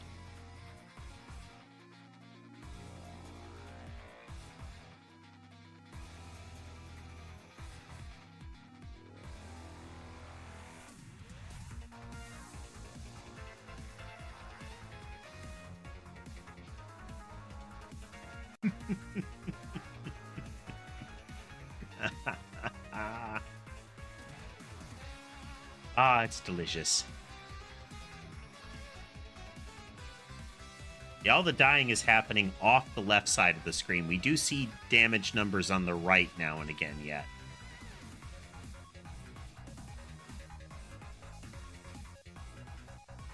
Oh, some stuff actually got close enough.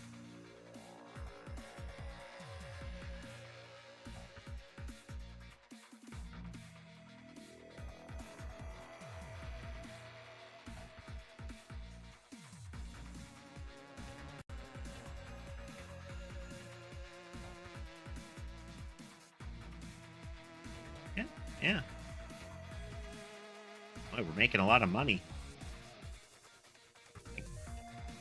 That's pretty good.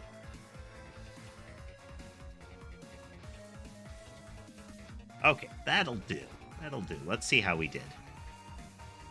Let's see how we did. Okay, not surprising. Spellstrom did the most damage, but what was next? Let's see. Super Whip did about 57 million. Okay, yeah. So we have what are like one of these sharp tongues is the actual original weapon. Silver Tongue, I don't know when that one appeared.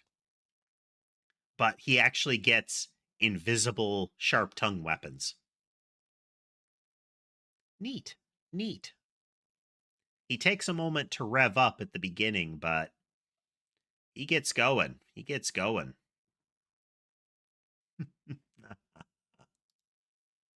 Good times. Well, that's the Among Us stuff, folks.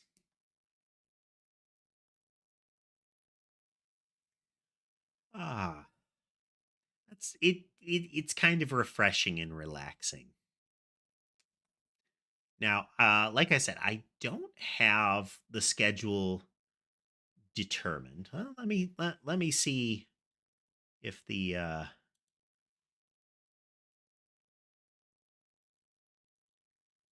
what are you doing?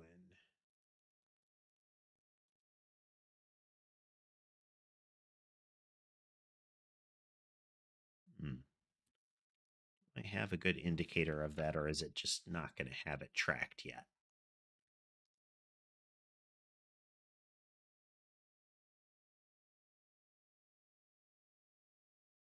Eh. Unfortunately, I wasn't running the tracker during gameplay, so I can't see if there is some sort of like horrible spike that was happening. It didn't seem to be losing performance over time, though, so at least they don't have a very obvious memory leak. Big numbers, much death, though. So I don't have a fixed schedule yet for the week. The only thing I know is that we'll be doing Monster Hunter on Friday. Past that, anyone's guess. Perhaps I wouldn't mind doing the new stuff for Power Watch Simulator in the near future. Might do some of that. Just have kind of a decompress week, you know? No worry about lurking, Koi. It's perfectly okay.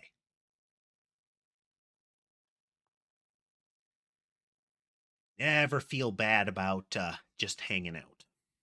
I appreciate you being around.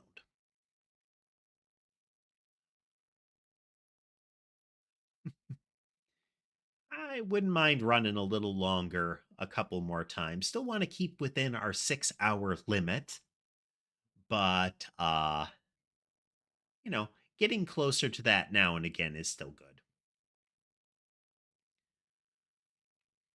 Let's see. Yeah, yeah.